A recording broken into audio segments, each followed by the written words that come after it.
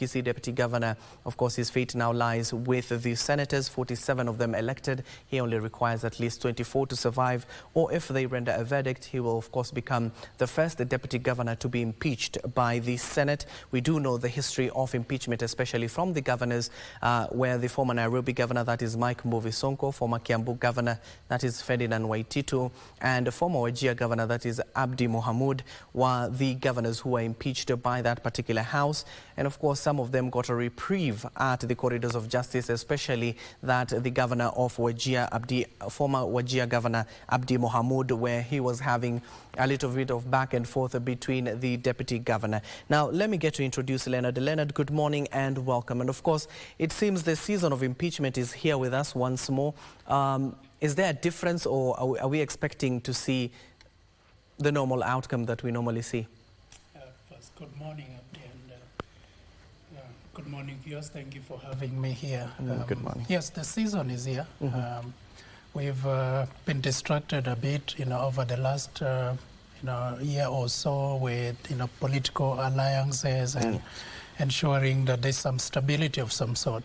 But what we will now know that in the course of that period, things have been happening, in the counties especially. And so what we are about to, be engaged as a nation is a sort of an evaluation of the last several months, what has been going on in the counties in terms of ethics, integrity, relationship between elected officials and the public.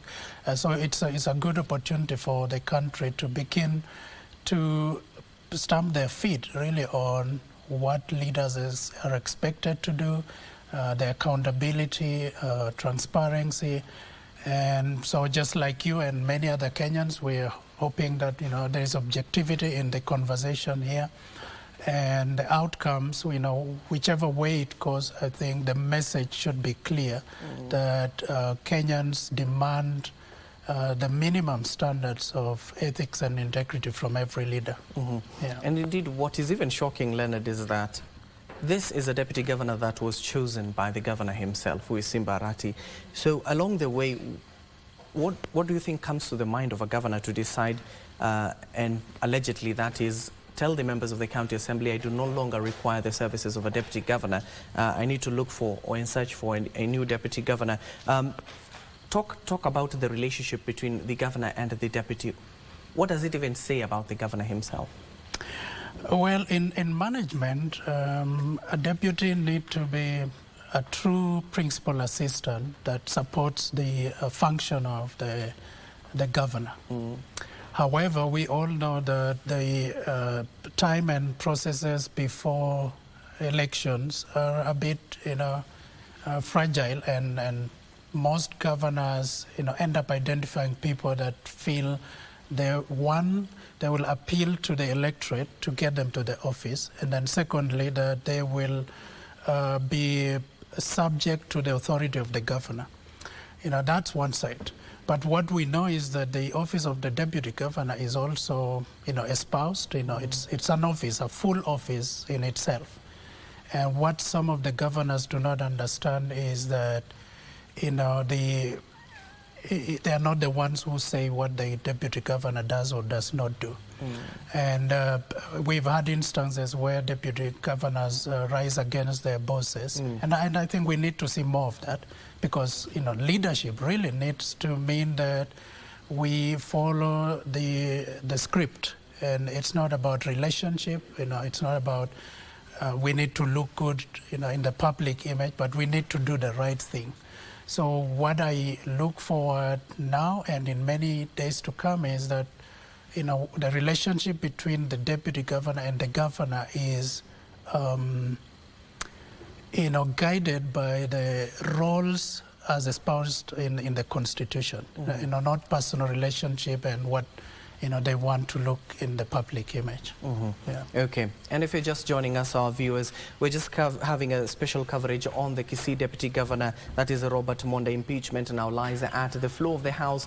A little while ago, if you're joining us, our dear viewers, is that the Senate Speaker, that is Jeffer Amason Kingi, has just called for a private session with the members who are currently before the floor of the House to discuss this particular issue, and of course they'll open it to the public at exactly 11 a.m. Now, there are various grievous charges against the DG from among the gross violation of the Constitution, abuse of office, gross misconduct crimes under the national law. And of course, there are other grievous ones, like he received where he improperly used his office to confer a benefit to himself when he solicited 800,000 Kenya shillings from Dennis Mokai and his family under the pretext of securing him a job as a commercial manager at Kisii Water and Sanitation Company, Gawasco. And of course, the members of the County Assembly will have a Herculean task to prove these allegations. And of course, there are others they're accusing him of sending 100,000 to Gawasco Managing Director, that is Lucy Wahito, to influence Mokai's employment.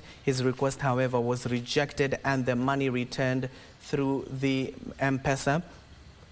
And of course, I do understand also the National Assembly is currently having its session. Let's head over there a little bit, and of course we'll be back to carry on with our conversation. I do have Leonard Chumo in studio, governance expert, and of course Gibson Gisore, a constitutional lawyer who has just joined us. Let's go to the National Assembly and listen in first.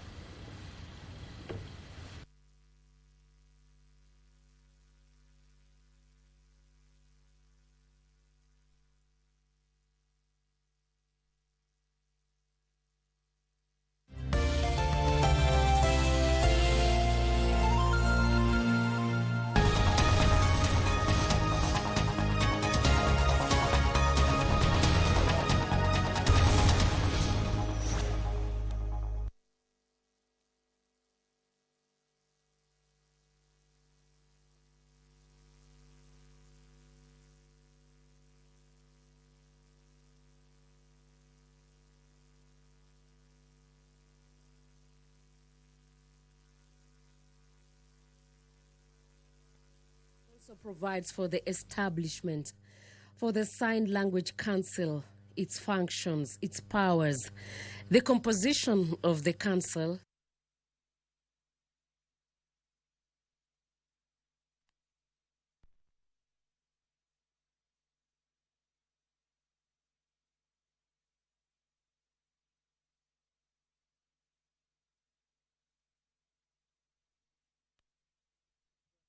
of the staff of its council. It also provides for the access and non-discrimination, which guarantees the rights to use the Kenya Sign Language pursuant to Article 73B of our Constitution as the preferred language of communication. It places specific obligations on public and private entities to make provisions for Kenya Sign Language interpretation services in various sectors, ranging from that of health, education, media, telecommunications to the justice sector. It will provide for the registration of sign language interpreters, the requisite qualification, and the manner of applying of registration. It provides for a register of licensed sign language interpreters, that it's kept and maintained by the council, that it provides for issuance, renewal, cancellation, and suspension of practicing of certificate by council, as well as the effects of such cancellation. And the Deputy Speaker of the National Assembly, Honorable Gladys Boss, has walked into the House, and I now hand over you to the plenary. Honorable members, let us pray. Almighty God, who in your wisdom and goodness have appointed the officers of leaders and parliaments for the welfare of society and the just government of the people, we beseech you to behold with your abundant favor as your servants whom you have been pleased to call to the performance of important trusts in this republic. Let your blessings descend upon us here assembled, and grant that we treat and consider all matters that shall come under our deliberation in so just and faithful a manner as to promote your honor and glory, and to advance the peace, prosperity, and welfare of our country and of those whose interest you have committed to our charge. Amen.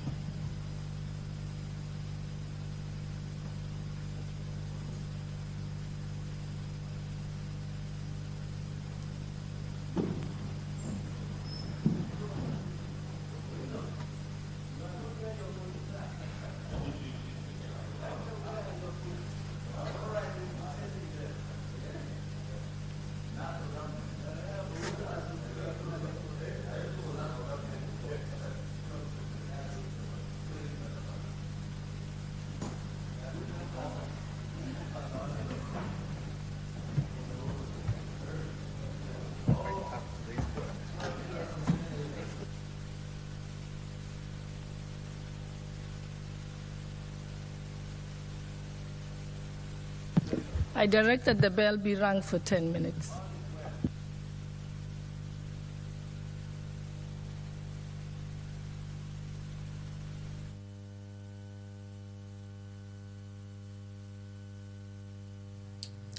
And having not achieved quorum for the commencement of the House, that is pursuant to Standing Order 34, a bell has been directed to be rung for 10 minutes to allow members of Parliament to walk in for this session, the third session of the morning sitting that was expected to commence at exactly 9:30 this morning.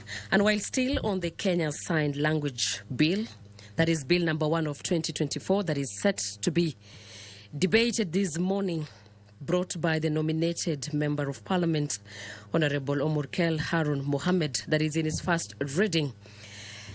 This bill, the Kenya Sign Language Bill, also provides the source of funds of the Council, the audit of these funds, as well as the report by the Council on the utilization of its funds and the activities undertaken in a given financial year.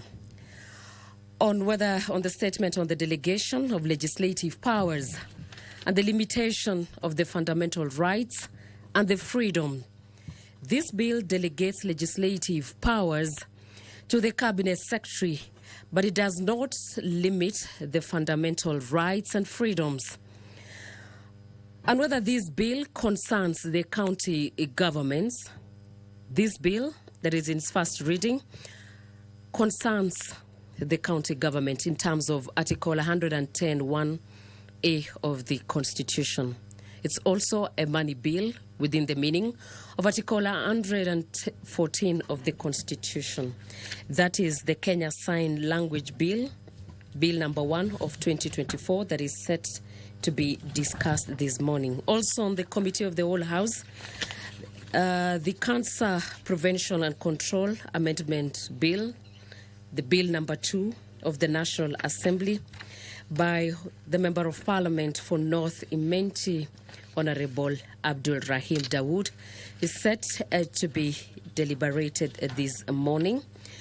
With the principal objective of this bill is to amend the Cancer Prevention and Control Act 2012 to make provisions for the training of health cadres in the specialized medical field of oncology. This to include cancer treatment as part of the provisions of the primary health care and to incorporate the use of e-health and telemedicine. This bill, the Cancer Prevention and Control Bill, number 45 of 2022, seeks to amend Section 2 of the Principal Act by introducing the new definitions of terms e-health and telemedicine. It seeks also to amend Section 5 of the Principal Act by expanding the scope of functions of the National Cancer Institute to include to promote the use of e-health and telemedicine in the treatment of cancer patients and to entrench treatment to cancer patients as a primary health care. It seeks to amend Section 31 also of the Principal Act, that is to make the provincials for promoting the training of health cadres in the specialized medical field of oncology. The statement of delegation of legislative powers and the limitations of the fundamental rights and freedom.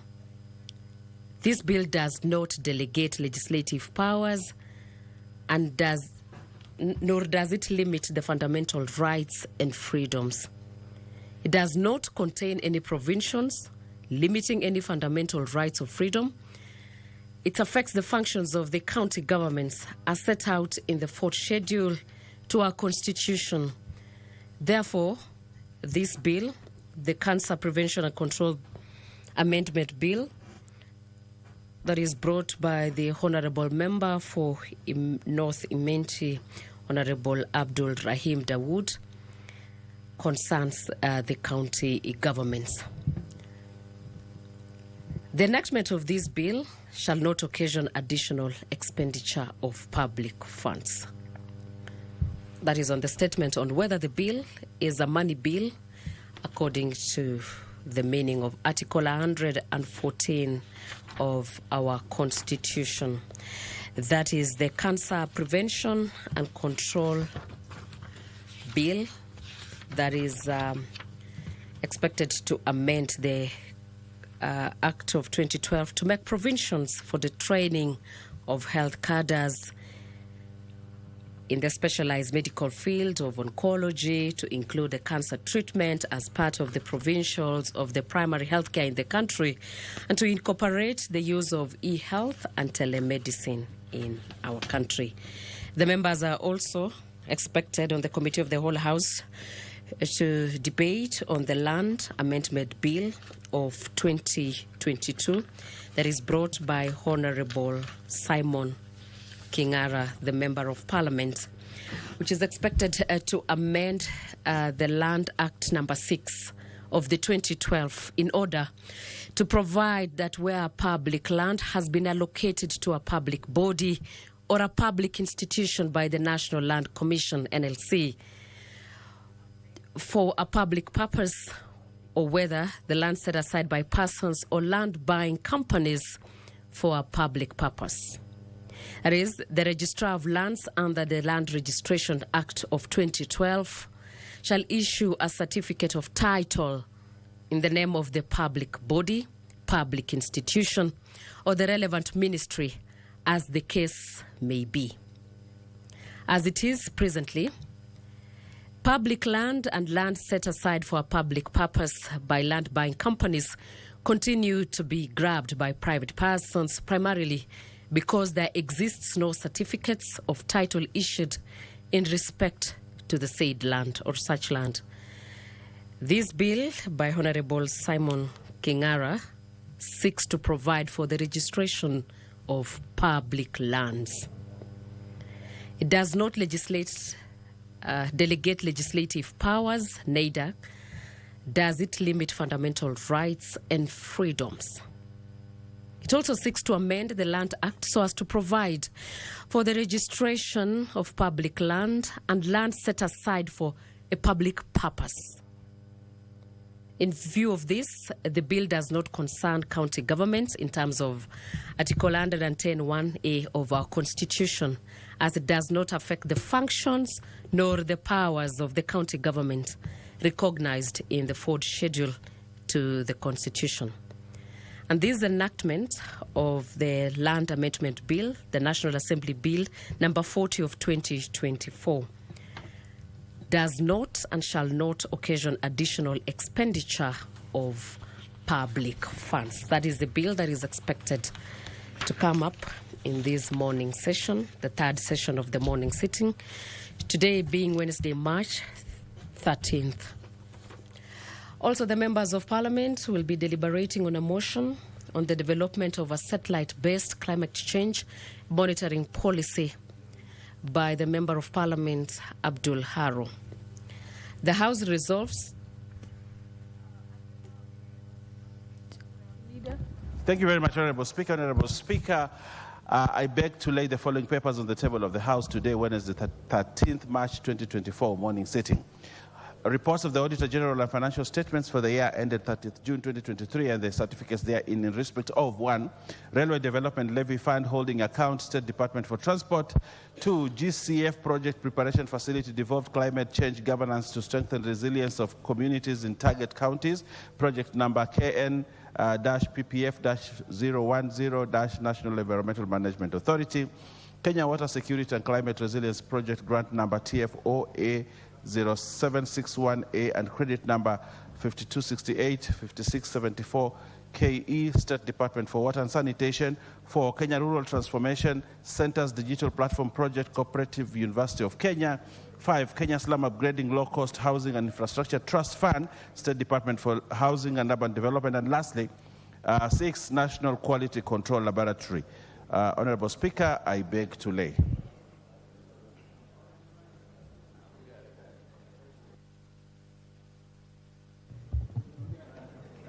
Next order. Order number 6, notices of motion. Order number 7, questions and statements.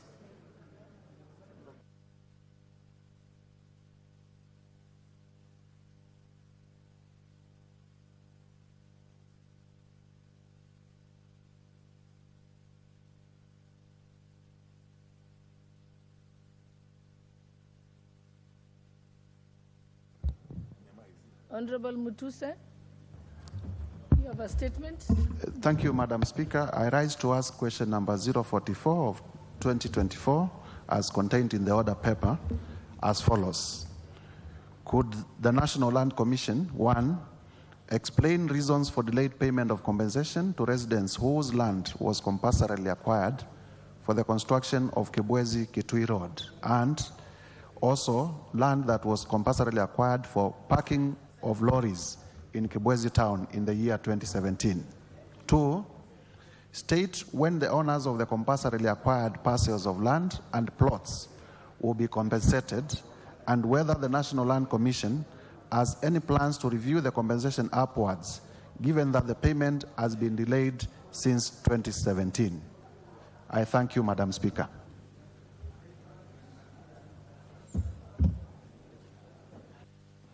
Is there any other statement? Yeah, Honorable Harrow. Thank you, Honorable Speaker. I rise to ask question 056 of 2024 as contained in the order paper. Could the Teacher Service Commission, A1, explain the circumstances that led to the delay in workmanship compensation of Mr. Mohammed Sheikh Ibrahim of ID number 9566896 and TSC number 274712, since he was involved in a road accident on 27th December 1994 while on official duty. 2, state the actions taken to support his recovery, considering that he suffered extensive brain damage which adversely affected both his eyes and memory. Thank you, Honorable Speaker. Both questions will be responded to as follows. The question from the Honorable Member from Honorable Mwengi Mutuse will be replied to before the Departmental Committee of Lands, and the one by the Honorable Abdul Harrow will be responded to by the Teacher Service Commission. Maybe the respective chairpersons can confirm how long that will take.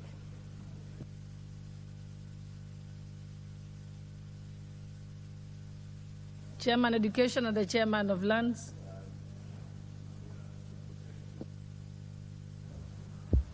Madam Speaker, will respond after 2 weeks.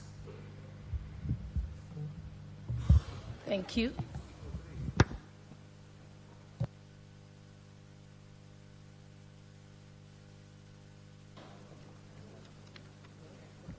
Order number 8, the Cotton Industry Development Bill, Senate Bill number 5 of 2023.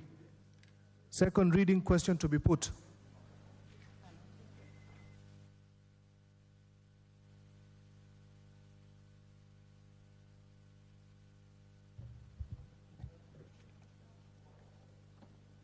Honorable members, I now put the question. We are on order number 8, right? Yeah, honorable members, I now put the question that the Cotton Industry Development Bill, Senate Bill number 5 of 2023, be read a second time. Will as many as of that opinion say aye? Aye. Will as many as of the contrary opinion say nay? The ayes have it. Next order.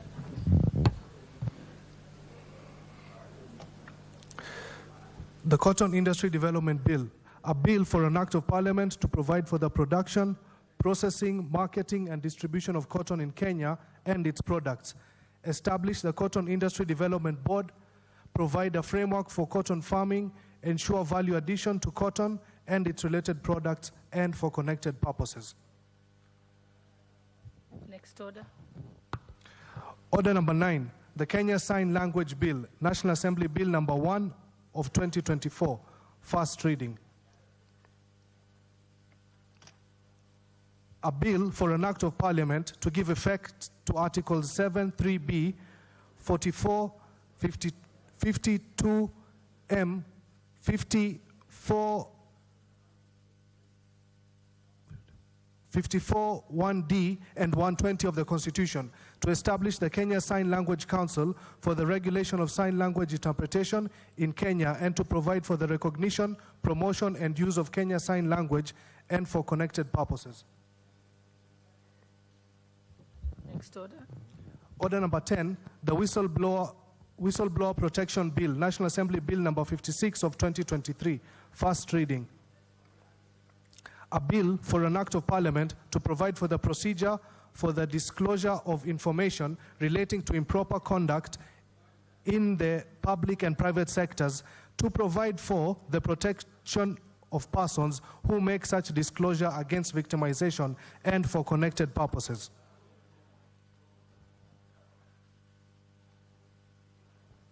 Next order. Order number 11, Committee of the Whole House.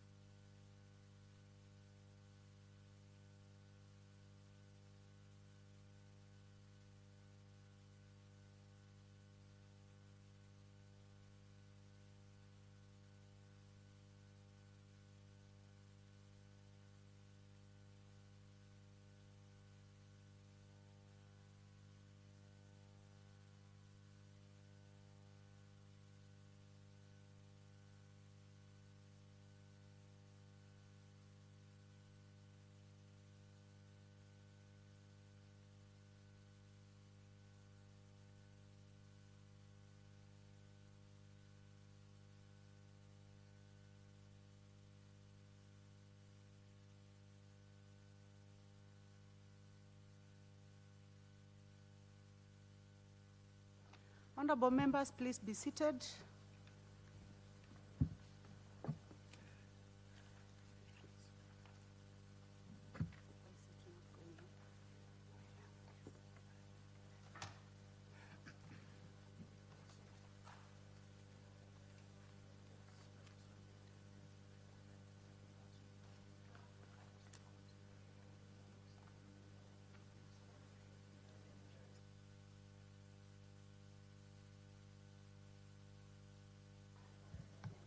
So, honorable members, we are in the Committee of the Whole House. We are going to consider the following bills: the Land Amendment Bill, National Assembly Bill number 40 of 2022. The second one will be the Cancer Prevention and Control Amendment number 2 Bill, National Assembly Bill number 45 of 2022, and the Penal Code Amendment Bill, National Assembly Bill number 56 of 2022.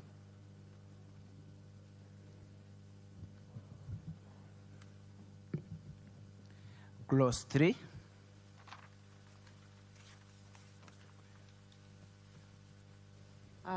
I propose the question that Clause 3 be part of the bill. There be no amendment.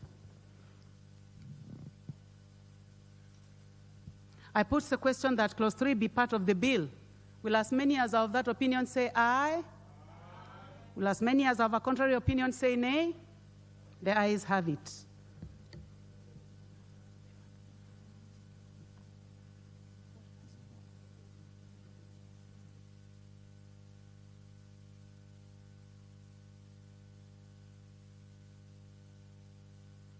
I'd like to find out whether the Honorable Kengara is in the house. If you are, please approach the table.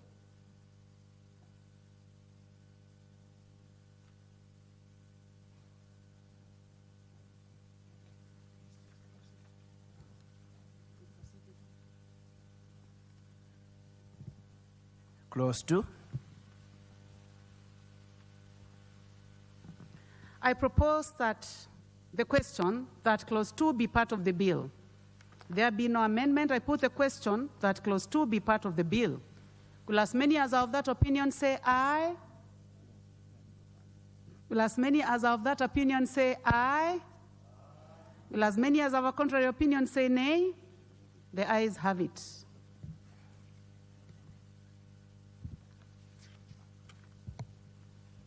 Title.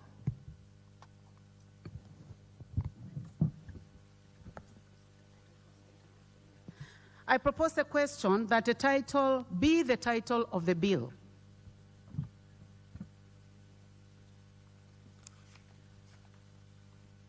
I put the question that the title be the title of the bill. Will as many as have that opinion say aye? Will as many as have a contrary opinion say nay? The ayes have it. Clause 1. I propose that Clause 1 be part of the bill. I now put the question that Clause 1 be part of the bill. Will as many as of that opinion say aye? Will as many as of a contrary opinion say nay? The ayes have it.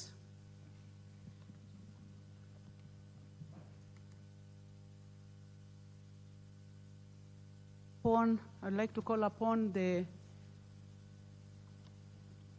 Deputy Majority Leader to report closing on behalf of the member who is absent. On Chairperson, I beg to move that the committee do report to the House its consideration of the Land Amendment Bill, National Assembly Bill number 40 of 2022, and its approval thereof with or without amendment. Without amendments. Thank you, Honourable Speaker. Give a point of order. Okay. Yes, just allow me to say something on this matter. It's unfortunate that the member who's the sponsor of the bill is not even present in the House. So I think I was asking the Deputy Majority Leader that in future, if the member is not present, we should just remove that particular proposal out of the order paper. Because if they are not committed enough to be here in the House, then there is no point. So I'm requesting that you put that before the House Business Committee so that it can be a proper direction from the substantive speaker so it doesn't happen again. Even for the matters that were being read for a second time, for the exception of Honorable Emase, who's sponsoring the cotton bill, she's here. But the sponsor of the sign language bill was also not present in the House. So I think it is something that we must, in order to instill a spirit of excellence in the House. Thank you.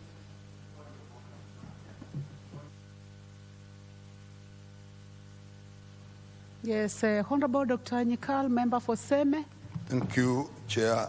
On exactly the same note that has been raised with the Honorable Member, maybe we'll seek your guidance that if this was a private member's bill, and now the person who is actually answering is a deputy leader of majority, is that really in order?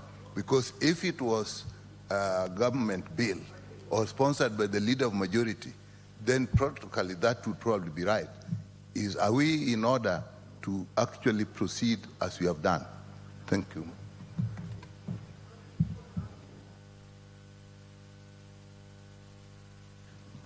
Well, honorable members, it is important to note that this is a very important bill. It concerns registration of public land, which is a big issue, even within the Departmental Committee on Lands.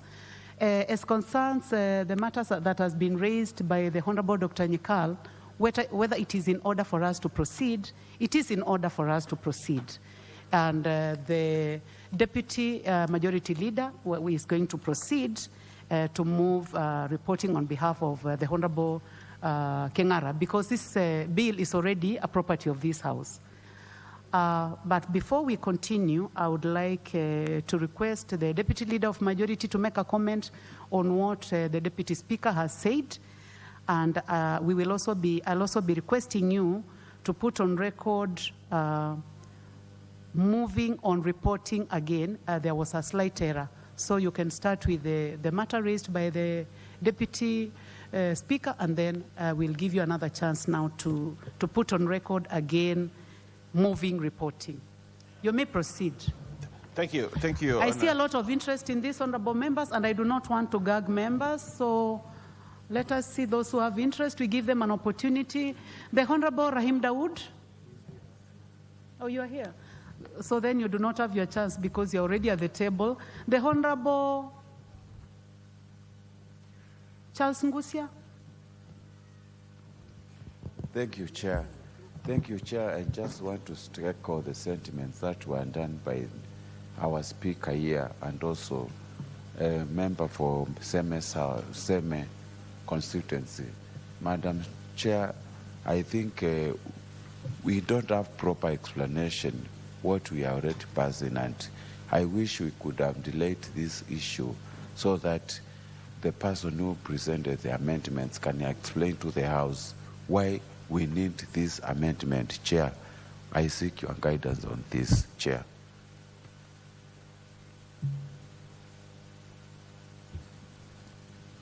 The Honorable Moses Ijendi, member for Malava. Madam Speaker, I'm following up on Honorable Sholei's comment. Madam Speaker, as per the Speaker's ruling sometimes back, when a member is not available, he normally does a letter indicating the person that he would like or she would like to stand in for him. So, Madam Speaker, maybe it's important before we reach that decision to know whether the clerk's office communicated to the member about this particular bill, and whether this member, after being communicated to, actually authorized the Deputy Speaker to move in his absence. Thank you, Madam Speaker.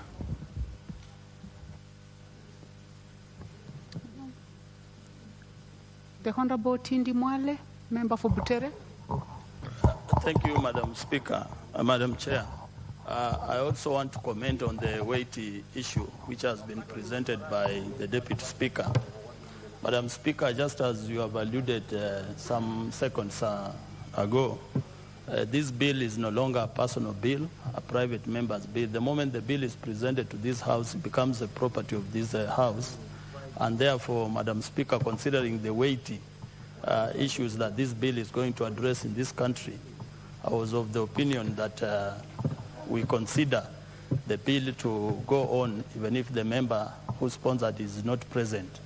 But the issue of the Deputy Majority Leader being the one to present on behalf of the private member is a weighty issue, because for him, he should present bills that are government-sponsored, not private member-sponsored.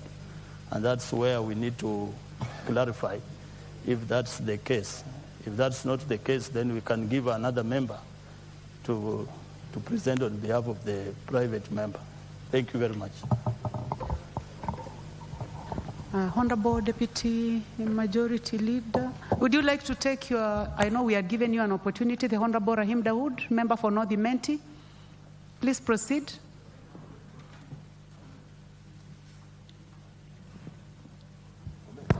Thank you, Madam Chair. Madam Chair, I am cognizant of what the Deputy Speaker has said, but Madam Chair, we did not know more. We've been waiting for it to be slated by the House Business Committee, the bills which we are doing today. So maybe the member was not aware that it would be put today, because we were expecting it even last week, the week before. So maybe the member is not around, he's out of the country, so he could not be here. So I believe the Majority Leader should be in his right place to move this bill, Madam Speaker. Because if we don't do it, then private members will have a big issue with their bills, because we are never sure when they're coming. Thank you. Well, thank you. Honorable members, thank you very much for your comments, and thank you very much, the Honorable Deputy Speaker, for this matter that you have raised. Honorable members, I would like to inform you that the Honorable Kingara was duly informed that this bill will be on the floor of the House this morning. We had also cited him within the vicinity of Parliament, and since the Deputy Majority Leader has, and I can see him already walking in, you may need to consult with the Deputy Majority Leader before we proceed. But honorable members, this matter has already gone beyond the Honorable Kingara. We are already in the Committee of the Whole House. We've already handled the amendments as they were raised. So I order that we continue. I order that we continue. And I give an opportunity to the Deputy Majority Leader. Thank you very much, Honorable Chairperson. Honorable Chairperson, it is imperative that members who have matters slated to come, especially Wednesdays morning, which we know are private members' matters, should come to the House to avoid situations where we must step in to do things for them. Honorable Speaker, You know, sometimes this Wednesday session, I don't have to be here. Actually, the whip doesn't have to be here. Because members, personal matters, they need to lobby members, to push members to come to the chamber and galvanize for their votes. But what they do now, they make it difficult for us to start galvanizing and moving and, you know, lobbying members on their behalf, even when they have not even talked to us about their business. So, Honorable Speaker, what I would like to request every member who has a motion, who has a bill, something that is going to third reading, please ensure you come, mobilize members. Today I had to actually go to the T area and all those areas to look for quorum, to save members' bills. It is not the responsibility of the leadership to mobilize for you. Mobilize your own people. Mobilize your members to come and support you in your bill. Today, the 3 bills have been read here. First reading, 3 bills. And all of them are not here. The Honorable Kasalu is not here. The Honorable, the one for Cotton. The Cotton one is here. But the bill on Kenya Sign Language, Umulher, is not here. And yet their bills are coming for first reading. Honorable Speaker, I would like to request members, if we have matters that are coming, and the clerk's office is very good, it sends SMSs to everybody to tell them about the matters that are coming. So I think we are honorable members, we need to live to the tag and please be in the House so that we can conduct business, so that we can have robust debate, so that these motions, which are of importance to the nation, be given due response by other members. Otherwise, Honorable Speaker, it's very discouraging to have situations like that. But I am happy the Honorable Kingara, a very responsible member. I served with him in the Committee for Lands, and he has a lot of interest in the land matters. And the history of this bill, Honorable Speaker, I think in the last session, second session, it suffered the unfortunate situation that it was shut down when people confused it for another bill. So on that basis, I want to request that we give him an opportunity to move to reporting and we complete this bill, which is very, very important. It's a bill I understand. I know it very well. I saw the genesis of it. And Honorable Kingara is an honorable gentleman. And Honorable Chair, give him a space to move his bill for reporting. Thank you very much.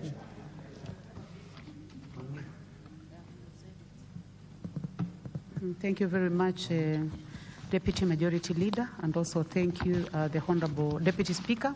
Honorable members, I would like to report that the Honorable Kingara is already in the House. Honorable Kingara, we have concluded your bill, and I am now going to give you an opportunity to move reporting.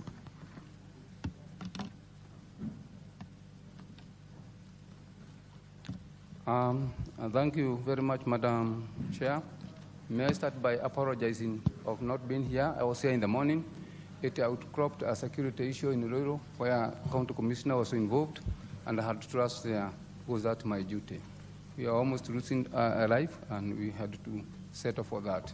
I'm very sorry for that, but God has made it able for me to come back and continue with the business which have been employed by Ruiru people to undertake. And may I, Honorable Chair, I beg to move the committee do report to the House in consideration of the Land Amendment Bill, National Assembly Bill number 40 of 2022, and its approval thereof without amendment. Thank you. Thank you, Mover, Honorable Kingara. Honorable members, I put the question, which is that the committee do report to the House its consideration of the Land Amendment Bill, National Assembly Bill number 40 of 2022, and its approval without amendments. Will as many as are of that opinion say aye? Will as many as are of a contrary opinion say nay? The ayes have it. Honorable members, we have concluded on that bill, and now we are moving to the Cancer Prevention and Control Amendment Bill, number 2, National Assembly Bill number 45 of 2022. And the Honorable Abdul Rahim Dawood is in the house. But before that, honorable members, I would like to acknowledge our guests. Honorable members, seated in the public gallery this morning, we have Getaru Brigati Rawa School from Kabete constituency in Kiambu County. We have Mwangaza Secondary School from Maragua constituency in Murang'a County. Also seated in the speaker's gallery this morning, we have Kanabiti Secondary School from Maragua in Murang'a County, and we have Leshau Secondary School from Maragua constituency in Murang'a County. You are all welcome to observe proceedings in the National Assembly. Honorable members, we will now proceed to the Cancer Prevention and Control Amendment Bill. Clause 3.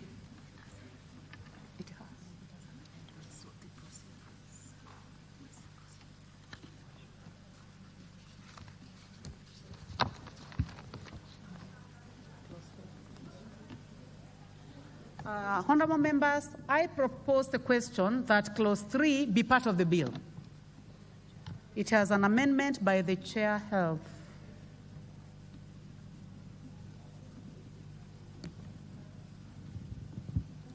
I can see the Vice Chair in the House. You may proceed. Honorable Munene. Thank you, Chair. On the Cancer Amendment Bill, Chair, clause number 3, I move that clause 3 of the bill may be amended as follows. Chair, number 1, in the proposed new paragraph BA, by deleting the words persons with.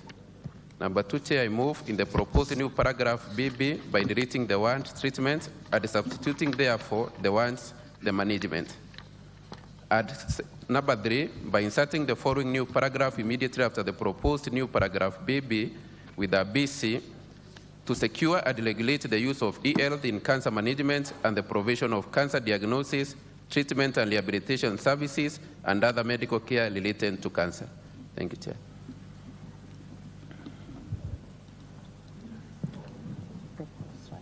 Honorable members, I propose the question that clause 3 as amended be amended as proposed by the Vice Chair. Deputy Speaker. Thank you, Honorable Chairperson. I just thought I would use this opportunity to remind the House that even as we discuss about amending the Cancer Prevention Bill, we also need to remind ourselves that despite a petition that I brought before this House in 2019, which can help us further prevent cancer by ensuring the removal of 262 pesticide products that have been confirmed by world science as causing cancer. In fact, they were not only confirmed by world science, but persons who developed cancer as a result of those pesticides continue to be sold in this country.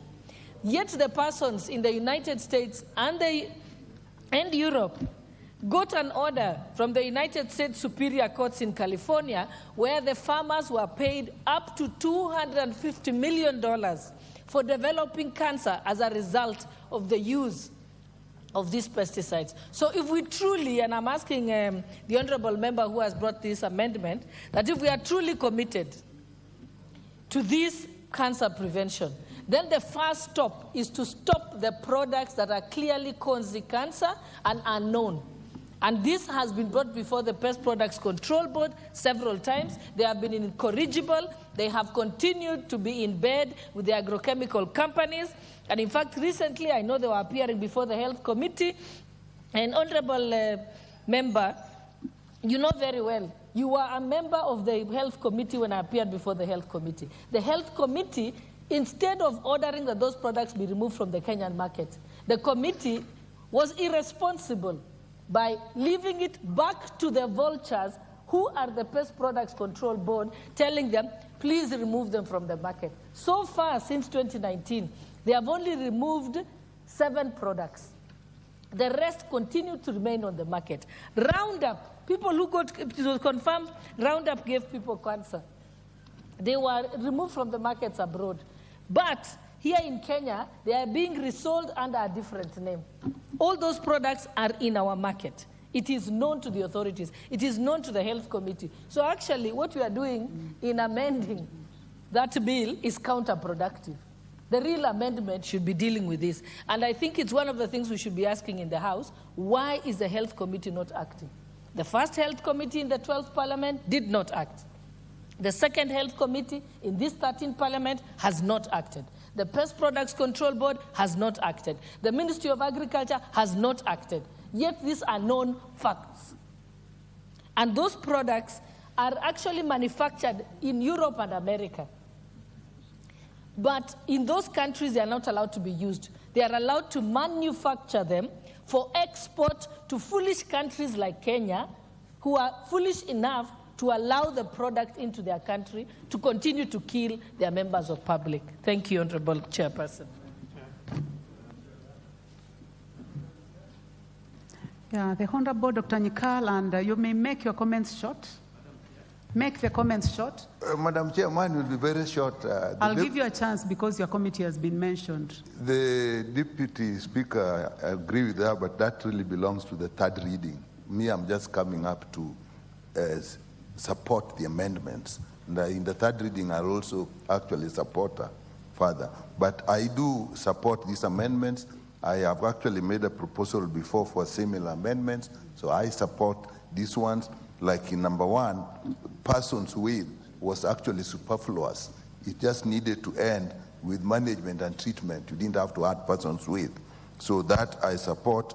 The word treatment to be replaced by management makes sense because treatment is narrow.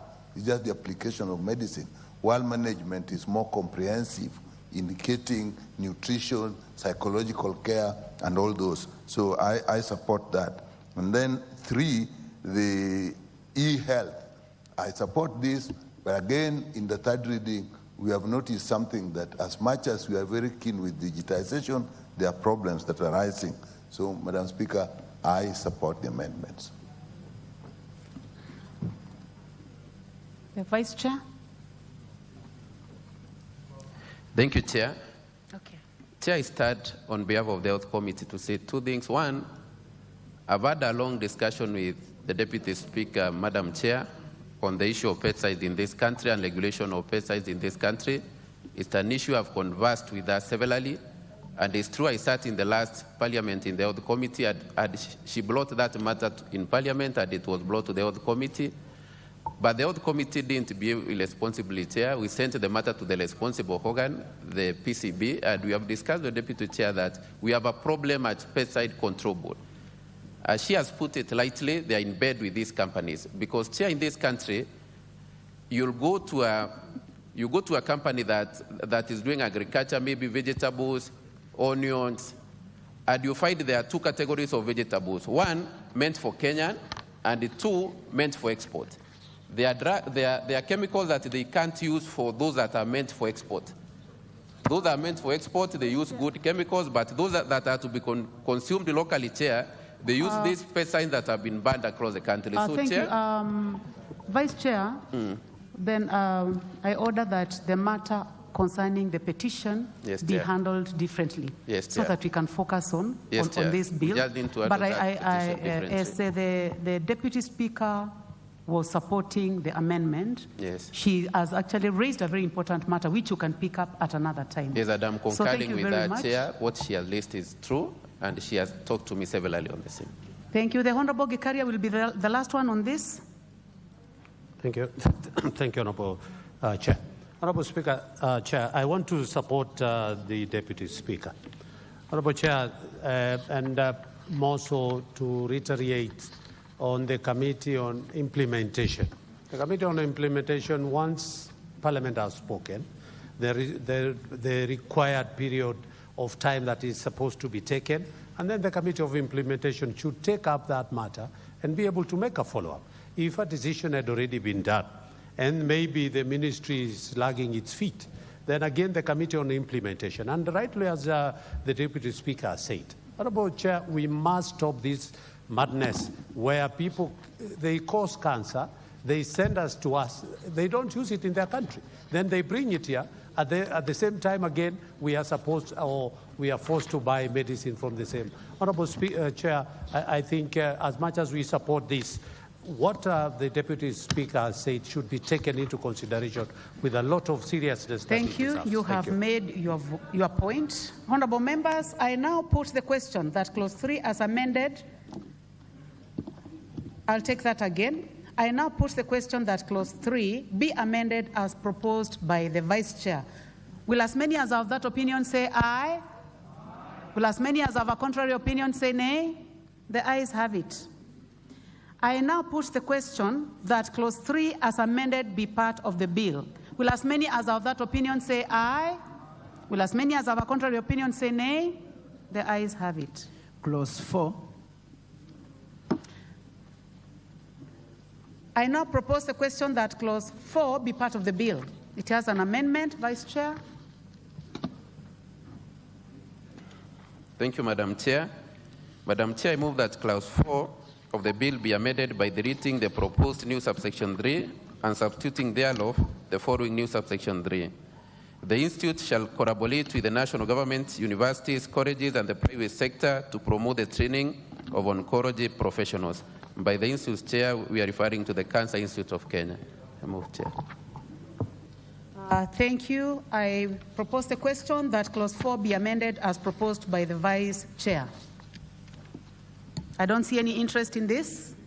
There is interest on board, Dr. Nyikal? Always. Thank you, Chair. I rise to support this. Cancer is an important issue. And if you do not have collaborative effort, you really cannot. Therefore, this amendment brings universities, colleges, private sector, and training institutions, particularly the training of oncologists. That's where the thing lies. So this is a very, very important amendment, and I support. The Honorable Owen Bayer, do you have interest in this? No. I now put the question that clause 4 be amended as proposed by the Vice Chair. Will as many as of that opinion say aye? Will as many as of a contrary opinion say nay? The ayes have it. I now put the question that clause 4 be, as amended, be part of the bill. Will as many as of that opinion say aye? Will as many as of a contrary opinion say nay? The ayes have it. Clause 2. I propose the question that clause 2 be part of the bill. There be no amendment. I put the question that clause 2 be part of the bill. Will as many as of that opinion say aye? Will as many as of a contrary opinion say nay? The ayes have it. Title. I propose the question that the title be the title of the bill.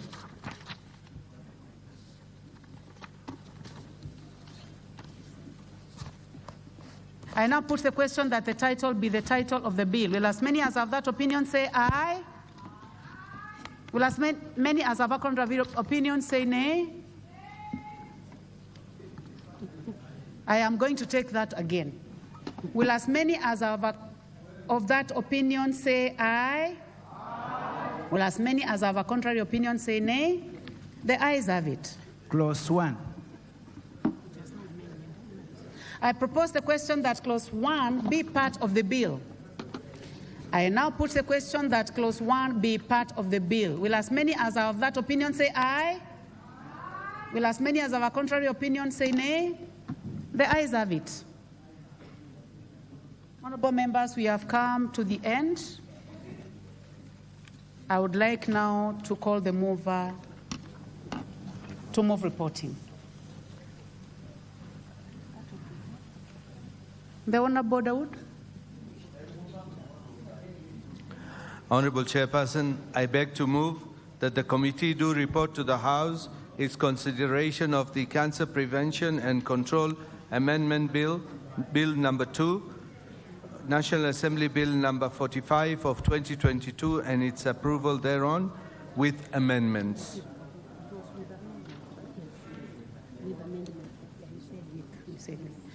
Thank you, Honorable Dawood. I now put the question which is that the committee do report to the House its consideration of the Cancer Prevention and Control Amendment Bill, number 2 Bill, National Assembly Bill number 45 of 2022, and its approval with amendments. Will as many as of that opinion say aye? Will as many as of a contrary opinion say nay? The ayes have it. Honorable members, having established that the Honorable David Gikaria, CBS, is in the House, we now move to the Penal Code Amendment Bill, National Assembly Bill number 56 of 2022. Clause 2.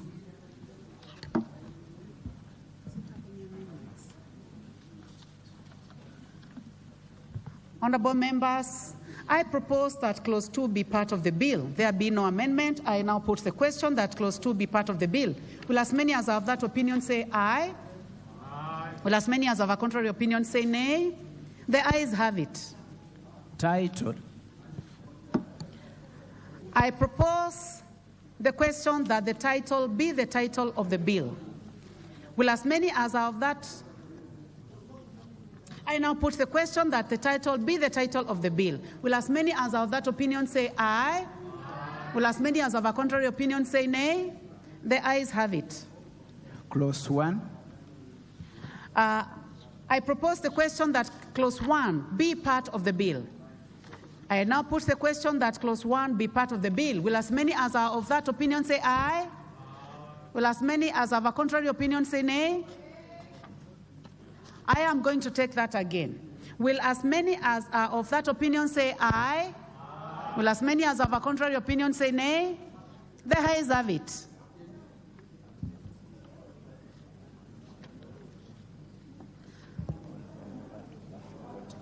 Honorable members, I thank you very much. We have concluded the 3 bills that were to be considered this morning.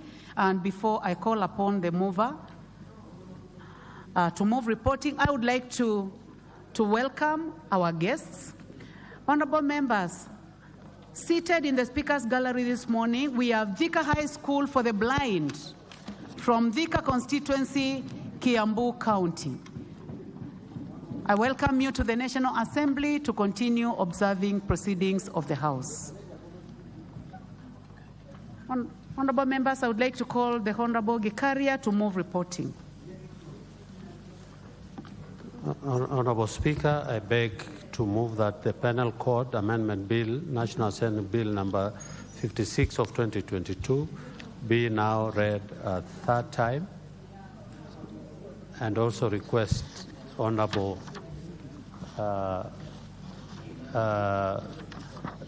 Kengara, Honorable to second.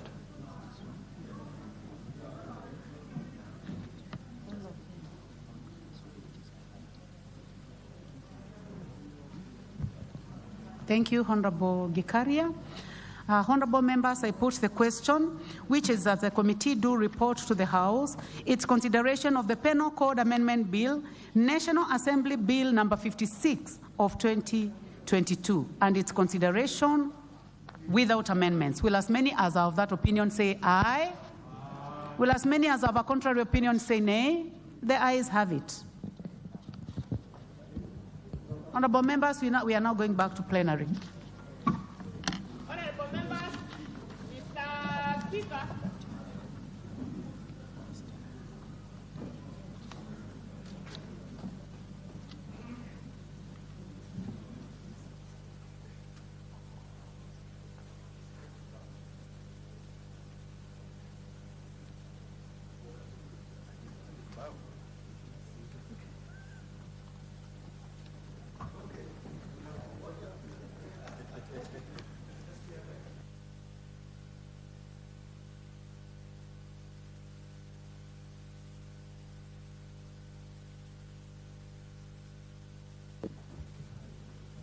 Can we have the mover?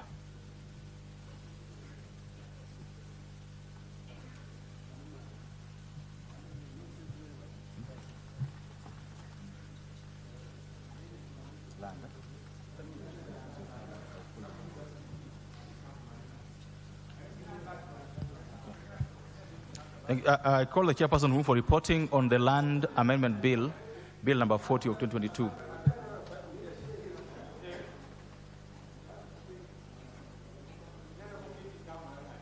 Thank you.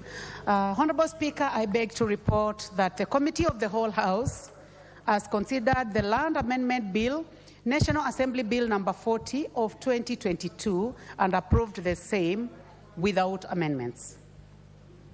Thank you. The mover.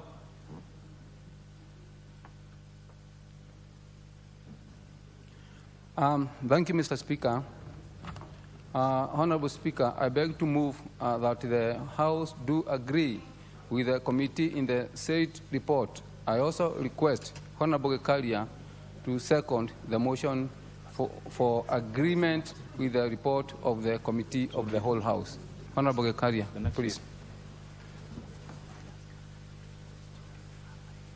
Then do it quickly.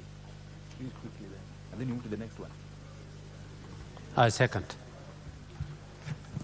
Thank you. Members, I propose the question, which is that the House do agree with the committee in the said report.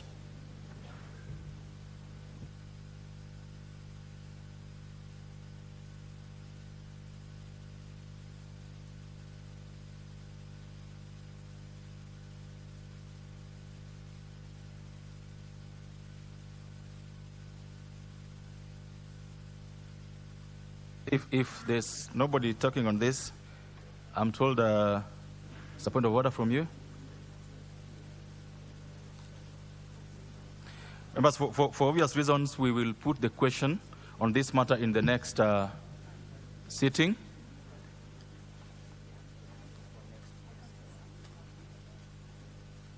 Yes, Honorable Nyamai. Honorable Nyamai? I just wanted to make some comments. No, we are still dealing with the Land Amendment Bill. Yes, go ahead, Mheshimiwa. Okay, thank you very much, Honorable Speaker. May I start by thanking honorable members for coming early to support this amendment bill, Land Amendment Bill, which is going to lock public utility. Because my concern, Honorable Speaker, the member on the floor, you just moved this for adoption. Yeah. You can't contribute to it. Yeah, thank you. Due to lack of quorum,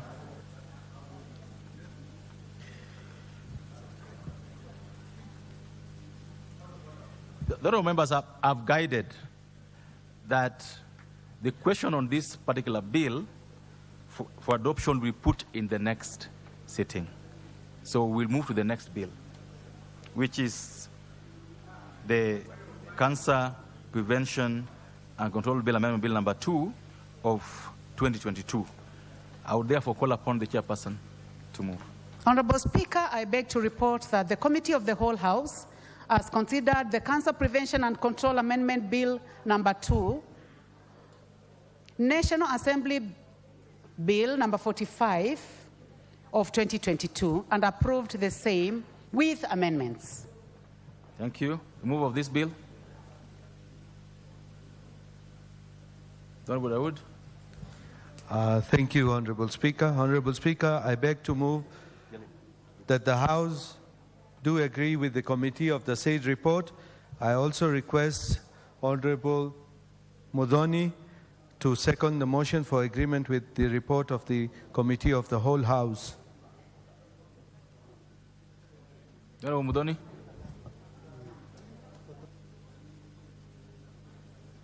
Honorable Modoni, is she in the house? Okay, go ahead. Honorable Modoni is up there. Thank you, Mr. Speaker. I second this bill. Thank you. Okay, honorable members, I therefore propose the question, which is that the House do agree with the committee in the said report. Anybody talking on this matter? The Honorable Nyamai wanted to contribute on this matter? No? Okay.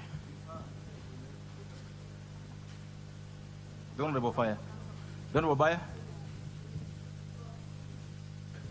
Honorable Speaker, due to the import of the matters that have been canvassed and the reporting that has been made, and the importance of these bills.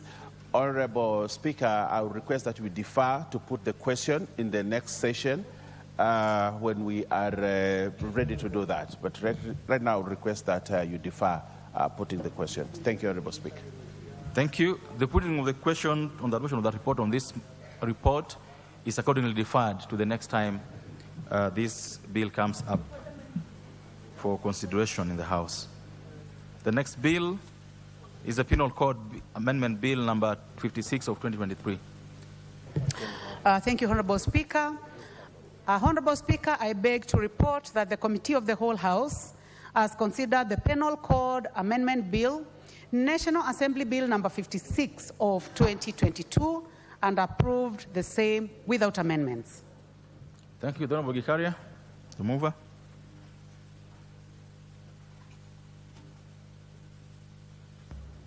Thank you, Honorable Speaker. I beg to move that the House do agree with the committee in the said report. I also request Honorable Jane Kihara to second the motion for agreement with the report of the Committee of the Whole House. The Honorable Kihara. Give the mic to Honorable Kihara. Thank you, Mr. Speaker. In this country, we have got laws that are outdated. So we are in a free country where free movement, free speech is allowed, and some of the penalties given to people in those petty offenses must move with the times. I second. Thank you. All members, I do propose the question that the House do agree with the committee in the said report. Honorable Speaker. Honorable Baya.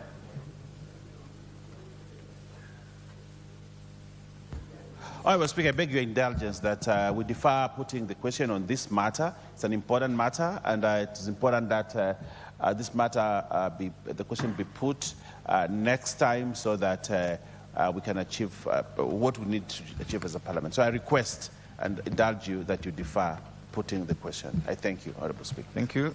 The decision on the adoption of that report is therefore put to the next time this report comes up for consideration in the House.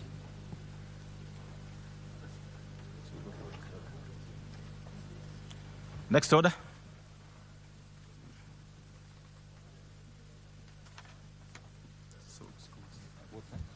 Order number 12, motion. Development of a satellite-based climate change monitoring policy. Resumption of debate. Thank you. Before I call the Honorable Abdul, all members, join me in welcoming students from Harambee Junior School, from Makarata constituency in Nairobi, and students from Ibiriga Day Secondary School, from Chuka, Igamangombe, Tharaka Nithi. They are welcome to follow the proceedings of the House from the public gallery. Thank you. The Honorable Abdul Haro is in the House.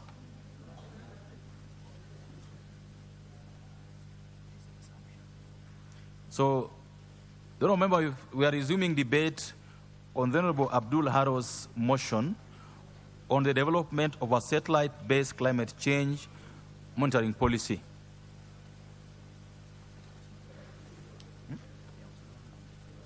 So there's one on the floor. If anybody wants to contribute on this, I can see the Honorable Peter Kihungi, the Honorable Nyikal,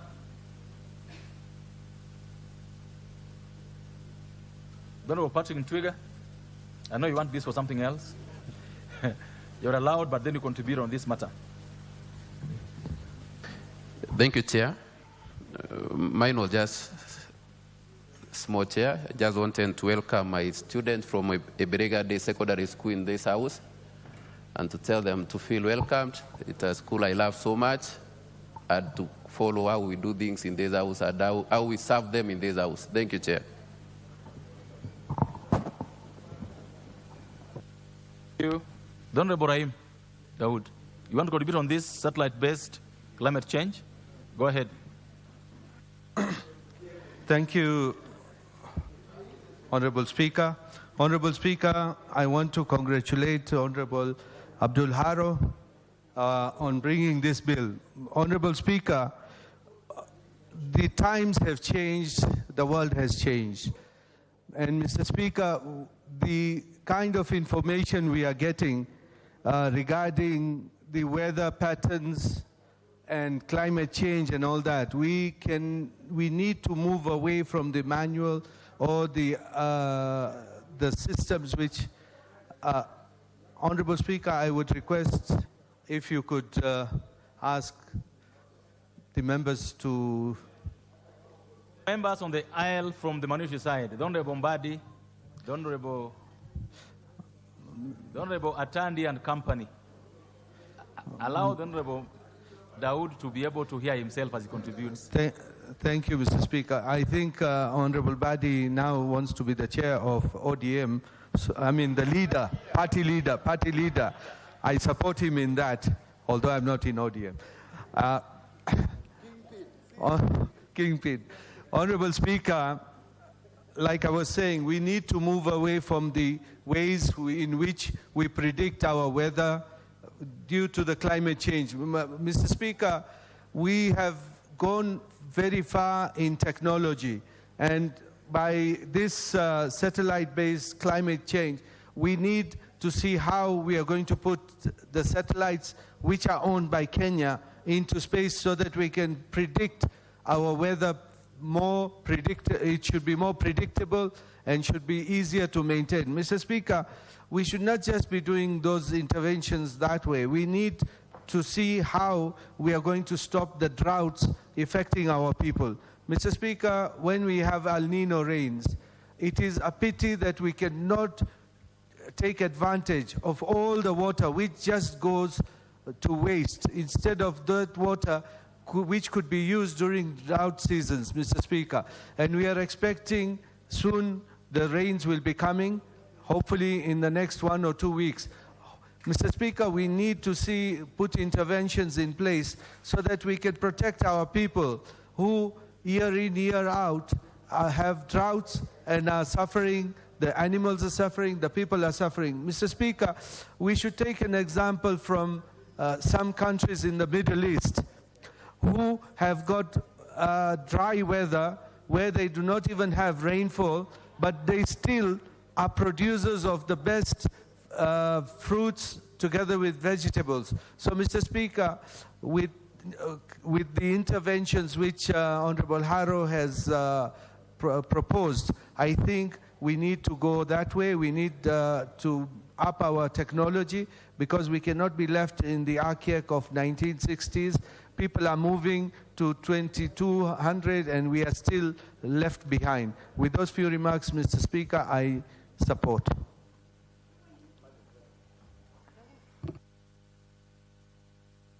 For Samburu East.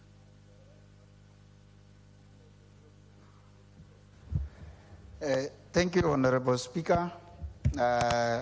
I want to put my voice in this satellite climate change. Mr. Speaker, climate change is real. There's a lot of effect due to this climate change. So it becomes very important even for monitoring what is happening. And Mr. Speaker, we are really hit by the climate change recently, and it is real. We really need to work as a country so that the climate change can be monitored easily. And when these satellites are put up, Mr. Speaker, it will try to solve this issue.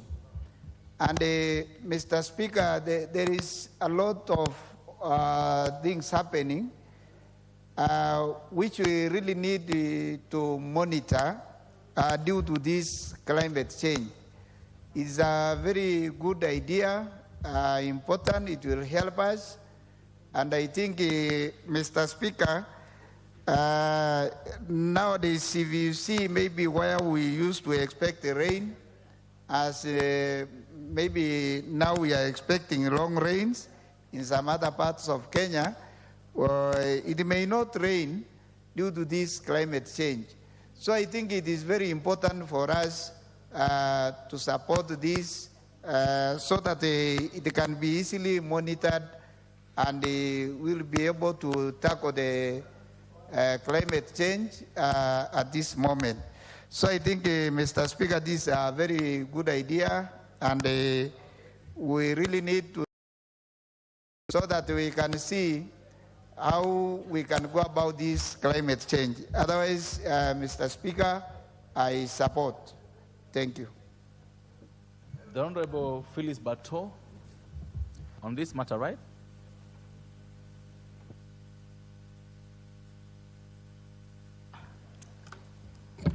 Thank you, Mr. Speaker, for giving me this opportunity to also make a contribution on this very important motion on development of a satellite-based climate change authority policy. I would want to also thank the Honorable Member, Abdul Arrow, for bringing this motion to the House. Mr. Speaker, information technology has gained a lot of relevance in the history of mankind, and in Kenya, it should, and as a result, issues to do with climate should also be cognizant of the fact that data is very important in predicting the changes in the climate. Mr. Speaker, we have had cases of traditional usage of getting information to predict some events in the country. For example, when it's supposed to be raining, and even in matters of religion, Mr. Speaker, you will find that sometimes it is very difficult for our Muslim brothers and sisters to tell when Ramadan should begin because of the sighting of the moon. Yet, Mr. Speaker, such information can be predicted using information technology, and we will be able to budget for every issue, every idea which is about to happen. Mr. Speaker, we realize that sometimes when you want to travel, for instance, when you want to fly to maybe, for example, for me, to Eldoret, or you want to travel to any part of the world, you arrive there and it is raining. Otherwise, if we take advantage of the information technology, you will be able to get information timely and know what is happening in which part of the world. Mr. Speaker, I take a case of my constituency where we are supposed to be planting. This is a planting season. The farmers are out there waiting for, they receive mixed signals on when they are supposed to plant, when they are supposed to plow the land, when they are supposed to, when they are supposed to be participating or carrying out any farming activity by just guesswork, because we don't have clear data to predict the climate patterns which farmers can take advantage of.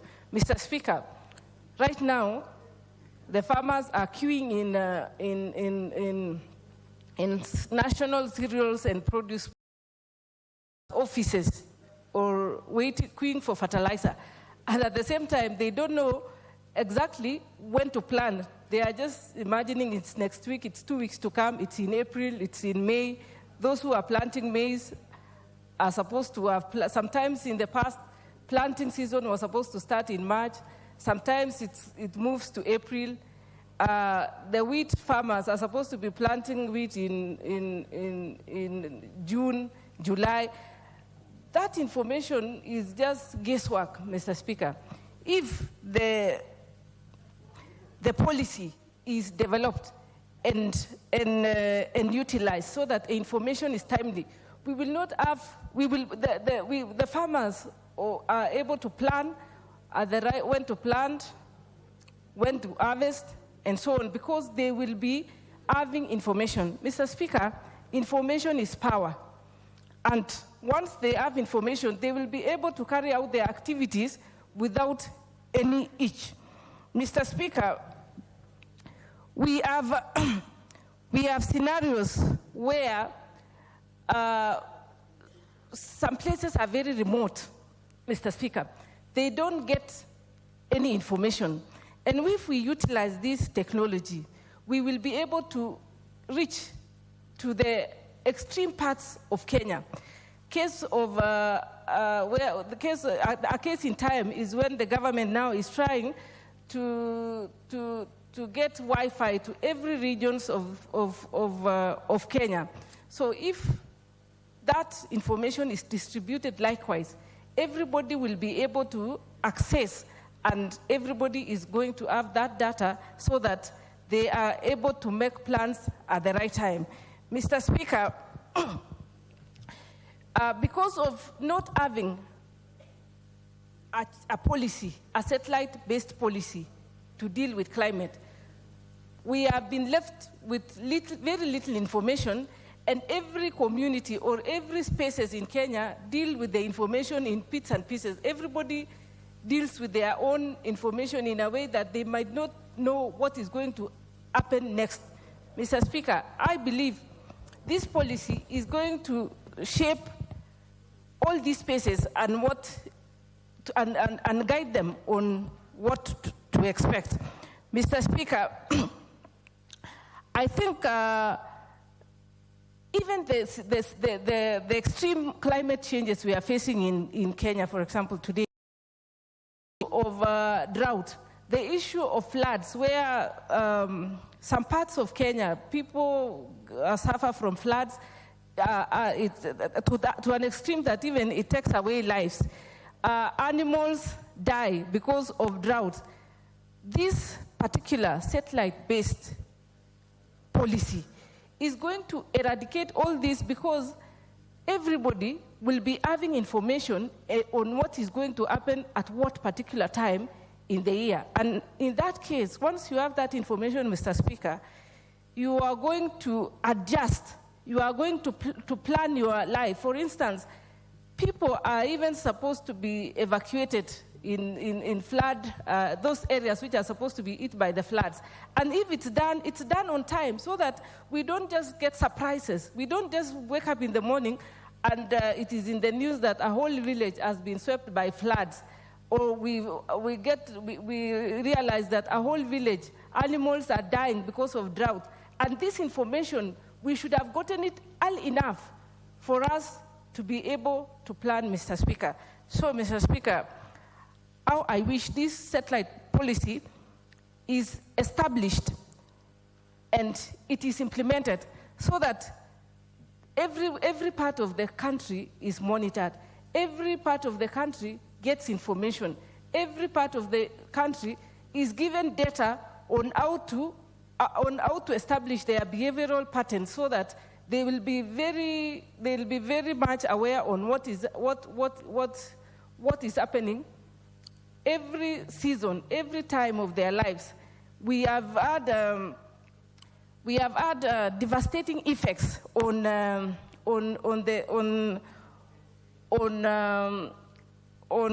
our communities, because some don't know, they like the moon to predict what is going to happen. For example, we have cases of communities citing the moon to predict or to count the number of days they have to wait for it to rain. We have had some using the stars, looking at the alignment of the stars to predict what is going to, when the rains are going to, when it's going to rain, or when certain events are supposed to be happening. Mr. Speaker, gone are the days when we should be relying on such happenings in the 21st century. we should have a satellite-based policy which we should be using. We should just be like the other parts of the world, the first world, where technology has taken root, and you find that everything can be predicted and for an entire year, and people are given information for a whole year. So, Mr. Speaker, I support this motion, and I hope that it is given the support it deserves until the time the policy is well established and implemented and monitored to the best way possible. Thank you, Mr. Speaker, and once more again, I support Abdul Arrow for bringing this motion to the House. Thank you. Thank you, Dr. Nikal. Thank you, Mr. Speaker, for the opportunity I rise to support this. Mr. Speaker, we have to live in the modern world. We cannot continue to do things in the old way. And climate monitoring and focusing is extremely important because there are very clear areas where we need to have this information. One is what everybody knows about is climate change. The climate is changing because of the weather patterns will differ, and we need to predict this so that we plan whatever we are doing in the short term and in the long term. If we don't have information, we cannot do that. Mr. Speaker, in this country, to a large extent, we still depend on rain-fed agriculture. And if you are going to depend on rain-fed agriculture, we have to know exactly when the rains are coming and then prepare the land and prepare the planting accordingly. We know that our farmers actually don't believe when we get prediction from our weather experts because we are not using up-to-date methodology. So that we plant when the rains are not coming and we lose the seeds, we lose the fertilizers. So this will make it predictable. In fact, in some countries, if there is prediction of when planting should be done and the rains don't come, the farmers can sue the meteorology departments. Now, we can't do that because we have not given them the technology that they require. So it is important. Mr. Speaker, look at air transport, even land transport. People move across the world, large numbers of people. We know that air transport is probably the safest. Being in a plane is 100 times safer than being in a car. And that is because we have to know the wind movement, rain movement, and all that. So that is extremely required. Even if you're not going in planes, even on the ground, even in the lake, we lose in the lakes. In Lake Victoria, for example, if we can predict and tell the fishermen that this is how the winds are going to be, this is how the currents are going to be, so many people will be saved. And we can be accurate up to hours or even minutes if we use satellites. So that is important. Mr. Speaker, we need also to predict animal migration, bird migration, even disease vectors. So if we can know that the birds are migrating this time, like now in the world, there's a problem that people are worried about. In the Arctic, in the island of I think St. George's, there is bird flu amongst the birds. Now, if we don't know how the birds are moving and we can't predict how the birds are moving, we can end up with an epidemic that we are not aware of. Even just mosquito control, we have been distributing nets. We actually need to know exactly when to distribute nets. When we are doing indoor residual spraying for control of mosquitoes, we need to know when the rains are going to be and when the mosquitoes will then breed, and when do we then give the nets, and when do we do the spraying. Disaster, we're discussing a bill in the House, disaster management, disaster preparedness. The biggest disasters we have here are actually drought, floods, landslide. And all of these all are things that we can predict if we have good weather forecast.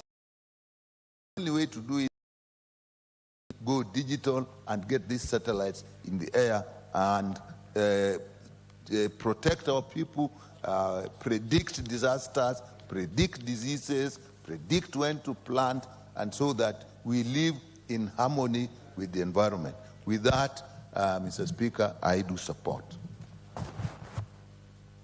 Thank you. The Honorable Member for Dagoretti South. You want to speak on this? Okay. The Honorable Yusuf.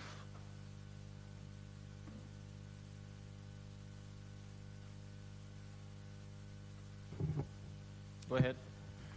Thank you, Mr. Speaker, for giving me this opportunity to contribute to this motion by Honorable Harrow. Mr. Speaker, now in this world, now being the era of technology, we need to embrace technology and IT. What Mr. Harrow has today brought is something that we need to impress as a country. You can remember, Mr. Speaker, during the floods and the drought season, there was a lot of confusion when the meteorology department gave a warning on the floods and the drought. Even the president himself, Mr. Speaker, has doubted the verdict or the announcement by the meteorologists. That clearly shows the method that we are using now. It's outdated, it cannot be relied upon, it's not accurate, and it is time now to migrate from that kind of outdated technology to a new level of technology. Mr. Speaker, as we are aware, this country, a lot of things are happening. The country is shifting from analog to digital. And it is also the right time to shift from the original method of focusing to satellite way of doing. From where I come, Mr. Speaker, in northern Kenya, it is very, very difficult for the meteorologists and even the locals to understand, determine, and focus the weather. Mr. Speaker, the climate has changed. And now it has completely disrupted everything and everything that the traditional people were used to do. Mr. Speaker, people used to look at the moon, others used to look at the stars, others used to look at the sky to confirm and know exactly when the rains are near or when drought is coming. But now, since this climatical change has happened, everything went upside down. It's the people are unable to predict exactly what time will they expect rain, what time will be a drought season, and therefore, this must necessitate a different method of focusing on this kind of focusing on weather. Mr. Speaker, on developed countries, for example, we're in the month of Ramadan, Mr. Speaker. In Saudi Arabia, they use satellites to see the moon before we see here in Kenya. That has clearly shifted the dimension of how the moon are sighted in this world. Now, it is the same thing. If we also use satellite to predict, to focus the weather and see exactly what time we're expecting rain, and people get prepared in terms if there is a drought, the livestock, the pastoralists migrate to look for a better pasture and water, or if they're expecting rain, they can stay in their particular area. Mr. Speaker, this motion is a motion that came at the right time. It's a motion that we all need to support. It's a motion that we must all impress as a country so that we get accurate data from the meteorologists. Thank you, Mr. Speaker, for the opportunity. Member for Mogosho.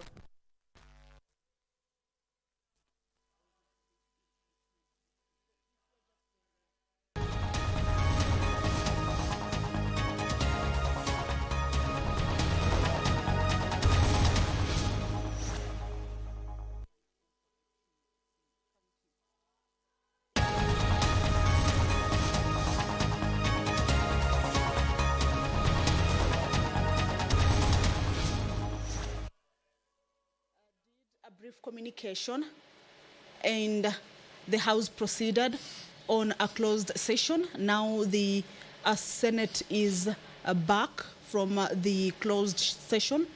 Earlier on during the closed session, the senators were furnished with the documents from both parties. This is the County Assembly side as well as the to be able to go through. They did some little bit of housekeeping on the do's and don'ts. And now the House is back, or the sitting is back. What we expect to be happening now is that there is a preliminary. In this case is that there will be a communication from the Speaker. This communication will be to invite the legal teams or the counsels, if you like, of both parties to introduce themselves.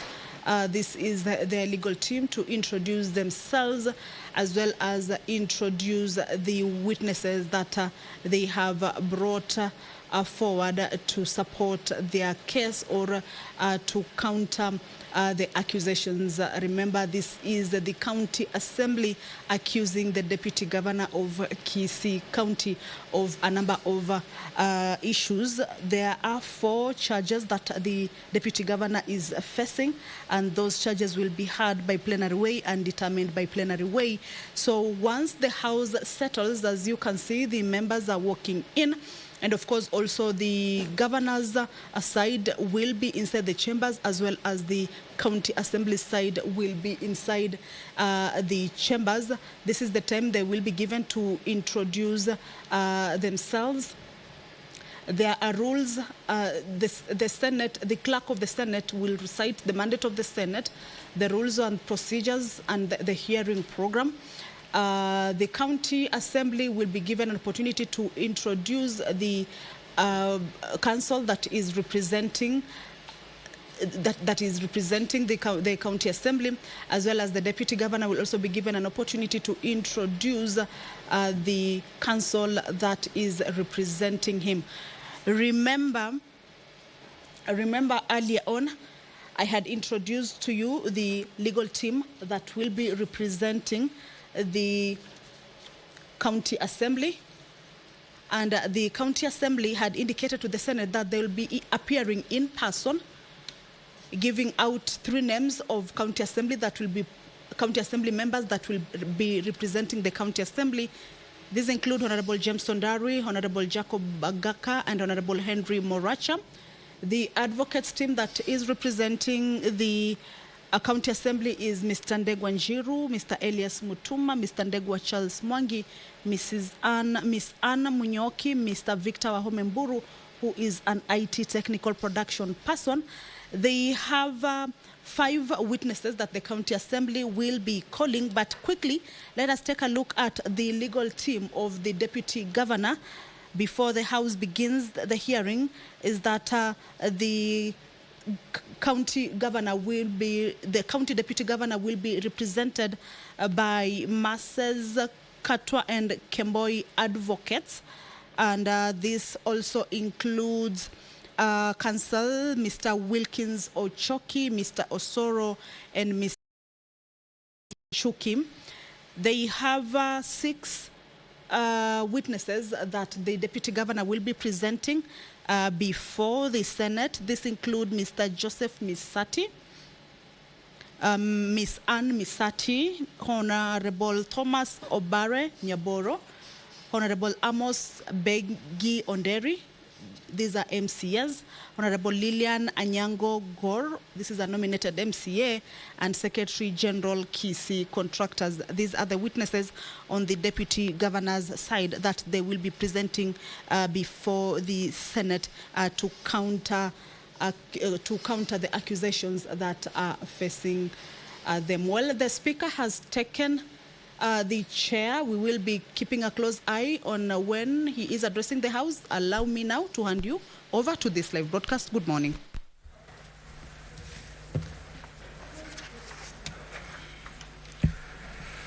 Senator Veronica, Senator Gloria, kindly take your seats.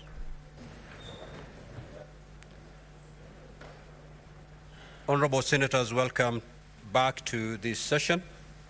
Clerk, kindly proceed to call the order.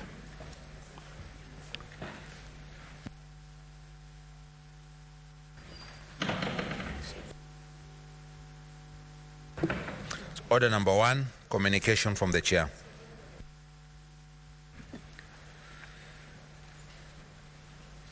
Senator Fernande and the chair devolution.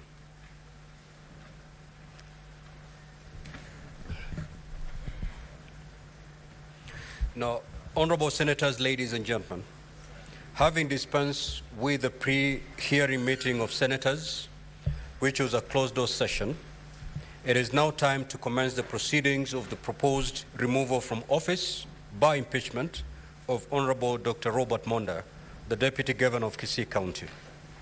By a letter dated 1st of March 2024, the Speaker of the Kisii County Assembly informed the Speaker of the Senate that at a sitting of the Kisii County Assembly held on Thursday, 29th of February 2024, the County Assembly of Kisii approved a motion for the removal from office by impeachment of Honorable Dr. Robert Monda, the Deputy Governor of Kisii County.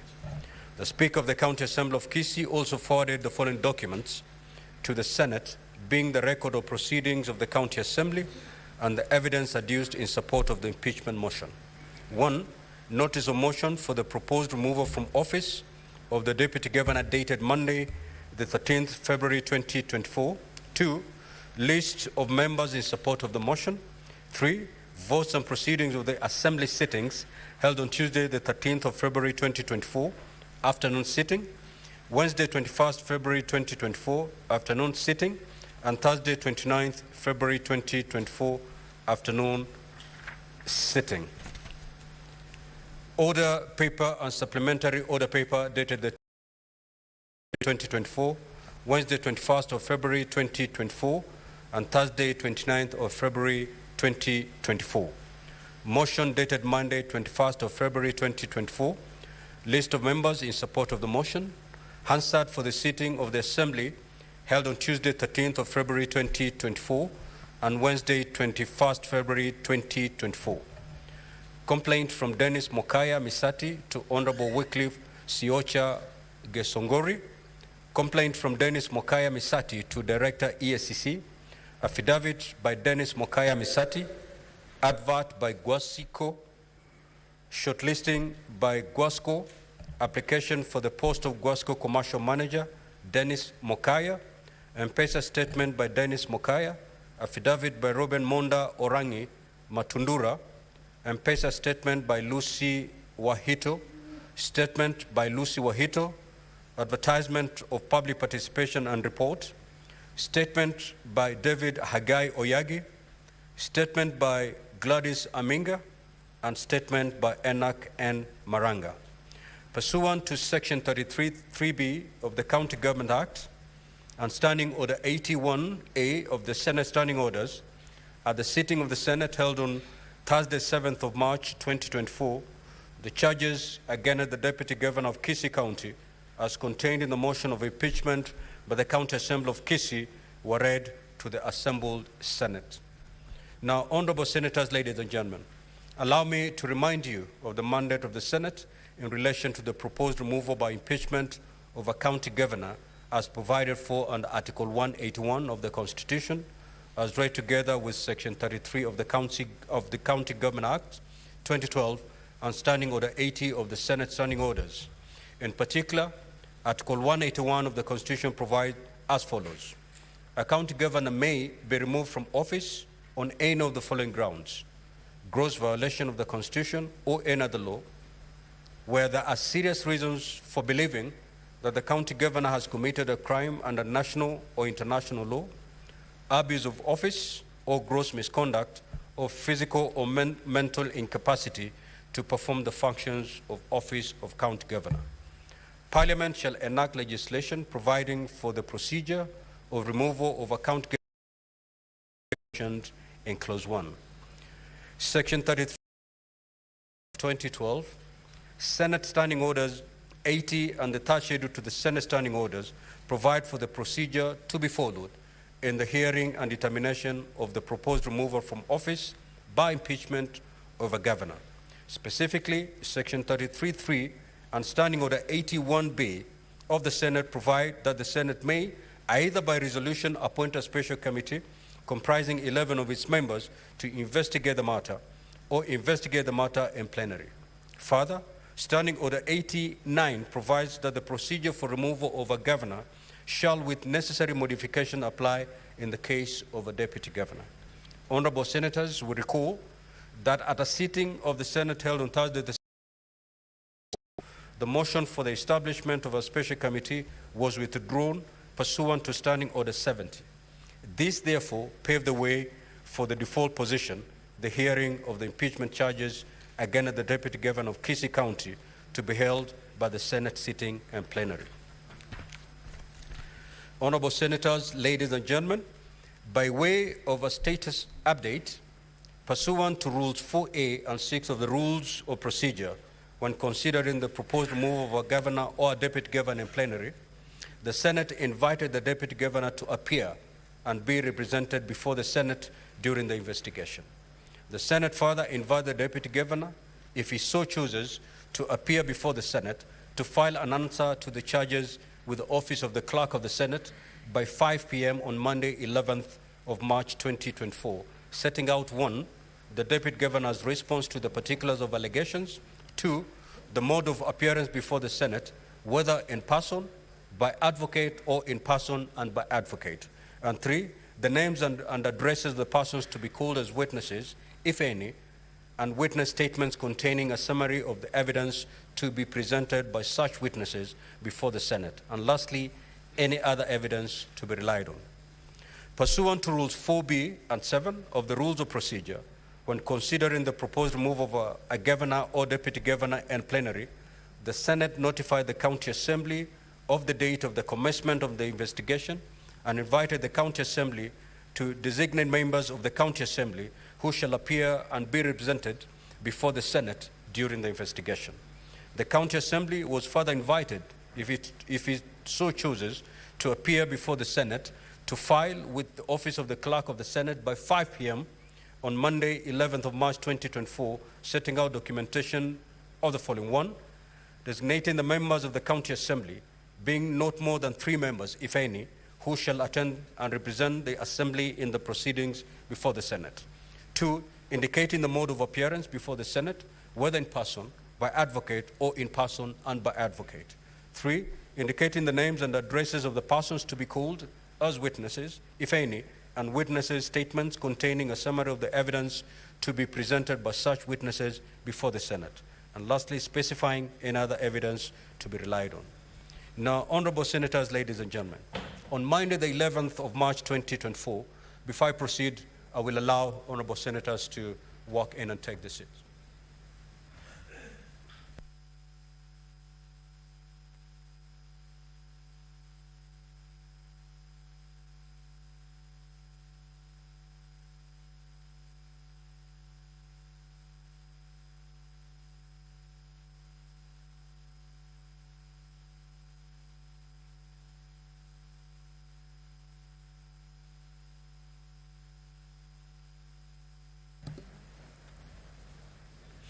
Honorable Senators, ladies and gentlemen, on Monday, the 11th of March 2024, the Office of the Clerk of the Senate received a response to the invitation to appear issued to the Deputy Governor via letter reference number 1/816/24/1, dated the 10th of March 2024.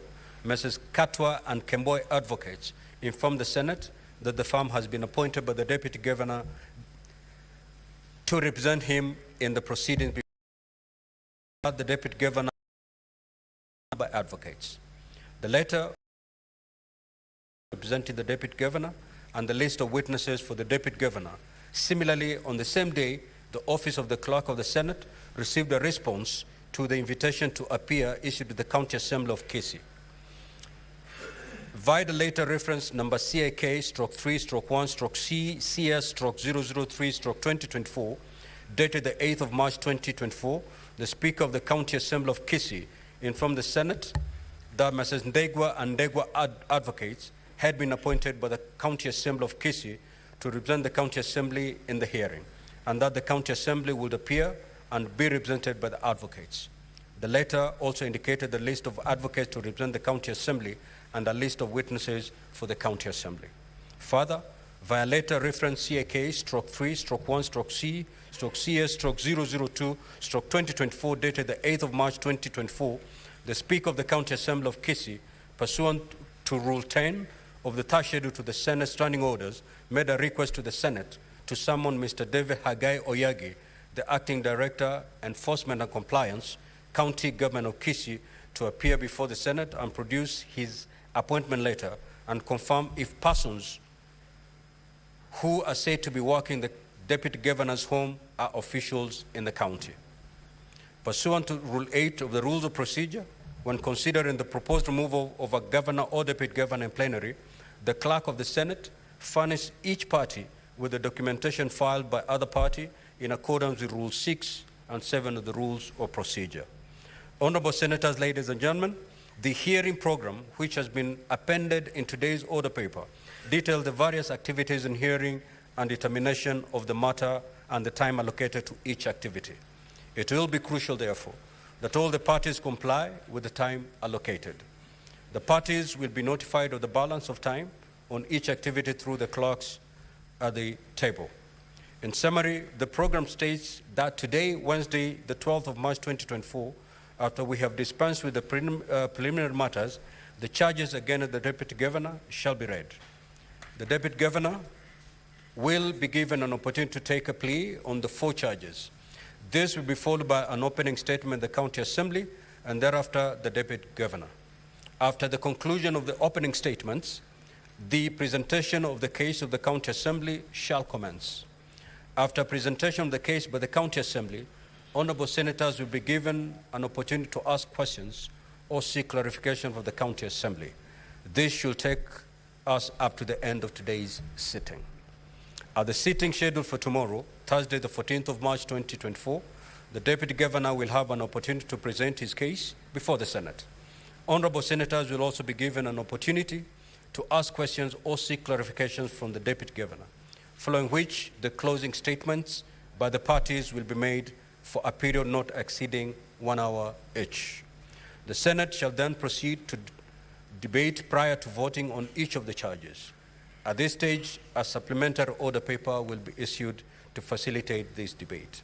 In accordance with Section 33(7) of the County Governments Act and Standing Order 80, subsection 6 of the Senate Standing Orders, the voting shall be by county delegations.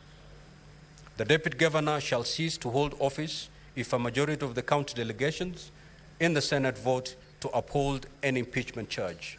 If, however, the vote in the Senate fails to result in the removal of the Deputy Governor pursuant to Standing Order 80, subsection 7, the Speaker of the Senate shall notify the Speaker of the Kisii.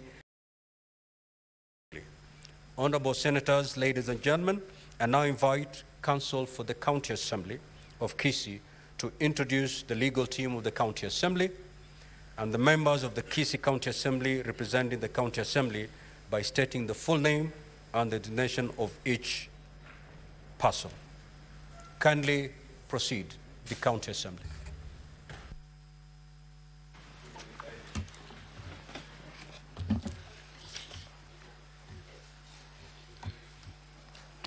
Thank you, Mr. Speaker, sir.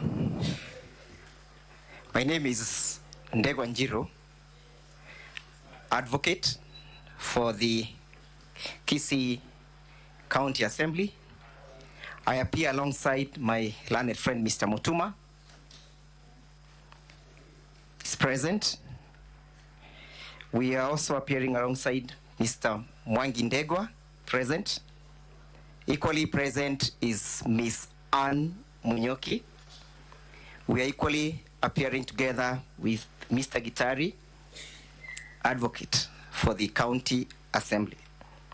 Mr. Speaker, sir, on the part of the members of the County Assembly appearing, permit me to put on record the Honorable James Ondari, present. Honorable Jacob Bagaka, present. Honorable Henry Moracha, present. That's our appearance.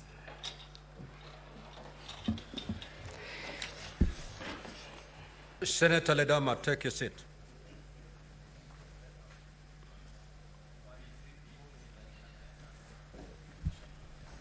Honorable Senators, ladies and gentlemen, I now similarly invite Counsel for Deputy Governor to introduce the legal team representing the Deputy Governor by stating the full name of each person appearing.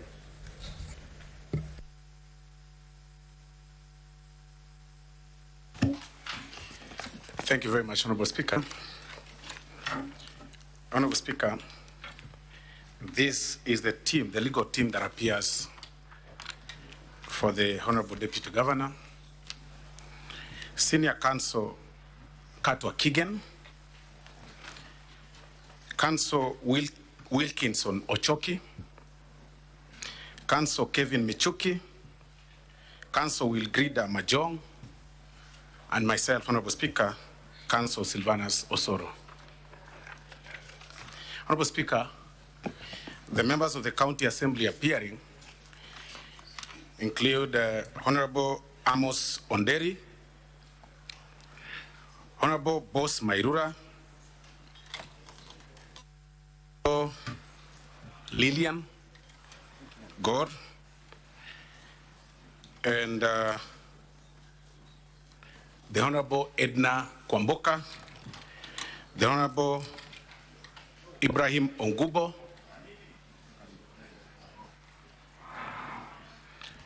Honorable Osoro, who are those people you're mentioning?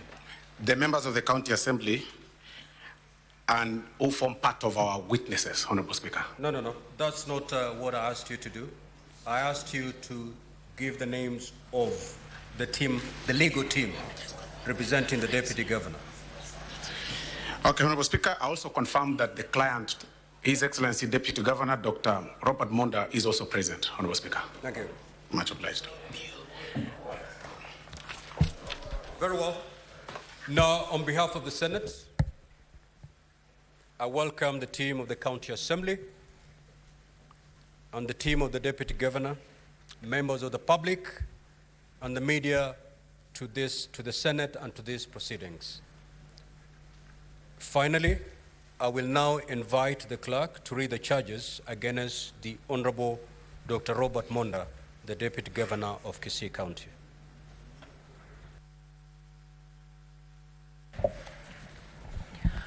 Order number 2, reading of the charges on the proposed removal from office by impeachment of Honorable Dr. Robert Monda, the Deputy Governor of Kisii County.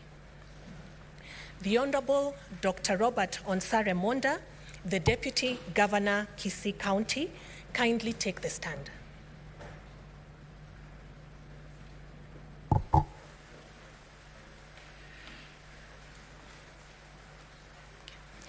Honorable Dr. Robert Onsare Monda, the Deputy Governor of Kisii County, the charges against you as received from the County Assembly of Kisii are as follows, and I quote, charge number 1, gross violation of the Constitution or any other law.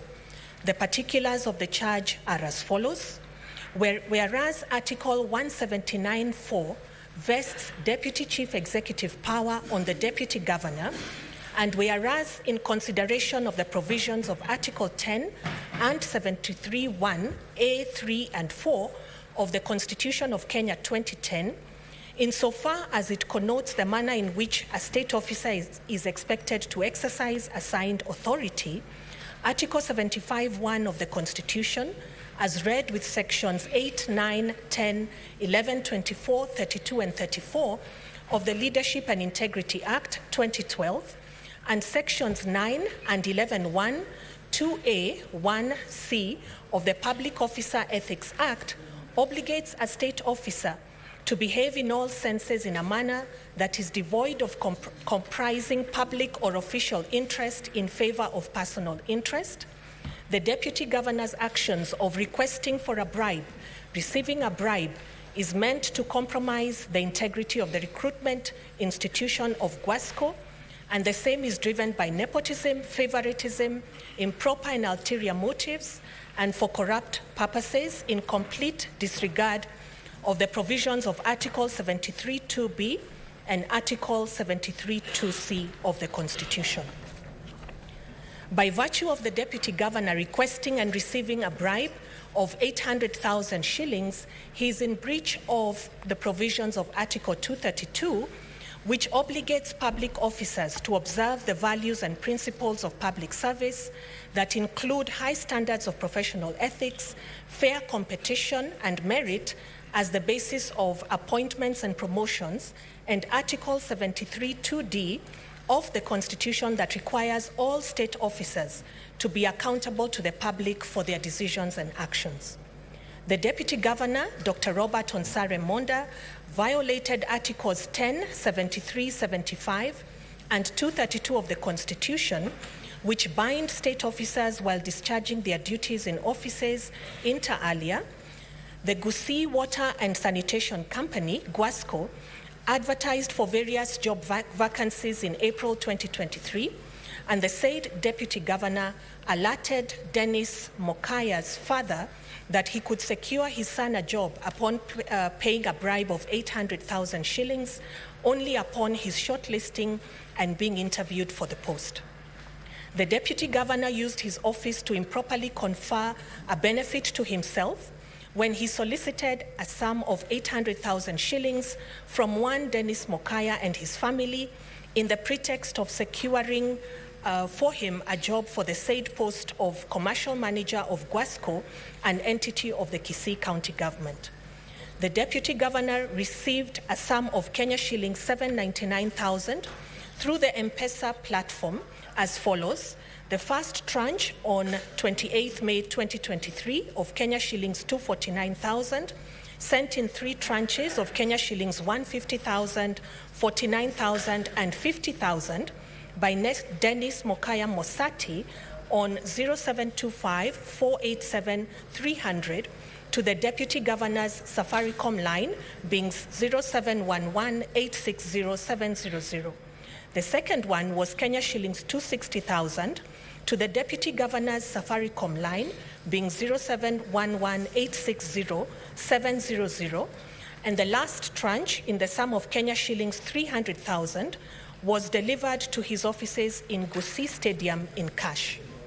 In an attempt to influence the award of a contract of employment to Dennis Mokaya, the Deputy Governor sent via M-Pesa a sum of Kenya shillings 100,000 to the Managing Director GWASCO in order to influence her to employ the said Dennis Mokaya, which request was not acceded to by the Managing Director GWASCO, and the money returned via M-Pesa to the Deputy Governor.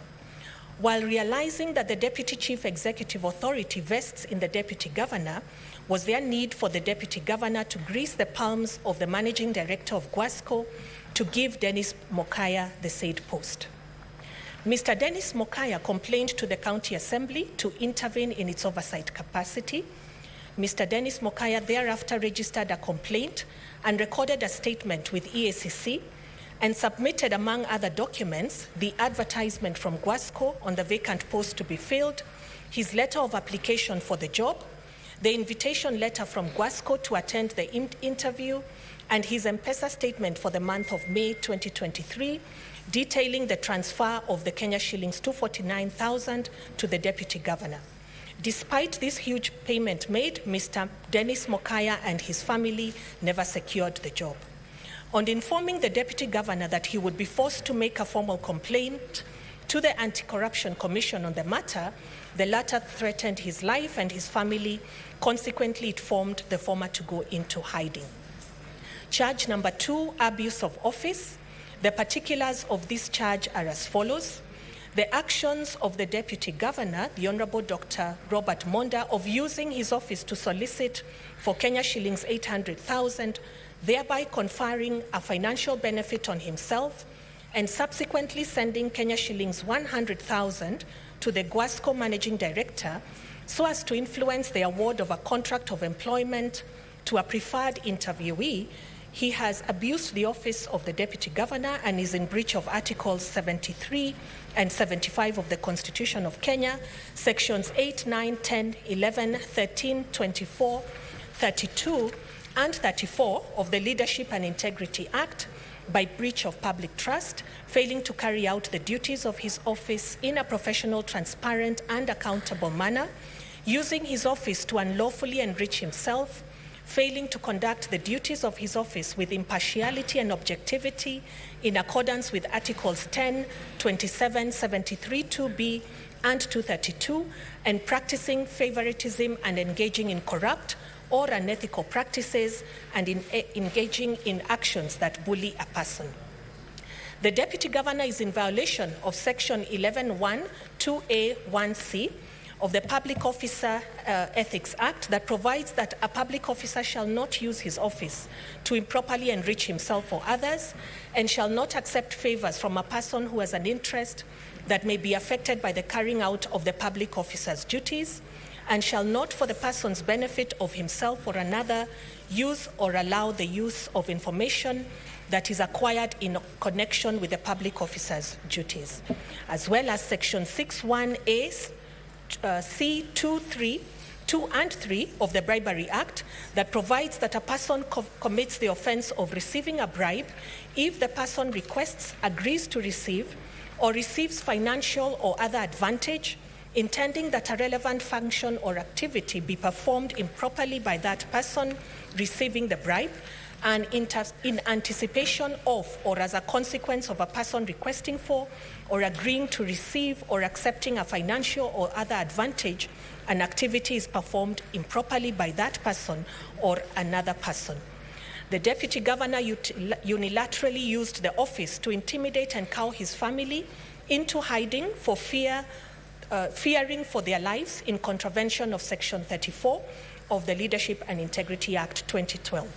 In furtherance of abuse of his office, the Deputy Governor has continuously diverted county enforcement officers from their course of duty to work in his farm, a portion of land allocated to him by his father. Since he came into office, there have been at least 5 officers working in the farm, a clear demonstration that the county chief, that the Deputy Executive-in-Chief is misusing the staff of the county.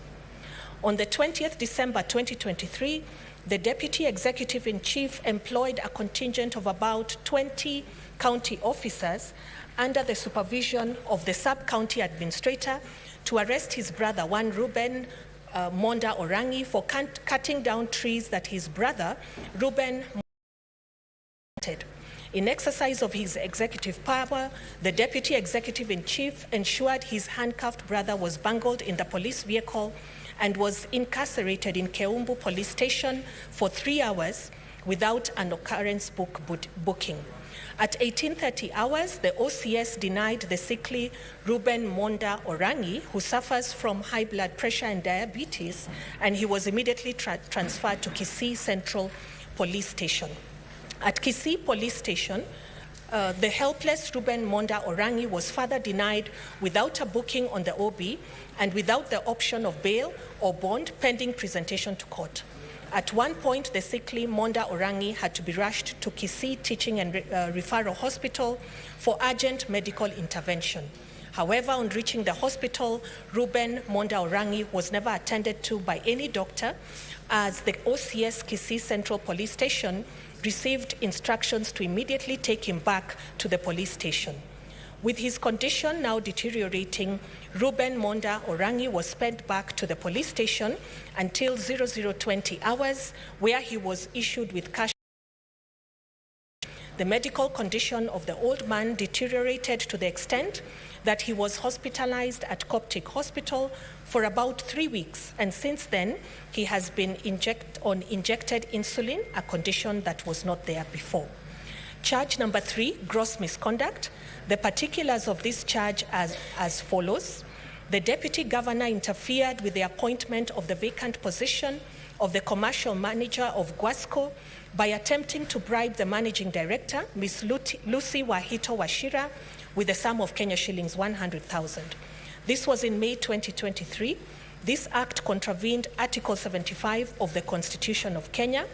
The Deputy Governor's engagement, connivance, and/or complicit behavior boils down to gross misconduct and gross abuse of office. Charge number 4, crimes under national law. The particulars of this charge are as follows.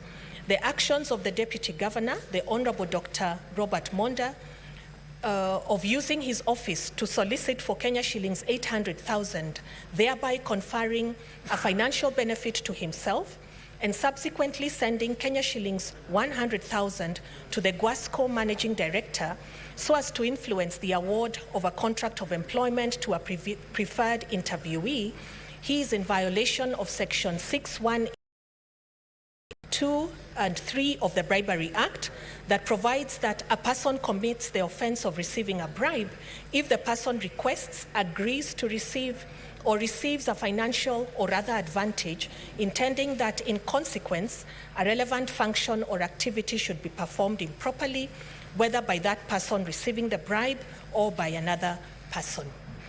The Honorable Dr. Robert Onsare Monda, how do you plead to charge number 1? Guilty or not guilty? Not guilty, Mr. Speaker, sir. Honorable Dr. Monda, how do you plead to charge number 2? Guilty or not guilty? Not guilty, Mr. Speaker. How do you plead to charge number 3? Guilty or not guilty? Not guilty, Mr. Speaker, sir. And how do you plead to charge number 4? Guilty or not guilty? Not guilty, Mr. Speaker, sir. Thank you. You may take your seat, Deputy Governor. Now, honorable senators, ladies and gentlemen, at this juncture, I will allow the opening statement on behalf of the County Assembly. You have 30 minutes to do that.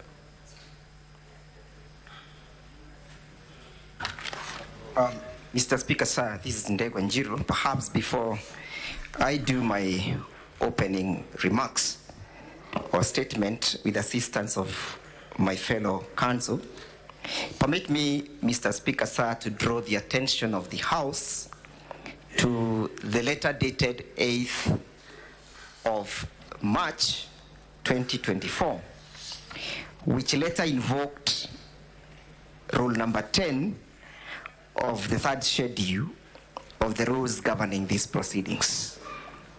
Yes, Senator Mazayo, what is the issue?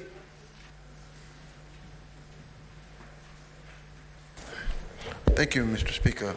It would be better if the Council would be able to guide by saying which volume he's referring to that we have, so that we are able to see.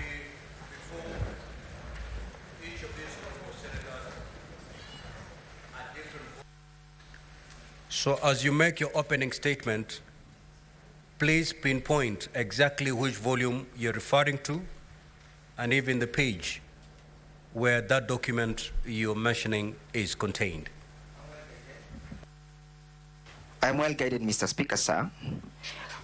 The letter that I'm referring to, Mr. Speaker, sir, is the letter that was sent by the Speaker and the Clerk of the County Assembly of Kisii to the Clerk of the Senate, which letter was seeking to invoke the provisions of Rule 10 insofar as the question of issuance of summons are in issue. And therefore, that does where is that letter contained so that the honorable senators can follow? Honorable Speaker, the letter does not form part of the proceedings. It's the letter that you referred to. The clerk just informed me exactly that, and it's being made available to honorable senators. May the copies be circulated to the honorable senators. I am also obliged, Mr. Speaker, sir. And as such, Mr. Speaker, sir, permit me to make an application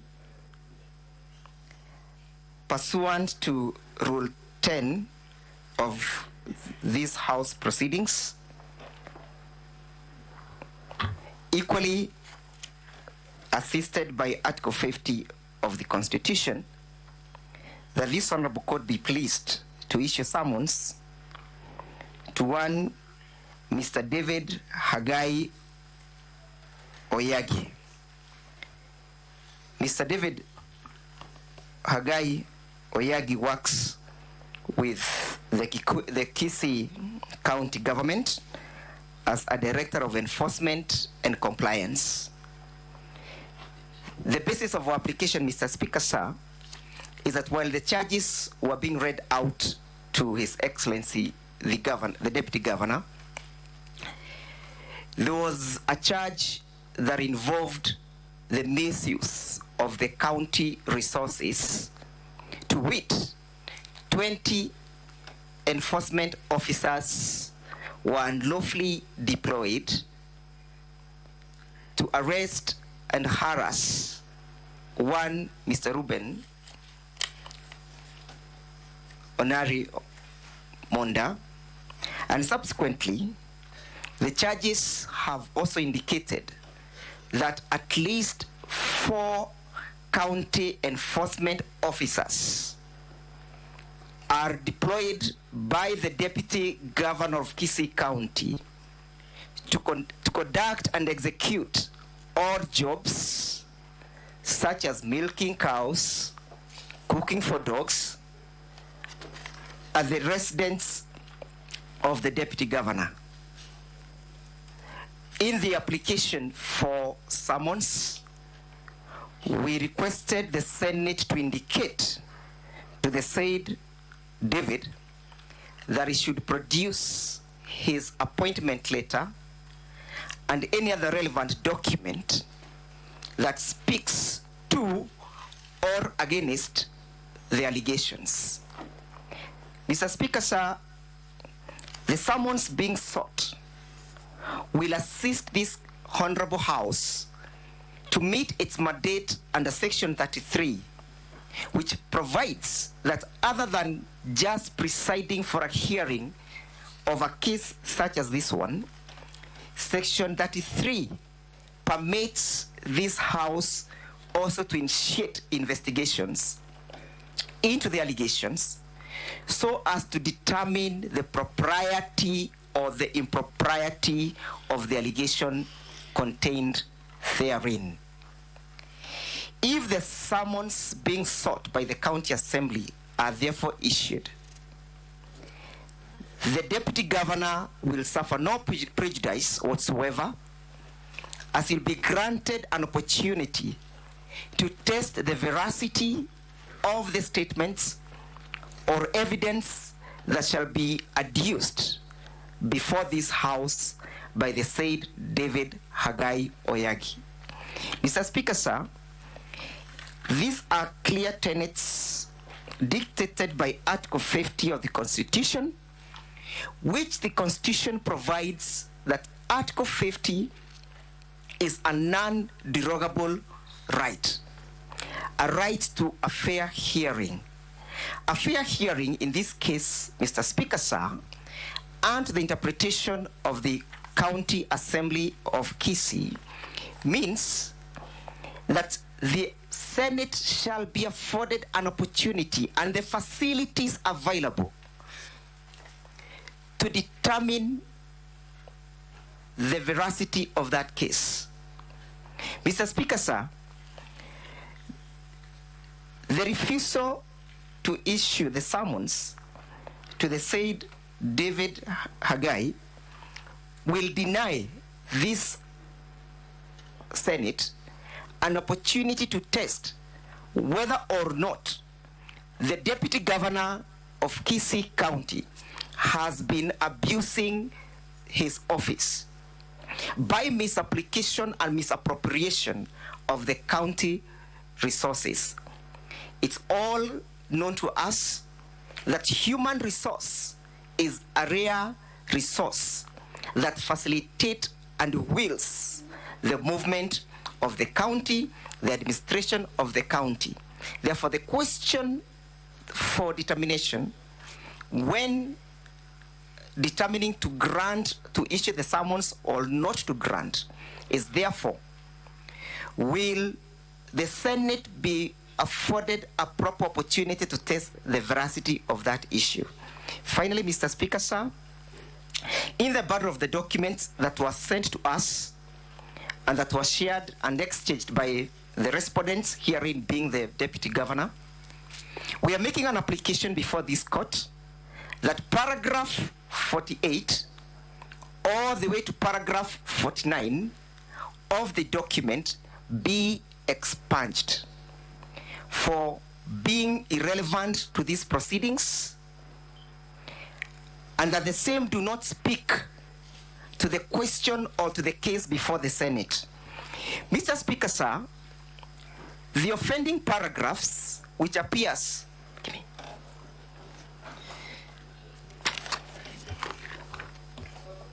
that is the Deputy Governor's... Yes, just hold on, Council. Senator Mogeni, what is the issue?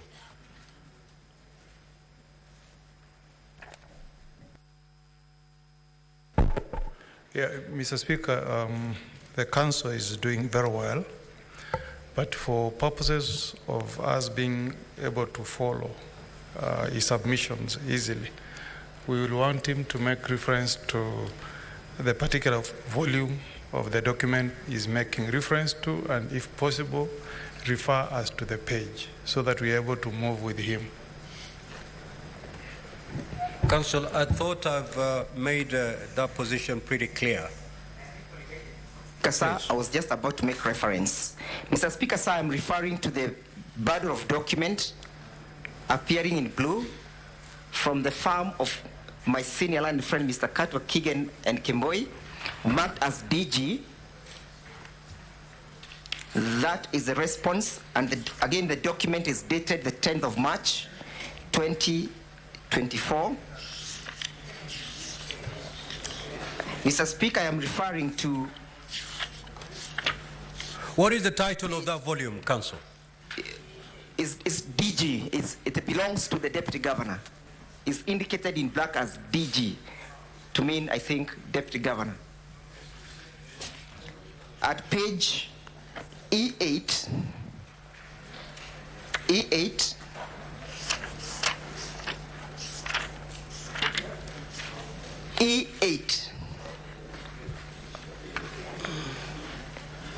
E into brackets 8.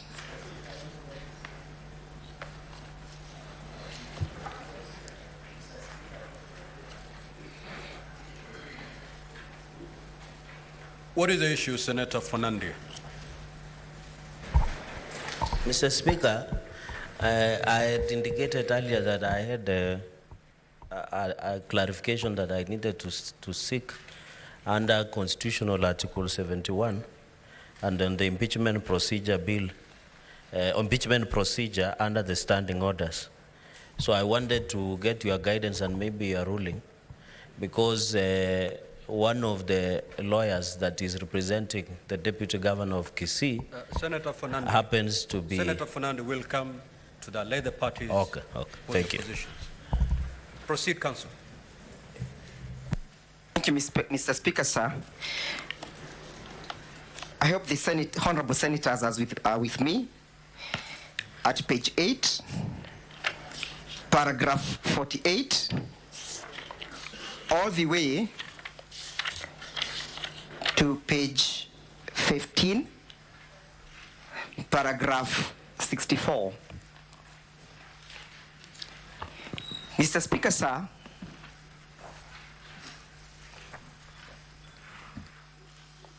the paragraphs that I have highlighted contains material facts that do not relate to the proceedings before the Senate. Number 2, Mr. Speaker, sir, the paragraphs that I have indicated mentions individuals or makes reference to individuals who are not party to these proceedings. For example, Mr. Speaker, sir, a look at paragraph 53 of the said document appearing at page 9 of the document make references to the governor of Kisii County.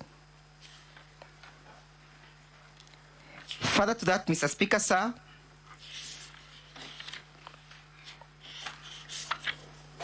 at paragraph 61, at page 13 of the document, again, the document makes reference to the spouse, that's the First Lady, to the governor of Kisii County. Equally, Mr. Speaker, sir, the pages makes reference to matters of budgets, and more so paragraph 56, 57, 58, at page, all the way to page 11. Those are not matters that forms part and parcel of these proceedings. The consequence of this pleading will only embarrass individuals who are not party to these proceedings, and not just embarrass, but deny them an opportunity to appear and be heard by this distinguished house. We all understand that it's strike law that the doctrines of natural justice, granting a party an opportunity to be heard, is one of the principles elucidated under Article 50 of the Constitution. And as such, Mr. Speaker, sir, the aforementioned paragraphs, it's our humble prayer that the same should be expunged from record, as they do not form part and parcel of the allegations contained in the charge now read to the Deputy Governor. As I sum up, Mr. Speaker, sir, and invite my learned friend, Mr. Mutuma, for supplementary submissions, permit me, Mr. Speaker, sir, to lead the House to page 12 of the document and paragraph F, just to indicate the irrelevance of the evidence contained. It makes reference to the members of the Judicial Service Commission. The allegations are that the Judicial Service Commission, that the effect of conducting county affairs, I may read in verbatim, and files at the personal residence is that the governor's wife attends meetings, makes inputs to official county matters, and serves as both protocol officers and deputy governor, inter alia, the Judicial Service Commission. In determining the relevance of these averments contained in the foresaid paragraphs,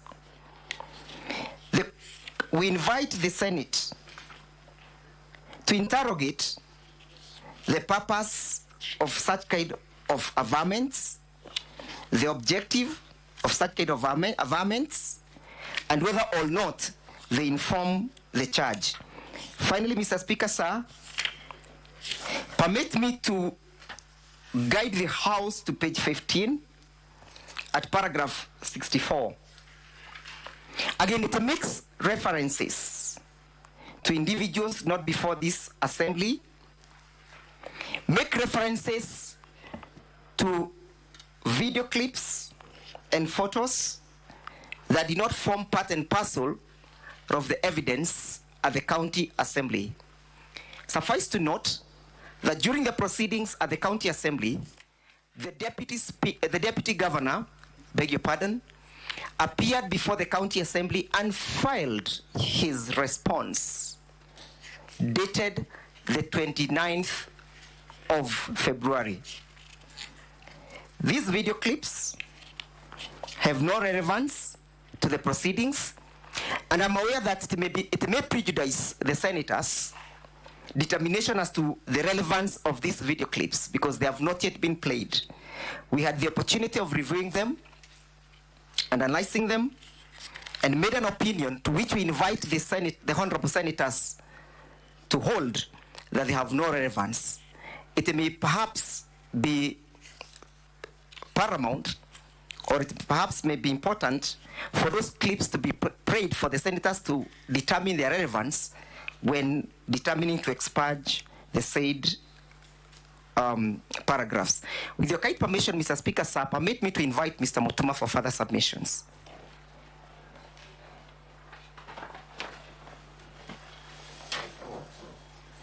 Thank you, Mr. Speaker, sir.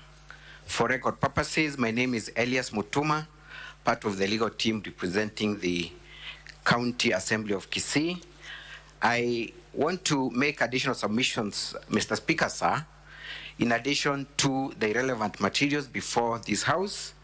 Mr. Speaker, sir, you will note that the charges as read by the House to the Honorable Deputy Governor contain four charges rather.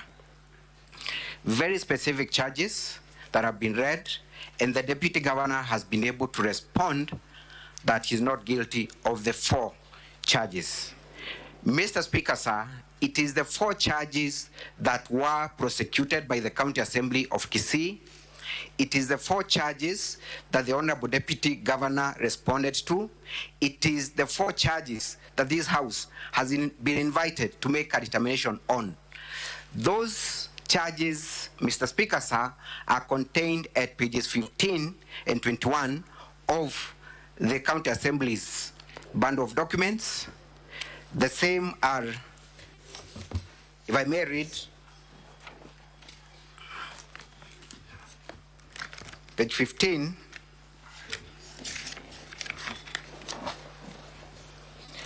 page 15 contains the motion. Page 16, we have the first charge, gross violation of the Constitution or any other law. Charge number 2 is contained at pages 18, abuse of office. Charge number 3 is contained at page 20, crimes under national law. And the last one is contained as gross misconduct in the same page. Now, Mr. Speaker, sir, in response to those charges, the Honorable Deputy Speaker, the Honorable Deputy Governor of Kisii responded through a response that has been filed in this court, in this Senate, and he has introduced a raft of other charges that he has created for himself and made a response to them. Those responses are the following.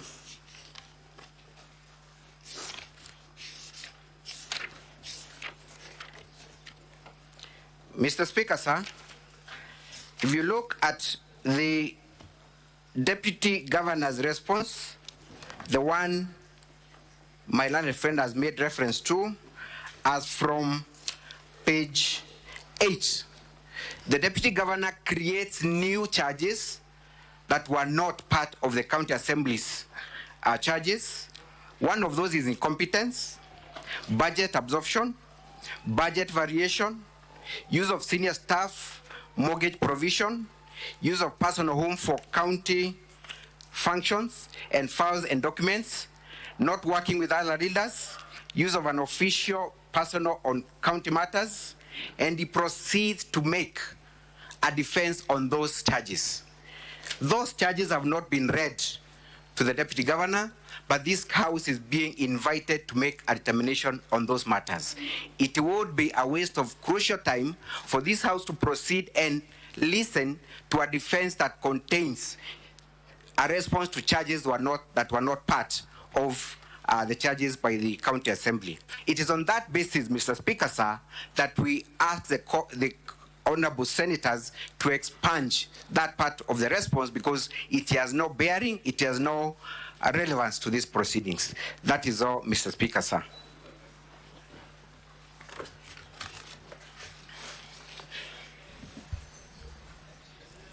The side of the County Assembly, are you done with your opening statement? Mr. Speaker, sir, we addressed the Honorable House pursuant to Rule 10 on preliminary issues, because our opening remarks or statements may not be material until this question is determined, because it will inform on how then our opening remarks then will be made and put across. You see, Council, you could have made your opening remarks, and in so doing, you raise these issues, so that the team from the Deputy Governor, representing the Deputy Governor, in their opening statement also will have an opportunity also to respond to your preliminary objections. And thereafter, then the Senate will make a determination on those issues. I am well guided, Mr. Speaker, sir, but as a practitioner, I think I'm so fixated to the court proceedings, which dictates that preliminary issues ought to be addressed first, so that... Very well, if that is your position, then have your seat. But I may be guided, Mr. Speaker, sir. Then well, I've guided you. Perhaps then I can make the opening remarks, if you may allow me, Mr. Speaker, sir. Please, proceed. Mr. Speaker, sir, I'll take the first 10 minutes, then I'll share with my colleagues in respect to the opening remarks.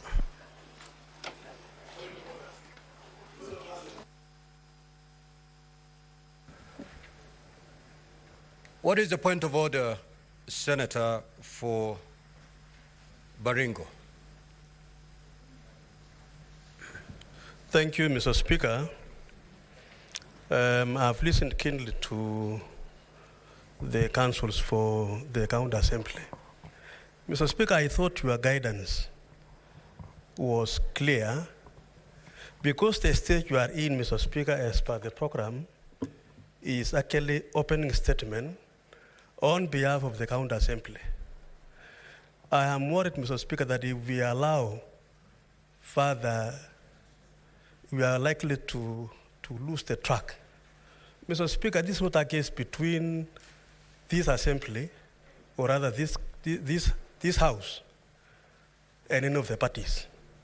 It is their case. Mr. Speaker, I want to plead that perhaps you reconsider your position, because we wanted, therefore, to, and again, Mr. Speaker, for you to be directed that you make a finding at this point. It is not the Speaker, it is the House. So, Mr. Speaker, guide us on that issue, because a very sensitive matter. This House is being watched now across the country and the world. Senator Mogene.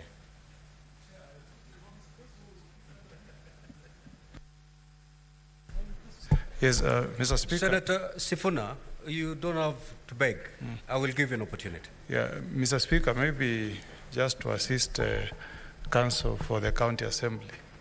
You know, I thought his opening remarks would have given him an opportunity to summarize for us, senators, what the case for the County Assembly is, so that he sets the stage for us to make a following. In terms of the objections that he has, when the time comes for that evidence to be adduced by the Deputy Governor, maybe he could raise his objection.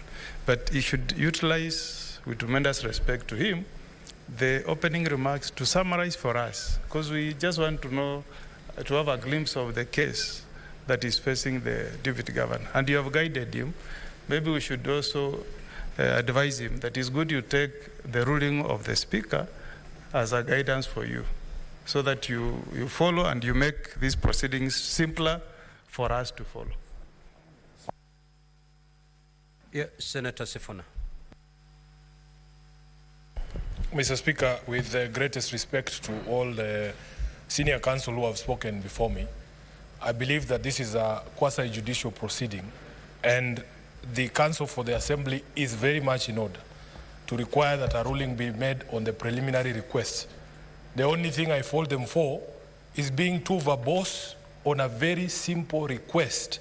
A request has been made pursuant to Rule 10 of these proceedings, that a witness be summoned by this House. We need to make a decision after hearing, of course, from the team for the Deputy Governor on whether there's going to be any prejudice if this gentleman called David Hagai Oyagi is summoned. That is a matter that has to be dispensed with before we hear opening remarks. Mr. Speaker, the second request is expunging of certain paragraphs that are being claimed not to be relevant. That's all this council needed to say without going into too many stories, because we would want to get into the meat of the argument. But, Honorable Speaker, preliminary matters must be dealt with at the preliminary point so that it will set the tone on what we are going to hear and what we are not going to hear. So I request that the House makes a determination on the request to summon this gentleman, and if it is after hearing the counsel for the Deputy Governor, then we move. Then we make a decision on the other question, whether we want to expunge those paragraphs now, or we wait until we see the irrelevance, then we expunge them at that particular point. That is the guidance that I wanted to give the House, Mr. Speaker, and I thank you for the opportunity. Senator Fernandi. Mr. Speaker, I agree largely with my colleagues who have spoken before me. We needed to either we allow the councils for the county assembly to make opening remarks, but I thought, Mr. Speaker, as the tradition and precedent, we always dispense. We always dispense of the preliminary objections. And on the issue of expunging the paragraphs that they have requested, the summoning of witnesses, Mr. Speaker, I thought you should have guided them so that we dispense of. But now the question should be, when you invited them to speak for 30 minutes, was it on the aspect of their opening remarks, Mr. Speaker, or was it on the aspect of raising preliminary objections? Because in my thinking, it would have allowed that the preliminary objections are raised, dispensed of, then now it sets down for the engagement. And in the opening remarks, my colleague, Mr. Speaker, they should have given us an overview of their case. With no pun intended, Mr. Speaker, it should have been like a woman's skirt, long enough to cover essentials, short enough to arouse curiosity, Mr. Speaker, so that it gives and sets the tone, Mr. Speaker, of Mr. Speaker, so that it sets the tone. Oh, I'm not making, I said, Mr. Speaker, Mr. Speaker, no pun intended. Can you be listening carefully, my colleagues? So that is, I was just saying, Mr. Speaker, can you protect me, Mr. Speaker? Well, I will protect you if you're orderly. Yes, I'm orderly, Mr. Speaker. Proceed. I'm orderly, Mr. Speaker, because I was saying in opening remarks, Mr. Speaker, it should be something that is long enough to cover essentials and something short enough to arouse curiosity. And that is what is all about the opening statement, Mr. Speaker. So my request allow us to raise the PO, dispense of the preliminary objections, then allow them to give them their opening remarks, and I've given them a simple advice, and I hope they will take it. Thank you, Mr. Speaker. Honorable Senators, allow me to guide the House as follows. If you look at the program, between 11:45 to 12:15, that time was reserved for the opening statement of the County Assembly, and thereafter to be followed by the opening statement on behalf of the Deputy Governor. Now, Honorable Senators, as the County Assembly is making its opening statement, they can, on the same breath, raise the preliminary objections. Thereafter, when the Deputy Governor is making the opening statement, in the same breath, they can respond to the preliminary objections raised by the County Assembly. If you look at the document before you, it contains some preliminary objections by the Deputy Governor. And I want to believe as they're making their statement, they will also canvass those preliminary objections, to which then I will allow the County Assembly to respond. Thereafter, honorable senators, you'll have an opportunity to deliberate on those preliminary objections, dispense with the same, to allow then after the lunch break to hear the evidence. Because we cannot assign time to hear only preliminary objections, dispense with them, then come back for opening statements. Let us handle them at the same time. So, County Assembly, your 30 minutes is long gone. However, with this new direction that I've given, the directive that I've given, I will allow you to put what is the case of the County Assembly. You have dealt more on the preliminary objections. Proceed to state your case before we allow the representation from the Deputy Governor to also give us their opening statement. We must oblige. That way we'll save on time. Thank you, Mr. Speaker, sir.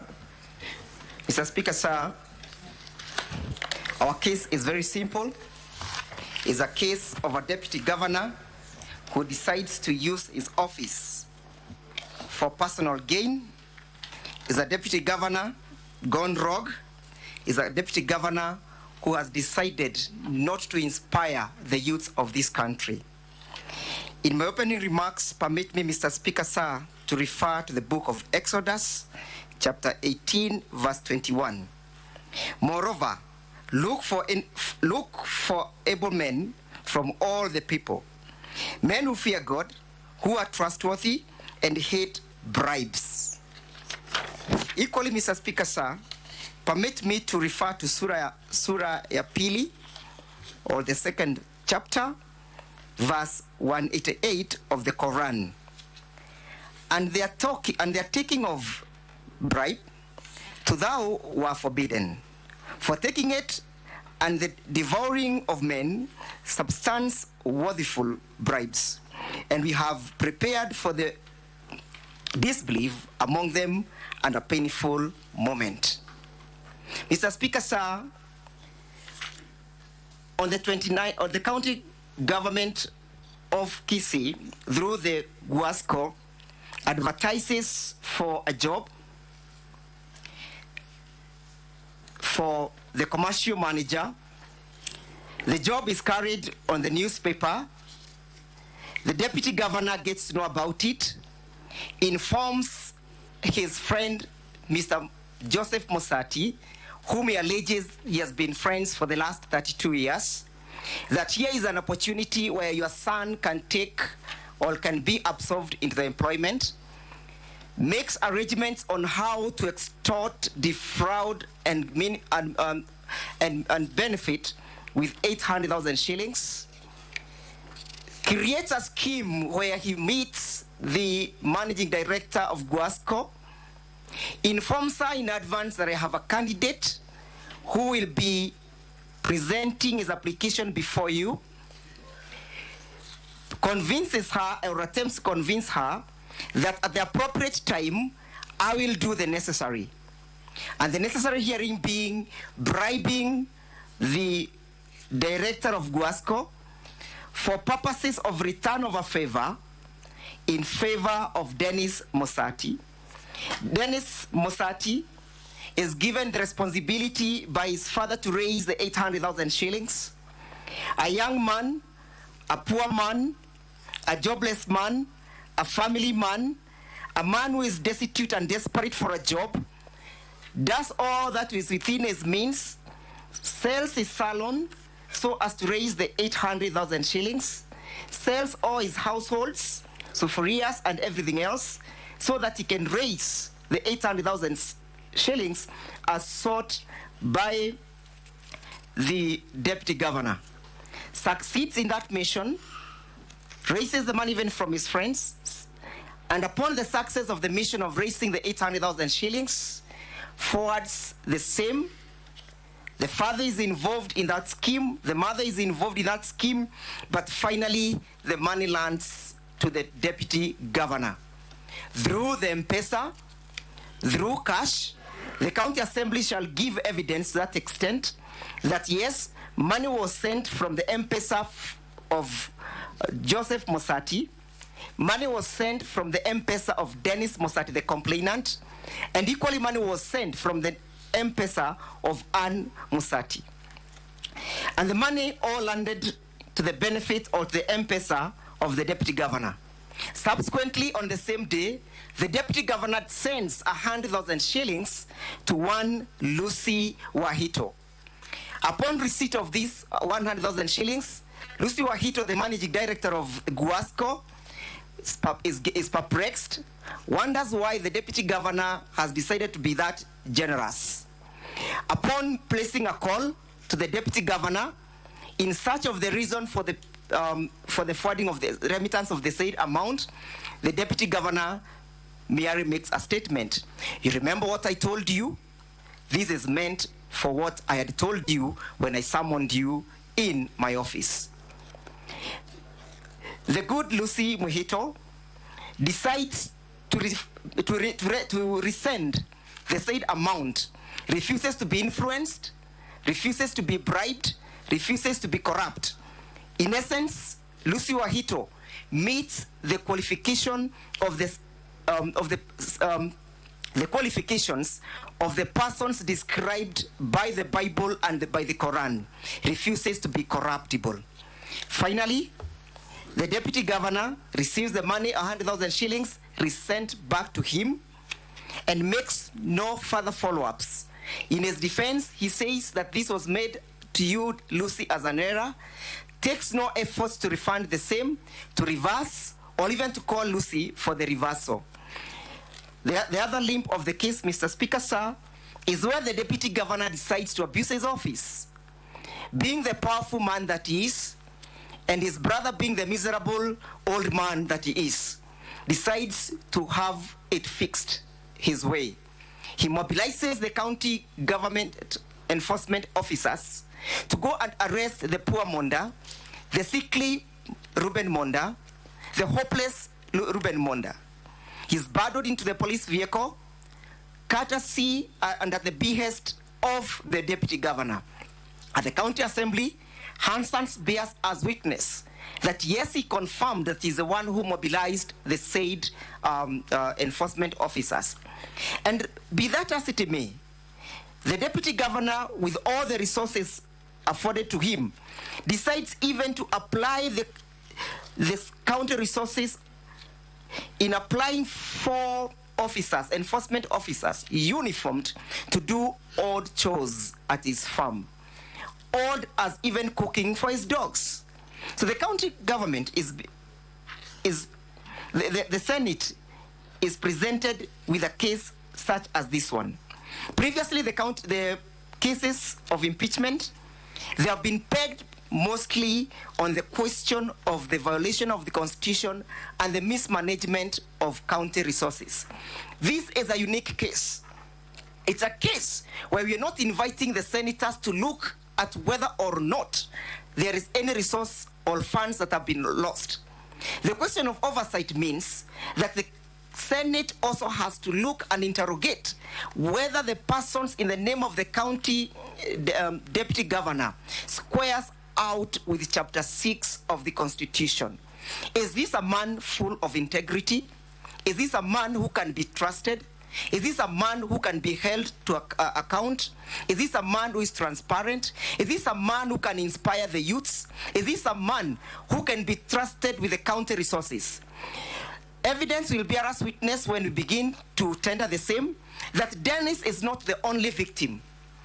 The public participation processes that were conducted on the 26th of February, we have people claiming that yes, the deputy governor is a man who is full of insatiable greed for resources, to the extent that he solicits resources as low as 8,000 shillings so that he can facilitate the governor's bursaries. That is the man that is being trusted to oversee the activities of the county government of Kisii. Evidence will be tendered, honorable senators, at the fullness of time to prove that this is a man who does not deserve the mercy of this house. This is a man who does not deserve any further stay and holding that position of a deputy governor. How can a deputy governor solicit 20,000 shillings so that he can assist poor poor people, hustlers, to access the bursary. The deputy governor, you are elected by these individuals to serve them, but you end at the end of the day, you end by extorting them, defrauding them. Is not a man worth his salt. This is not a man worth the favor of this house. Permit me to invite Mr. Mutuma for further submissions. Sorry, Mr. Mwangi, Mr. Speaker, sir.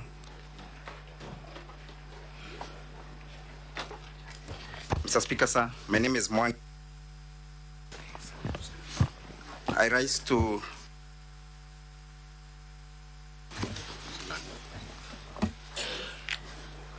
Mr. Speaker, sir, the Deputy Governor receives money from Dennis Misiati at 8:33 p.m. He receives another bunch of 49,000 at 20:37 p.m. on 28th of May 2023, and within a span of 40 minutes sends 100,000 shillings to the Managing Director of Guasco, Lucy Wahito, at 21:24 p.m. on the 28th of May 2023. He further sends money to 3 other people on the same day, 28th of May 2023, and the last transaction on that day was made at midnight. So he sends 100,000 shillings, and in his defense, he raises the issue that this money was sent by an error. Surely, from 9:24 p.m. to midnight, when he was sending the last transaction on that day, the Deputy Governor did not realize that he has sent money by an error until he is reminded by one Lucy the following morning. Honorable Speaker, on the issue of arresting his own blood brother, Ruben Monda, the Deputy Governor deploys not only 1, not 2, not 3, but a contingency of 20 county enforcement officers, accompanying police officers, to come and arrest and bundle his own brother into a motor vehicle.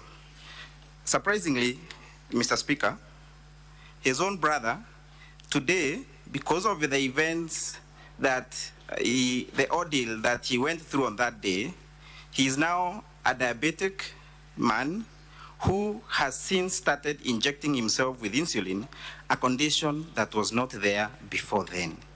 Honorable members, as I cede my 10 minutes to Mr. Mutuma, I invite this Honorable House to make a determination on the issue of whether or not the Honorable Deputy Governor should be removed from office by way of impeachment, as we have shown, and we shall strictly indicate to you and bring out through the witnesses that there was a clear and well-calculated way by the Deputy Governor, who even confirms that he spoke to one Lucy to seek for favors. And he confirms that also during the County Assembly, and the Hansard confirms so. He also confirms that he spoke to Lucy about the issues of the bribe, but Lucy told him that the interview will be done by way of merit. Honorable members, I cede my few minutes to Mr. Mutuma.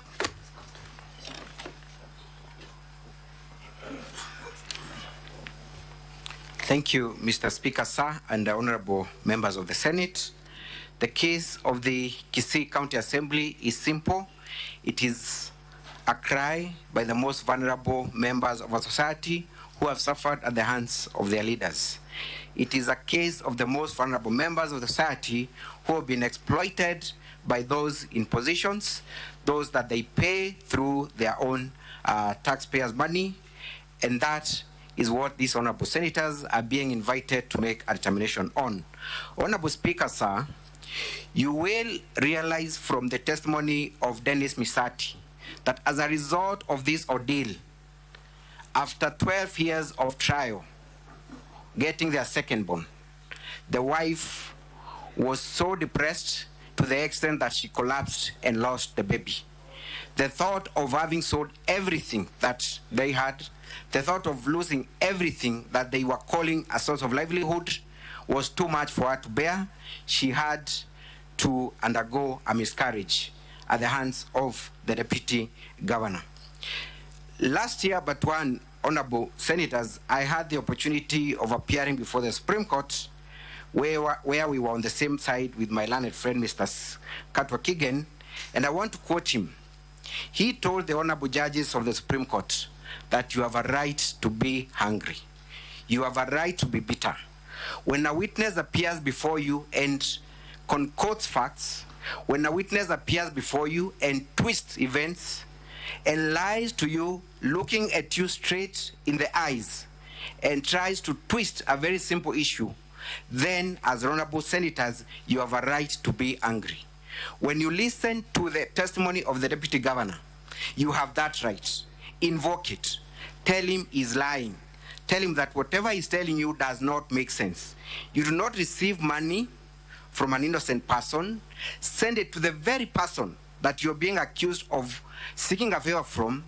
You do not make attempts to reverse 48 hours later. The person you're seeking to bribe asks you to reverse, you do not.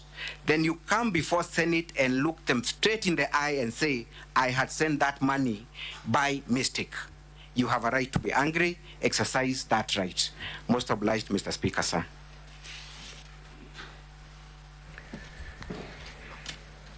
The County Assembly team, you've concluded your statement? Yes, Mr. Speaker, sir. Thank you. Other than just to mention that the simplicity of this case was witnessed on the 31st of December 2012, when the Deputy Chief Justice, as then she was, Honorable Lady Justice Nancy Baraza, pinched someone's nose. Rebecca was a victim. Just pinching the nose of an individual caused the Deputy Chief Justice of the Republic of Kenya to go home. That is a test. The test is, can a public officer, a state officer, be allowed to behave in such a manner? Does the conduct of the deputy governor answer to the tenets of Article 10? Is he accountable? Is he transparent? Is he a man of integrity? Does he respect his office? Does this conduct bring honor and reputation to the office of the deputy governor? Equally, Mr. Speaker, sir, the case of Nixon in 1974, he faced impeachment only on the count of the Watergate case. What had the President of the Republic of America done, the United States of America done? Sent individuals to go and break into the Democratic National Convention offices at Watergate. Then he made attempts to conceal that evidence. On that basis, a president went home. On the basis of soliciting, receiving 800,000 shillings from poor Kenyans, Mr. Monda must go home.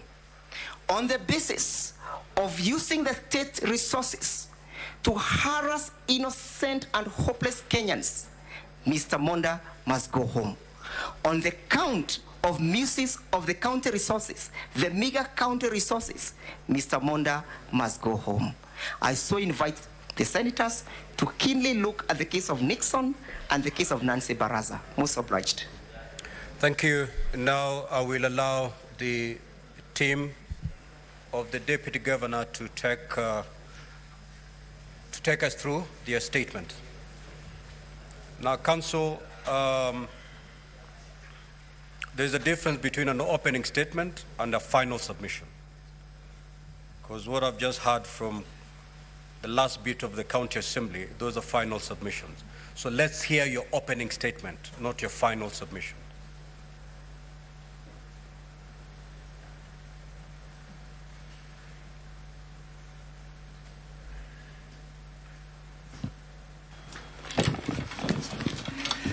Thank you, Mr. Speaker, sir, and members of the Senate. When we come down to cross-examining the witnesses that have been that will be called by the County Assembly, and when we call our witnesses, you will be surprised at how far the person they are describing is from what they have described him. You will be surprised at how exaggerated the adjectives they have used are. You will realize that the Deputy Governor is indeed a man of integrity, a Christian, and a man of conscience. I would like to address the 5 counts. I know there is repeated contention that there are 4, but there are 5. The first one is whether or not he took a bribe from one Dennis Misati. The second one is whether he gave a bribe to one Lucy Wahito. The third one is whether he threatened one Dennis Misati. The fourth one is whether he misused the staff of the County Assembly. And the fifth one is whether he misused his authority to have his brother arrested. On the first count, members of the Senate, the allegation is basically this, that the Deputy Governor received a sum of, in some paragraphs of their claim, they say he received 799,000 shillings. In others, they say he received 800. And that 800,000 was meant to be a bribe to enable Dennis get a job. Our case will be this, and in the introductory part of the introduction of the said Dennis, he is described as a 37-year-old gentleman. Our case will be this, that the sum of 800,000 was received by the Deputy Governor. However, that amount was a refund of money he had lent to the father of Dennis. We will be calling the father of Dennis to come and confirm that indeed, number one, he received that money from the Deputy Governor in the period around October, November 2022, and on the 28th of May 2023, when he visited Mr. Monda asked him whether he could get back his refund as he was traveling, and the said father of Dennis, that is Joseph Misati, said, yes, I can refund you, I have the funds, and actually gave him the amount. We will show from both M-Pesa accounts and from the bank accounts that indeed the money emanated and came from the accounts of Mr. and Mrs. Misati. Part of our defense team will address you on this, but I just want your attention to be drawn to this first point immediately in our response to the first count, that you will be subjected to the spectacle where a father is saying, this money belongs to me, I was refunding someone, a friend of mine of 32 years, money I had borrowed about 8 or 9 months earlier. You will be subjected to a spectacle where you have to choose whether to believe the father or to believe the son. You will be subjected to a situation where you have to determine whether the money actually belongs to the son or it belongs to the father and the mother. You will be subjected to a situation where you would have to determine whether the allegation of having sold a saloon has anything to do with this case, or it was fabricated with the intention of whipping up emotions. On the second count of the alleged giving of bribe, we do not deny that indeed an amount of 100,000 came from the M-Pesa account of the Deputy Governor to the account of Lucy Wahito. We do not deny that. However, we've explained, and we will show you the records, the M-Pesa records, showing that it was a mistake on the part of His Excellency Dr. Monda in the remittance of the amount, and that he had intended to actually remit the amount to somebody who had given him service, one Gladys Aminga, who had given him a transport service.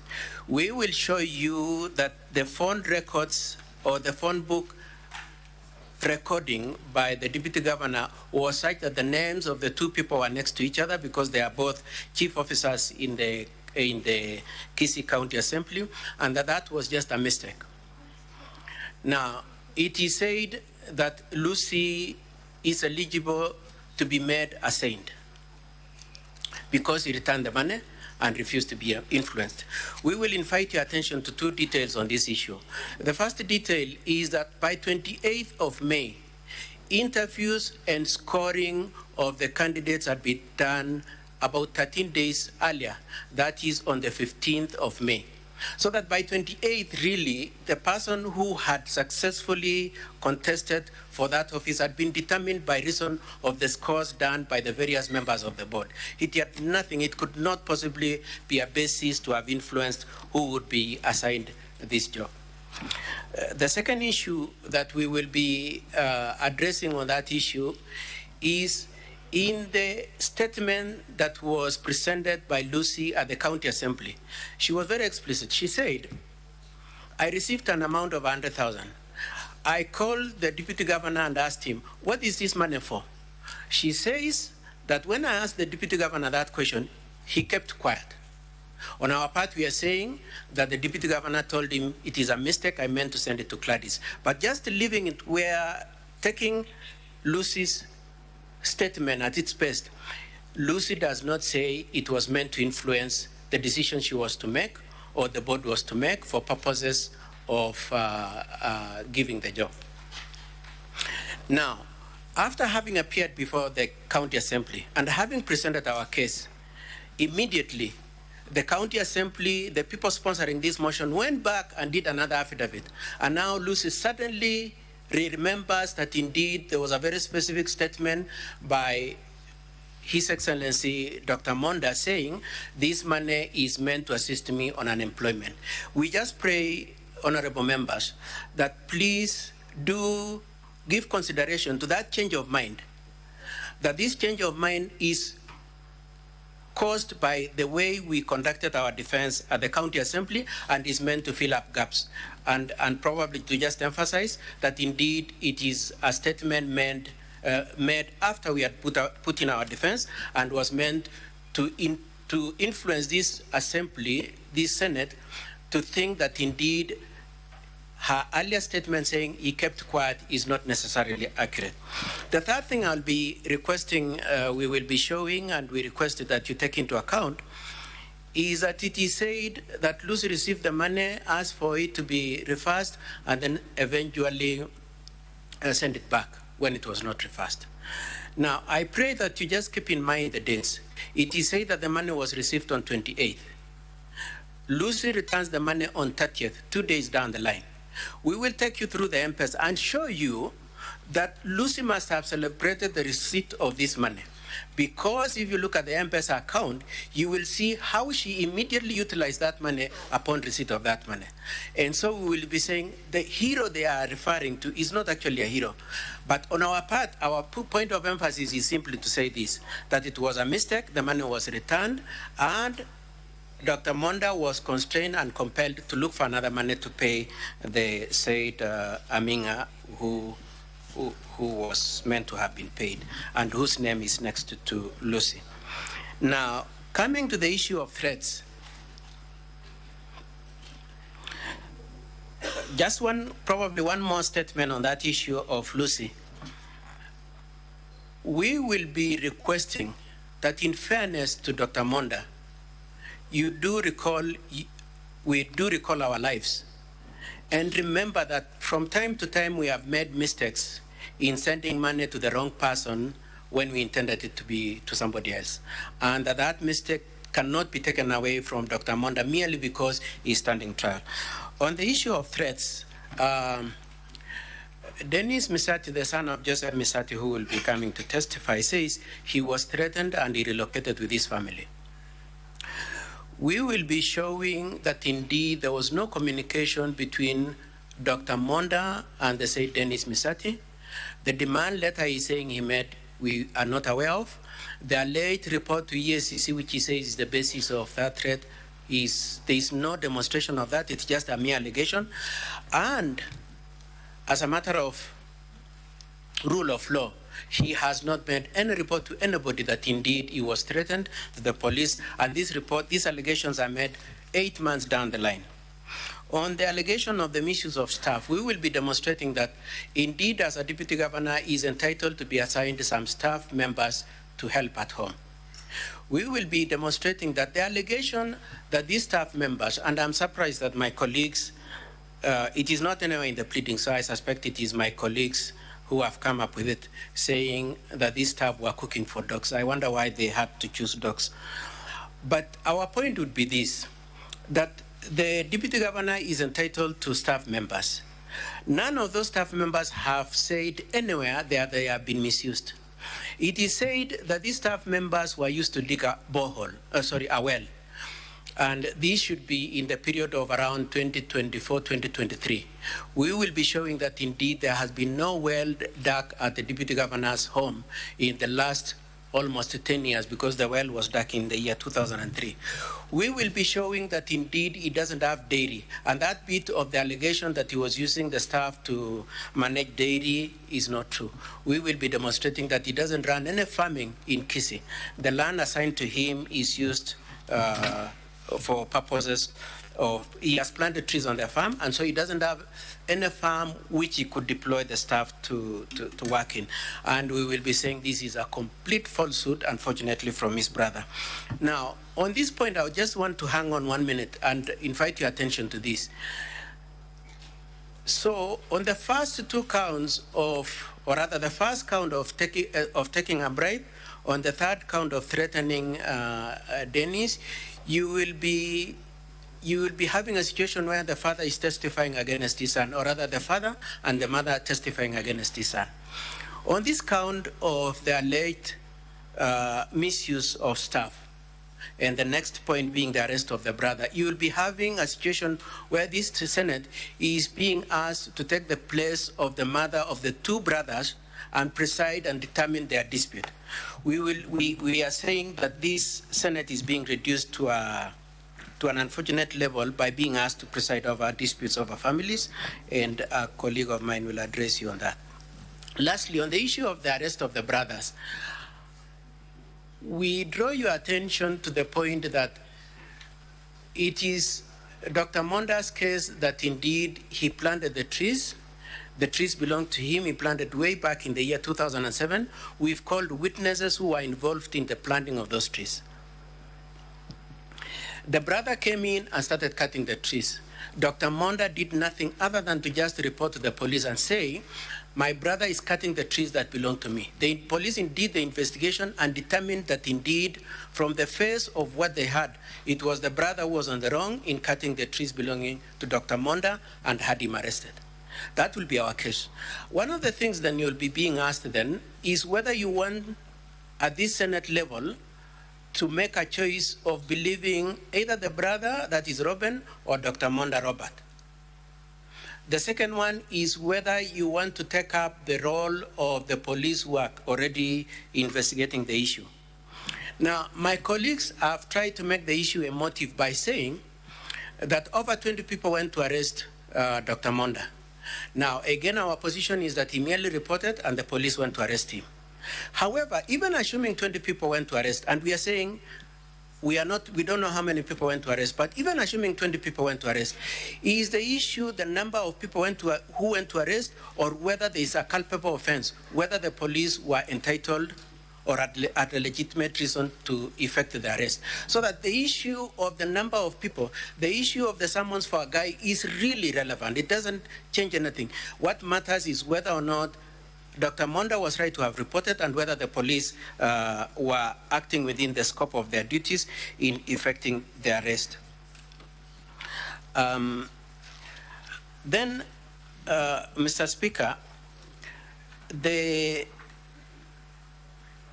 County Assembly then on the 21st of February 2024 resolved that before they determine the impeachment of the Deputy Governor, they should go for public participation.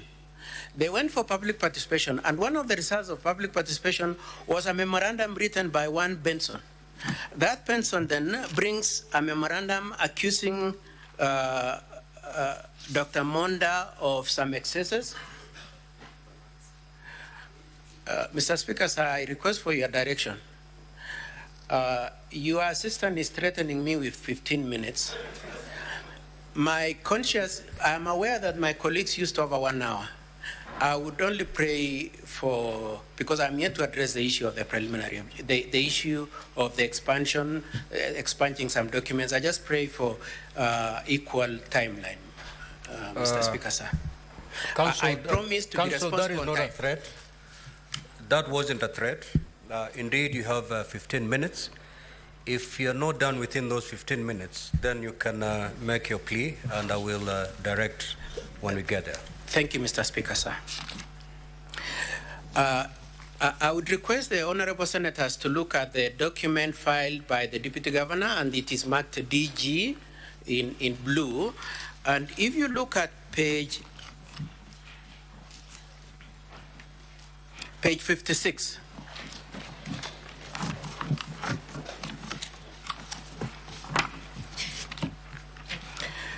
Page 56 contains the only document we received from that public participation, being a memorandum written by one Benson Nyakaka Misario, saying that the Deputy Governor should be retired from his office for various reasons, which in general amount to abuse of office. That memorandum was part of the invite for public participation, because public participation said you can bring written representation or oral representation. And so the document then was delivered to the speaker, as you can see on the face of it at page 56, and to the clerk, as you can see at that same page 56. It is then copied and delivered to the governor. And in consequence, therefore, when the governor went to the county assembly, he defended himself on the 5 counts that I have just gone through, plus the issues of the abuse of office. And so when my colleagues say you should expand the contents of paragraph 48 to 49, my colleague Ndegwa said that 48 to 49, and the reason is because it is a new material that was not part of the charge, then it poses the question, what was the intention of the public participation and what were we to do with it? Because that the earliest we had notice of is when it was served on us, and we knew that is an issue we had to respond to, and therefore we did a response to it. Mr. Speaker, sir, I would like then, and then therefore we have responded to it from that paragraph 48 to the last paragraph. Now, Mr. Speaker, so that then creates the link between our factual response to and we have factually responded to all the things that Mr. Nyakaka has raised. And our main defense is that these are not issues we are responsible for. It is more of in the hands of the chief executive, the governor himself. The question of a budget that had been passed by the assembly having been manipulated and changed after the assembly had passed. The issue of the Kisii County budget not having been utilized for the last over 18 months.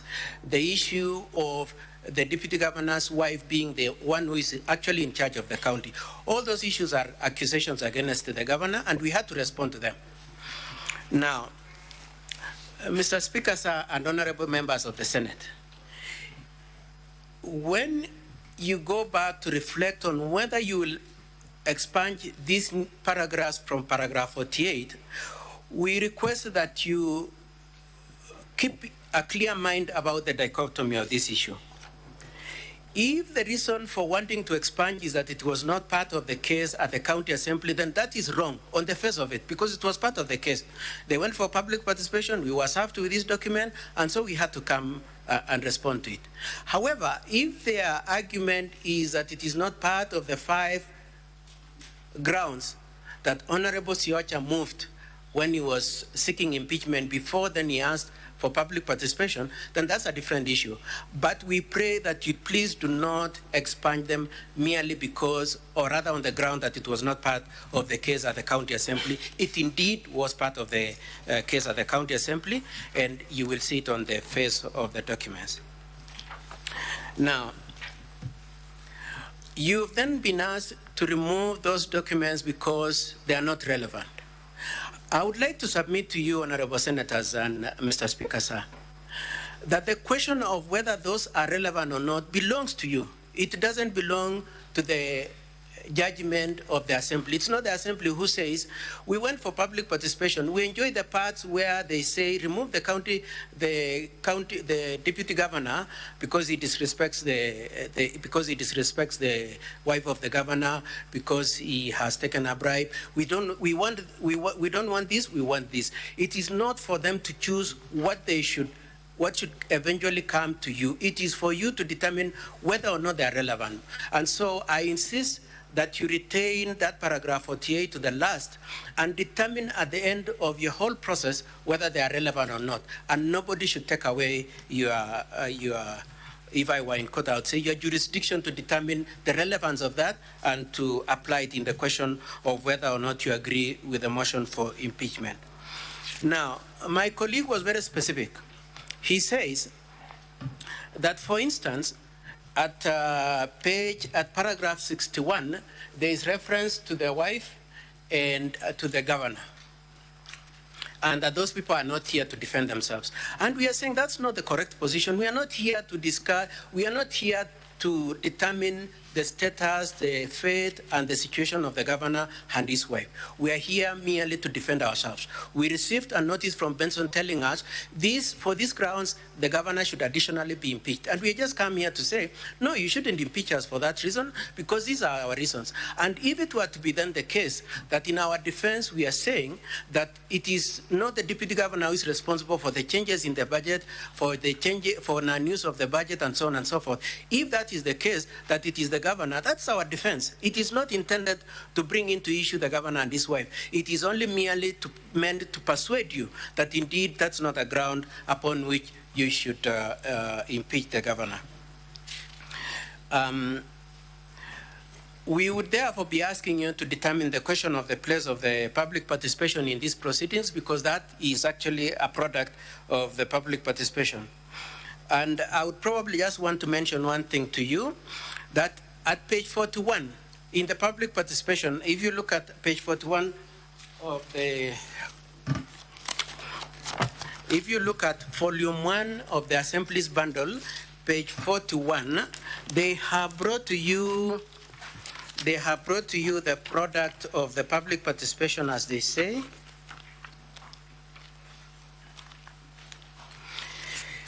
And what was said at Birongo Ward is something that appears in quite a number of other places where public participation occurred. Bullet number 2, it says this: the members also lamented that the deputy governor does not respect the county first lady, and therefore the MCA should be allowed to perform their duty of impeaching him. So that public participation that was initiated by county assembly in itself, in many places said, unless the deputy governor is prepared to go and kneel before the first lady, he should be impeached.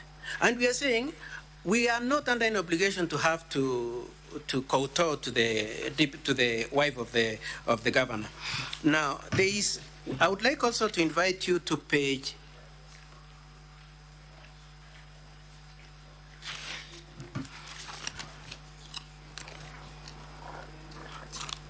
at page 36, there is another output of the public participation. This is, my apologies. Volume 1, the governor's, the Assembly's bundle, Volume 1, page 36. There are input from a place called Masimba Ward. In that Masimba Ward, it is said, no members of public were at the venue when the secretariat arrived. And so there was no product of the public participation. However, and this will be our case, that there has been a continuous generation, fabrication of documents and material to incriminate the deputy governor. If you look at the letter from there's a letter dated 8th of March. I'm afraid probably the honorable members may not have this, but this is a letter dated 8th of March written to Honorable Robert Onsare Monda, telling him, come and defend yourself. It is written by one of your staff members, one Tekaya Ogoso. And he says, some of the people who you will need to come and respond to at page 3 is a gentleman by the name Muse Shamba, from Masimba Ward. So you have public participation report from the county saying nothing happened here. But you suddenly have somebody who has been set up to come and say, this is what Masimba Ward is saying. And we are saying this is part of the long and false fabrication of material to incriminate the Honorable Senate. And Mr. Speaker, sir, we pray that you do not expunge that paragraph 48 to the end, and that probably at this point I should just move on to the preliminary objection and then call it a day.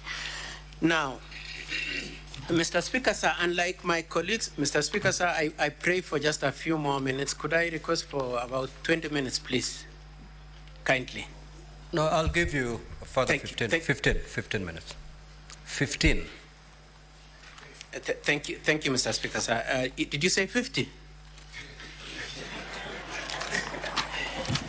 Now, Mr. Speaker, sir, unlike my colleagues, you will see at page, the Deputy Governor's bundle, we have at page C, this ABCD, the first part of it, we have come out very clearly and said we will be raising a preliminary objection. And I would like to prosecute that preliminary objection and collaterally respond to the preliminary issue raised by my colleagues.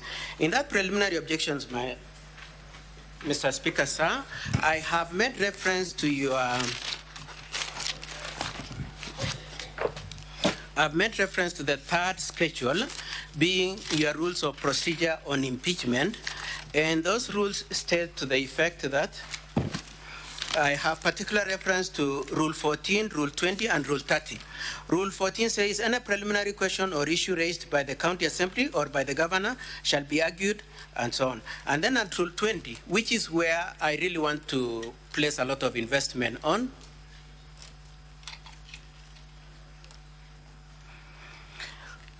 Rule 20.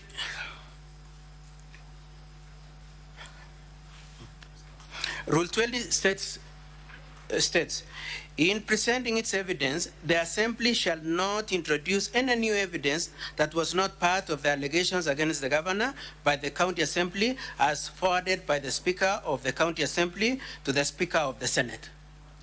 Now, honorable members, that section creates three thresholds. The first one is that it targets the County Assembly. It doesn't target the subject of the impeachment. It doesn't say Governor or Deputy Governor cannot introduce new evidence. It says the Assembly shall not introduce new evidence. I pray, Mr. Speaker, sir, that the evidence, the new evidence introduced to this Assembly by the county after the close of the proceedings of the 29 be expunged from the record, and we limit our case to what was presented to the Assembly. So the first issue is that it is a prohibition on the Assembly.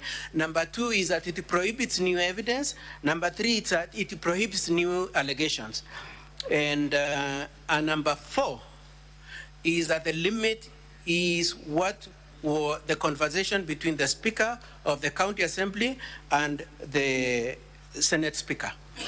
Now,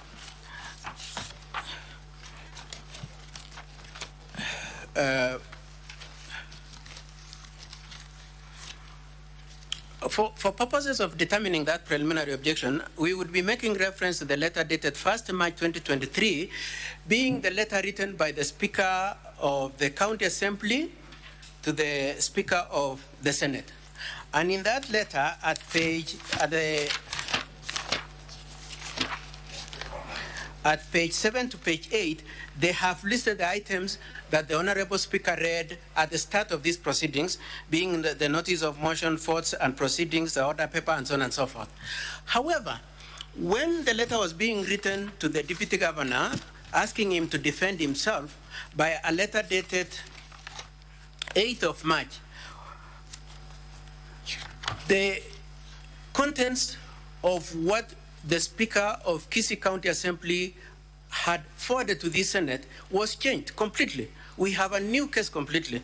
In the new document page, it has 3 pages. They have introduced The other one has about 20 documents. Even document number 20 is excluded. This new one has 24 documents. And if we are being faithful to the wording of that Rule 20, that there should be no new allegations, there should be no new evidence, and it should be limited to what the speakers communicated between themselves. Then this letter written by your staff member, Directorate of Legal Services, is a scenario where your staff is now changing the case that the Speaker of the Senate is aware of to another case altogether different. He now tells us we need to respond to issues of a video, a flash disk brought from Jen Bonareri, Mushe Samba, James Orenge, David Obiri, Che Mombasa, Fred Anyona. It asks us to also to respond to a report of public participation, which we have never seen. We are seeing it for the first time. We are looking at those flash disks for the first time as we come before you. It asks us to respond to contentions from David Akai. It asks us to respond to Gladys Aminga. And we are saying all these things were not part of what was in the county assembly and what we responded to. And so, Mr. Speaker, sir, members of the assembly, we will be praying that you make a determination of the very substantive issues to this effect. Number one, whether a case that was determined at the county assembly can mutate so that by the time it is reaching here, it is a different case from what was at the county assembly, or you receive it as an escalation and limited to what was done at the county assembly. And whether you have original jurisdiction then to entertain a question of impeachment. Because in the flash, it is alleged that the deputy governor received some money, 20,000 from this person, 5,000 from this person, and that's not a case we have had an opportunity to respond to. The gentleman by the name Akai, who against whom the summons are being asked, is being asked to produce the summons, says, I was told by the ward administrator that this happens. Hearsay, first of all. But the second thing is, it is not an issue that we had an opportunity to respond to. And for those reasons, then, we pray that the new evidence introduced be expunged, and we have particular reference to the contents of paragraph 14, paragraph 22, paragraph 23, paragraph 24, and paragraph 25 of the letter from your Directorate of Legal Affairs, which changes the case from what the Speaker said. Now, in that same letter, the Directorate of Legal Affairs also says that please also find a letter from Mr. Ndegwa, which now brings new case. And we are saying, what is the wording of that Rule 20? It says what the Speaker communicated to the other one. When did Ndegwa become... Counsel, that letter you're referring to? Yes, ma'am. Yes, oh, sorry. Actually, that one I can show contained in a volume. Yes, may I show you who? Kindly direct the honorable senators to the volume and to the page.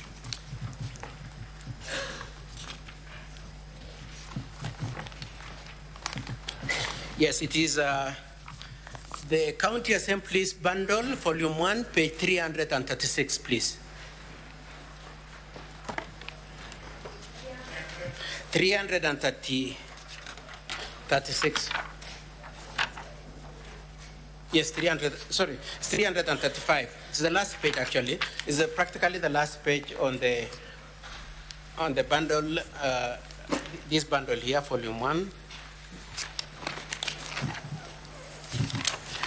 And honorable members, even as you look at that letter, please allow me, I know you might not have this letter which was written to Dr. Monda telling him to come and defend himself, but allow me to just read the first paragraph. It says this: the Speaker of the Senate on 2nd of March 2024 received communication dated 1st March 2024, together with a bundle of documents, stock records, from the Speaker of the County Assembly of Kisii for removal from office of the Deputy Governor of Kisii, Dr. Monda, for impeachment.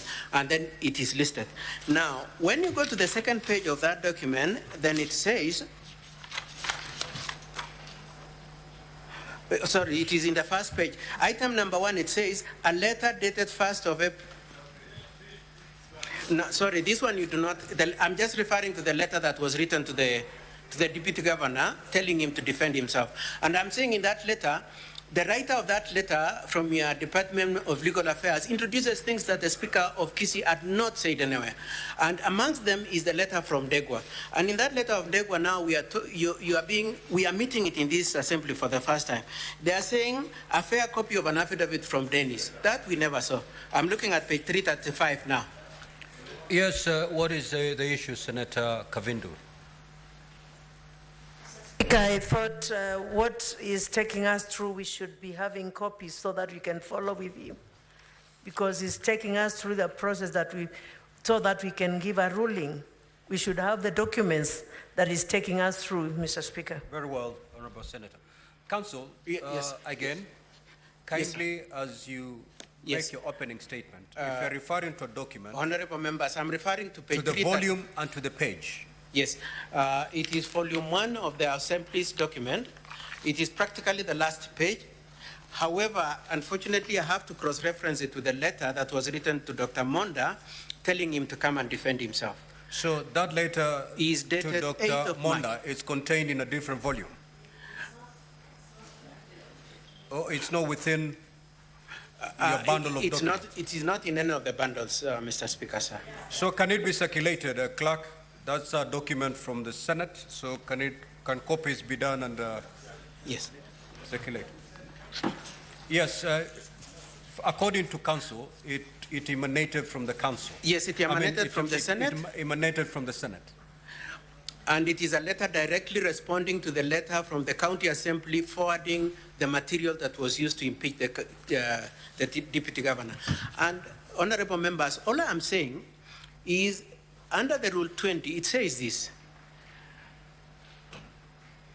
The case of the County Assembly shall not change in terms of evidence and shall not change in terms of allegations and will be limited to what the County Assembly Speaker communicated to the Speaker of the Senate. That is the scope of the law. That's Rule 20. Now, in this letter then from the Senate, which is a response notifying us to come and defend ourselves, it immediately changes what the Speaker from the County Assembly had done and introduces new evidence, which begs the question, who intervened and introduced new evidence? And one of them is the letter from Degwa dated, which is the one I'm talking about at page 335. In that, this is what we are being asked. A fair copy of the affidavit of Dennis Misat. I'm looking at paragraph 3, honorable members.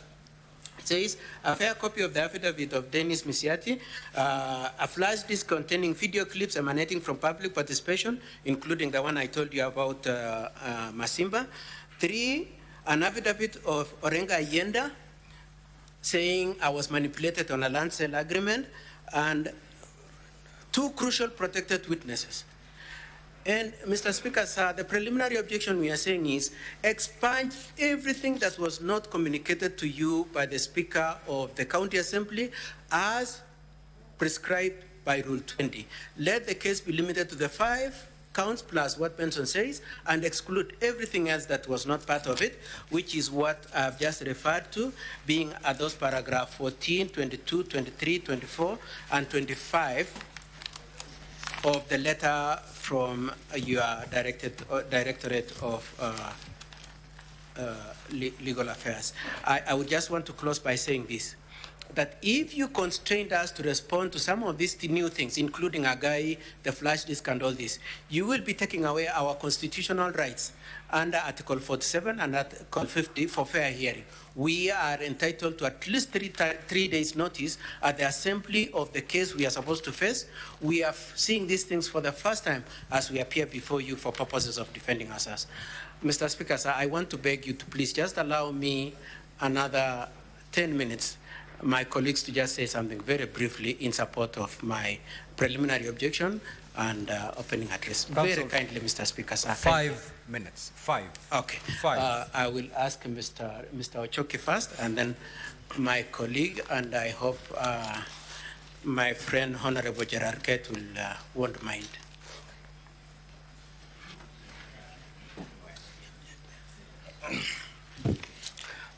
Honorable Speaker and honorable members of the Senate. For record, my name is Wilkins Ochoki, part of the team representing the Deputy Governor Kisii. Honorable Speaker, what is before this Honorable House is not a motion that meets the threshold that will send the DG home.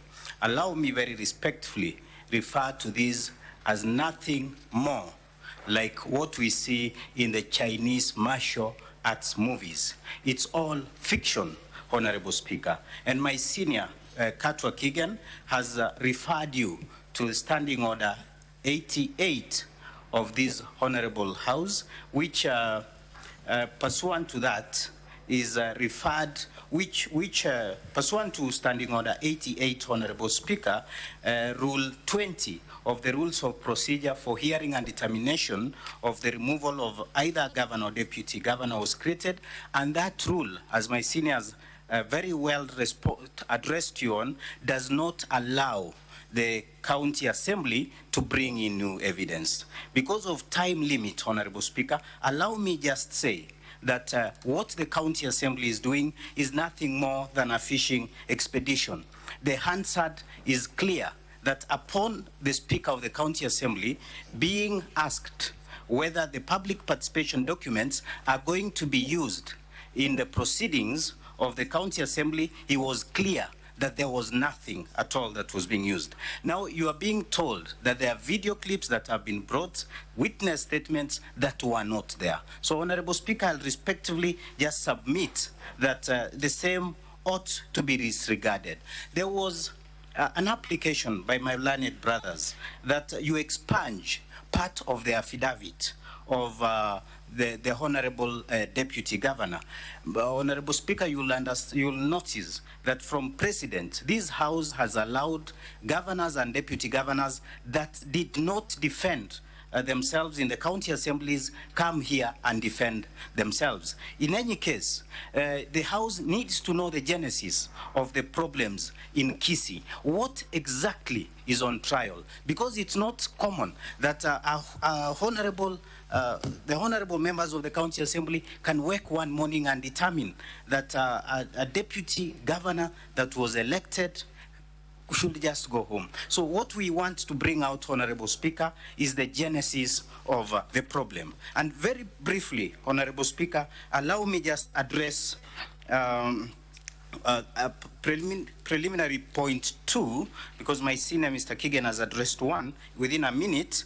Honorable Speaker, you'll notice, and the Honorable Deputy Governor agrees that Article 181 of the Constitution, Section 33 of the County Government Act, and Standing Order 60 to 64 of the Kisii County Assembly Standing Orders allow for the impeachment of a governor and a deputy governor. But there are clear timelines that are provided. You will notice, Honorable Speaker, that in the County Assembly of Kisii, and I'll refer the Honorable House to page 5 of the document titled DG.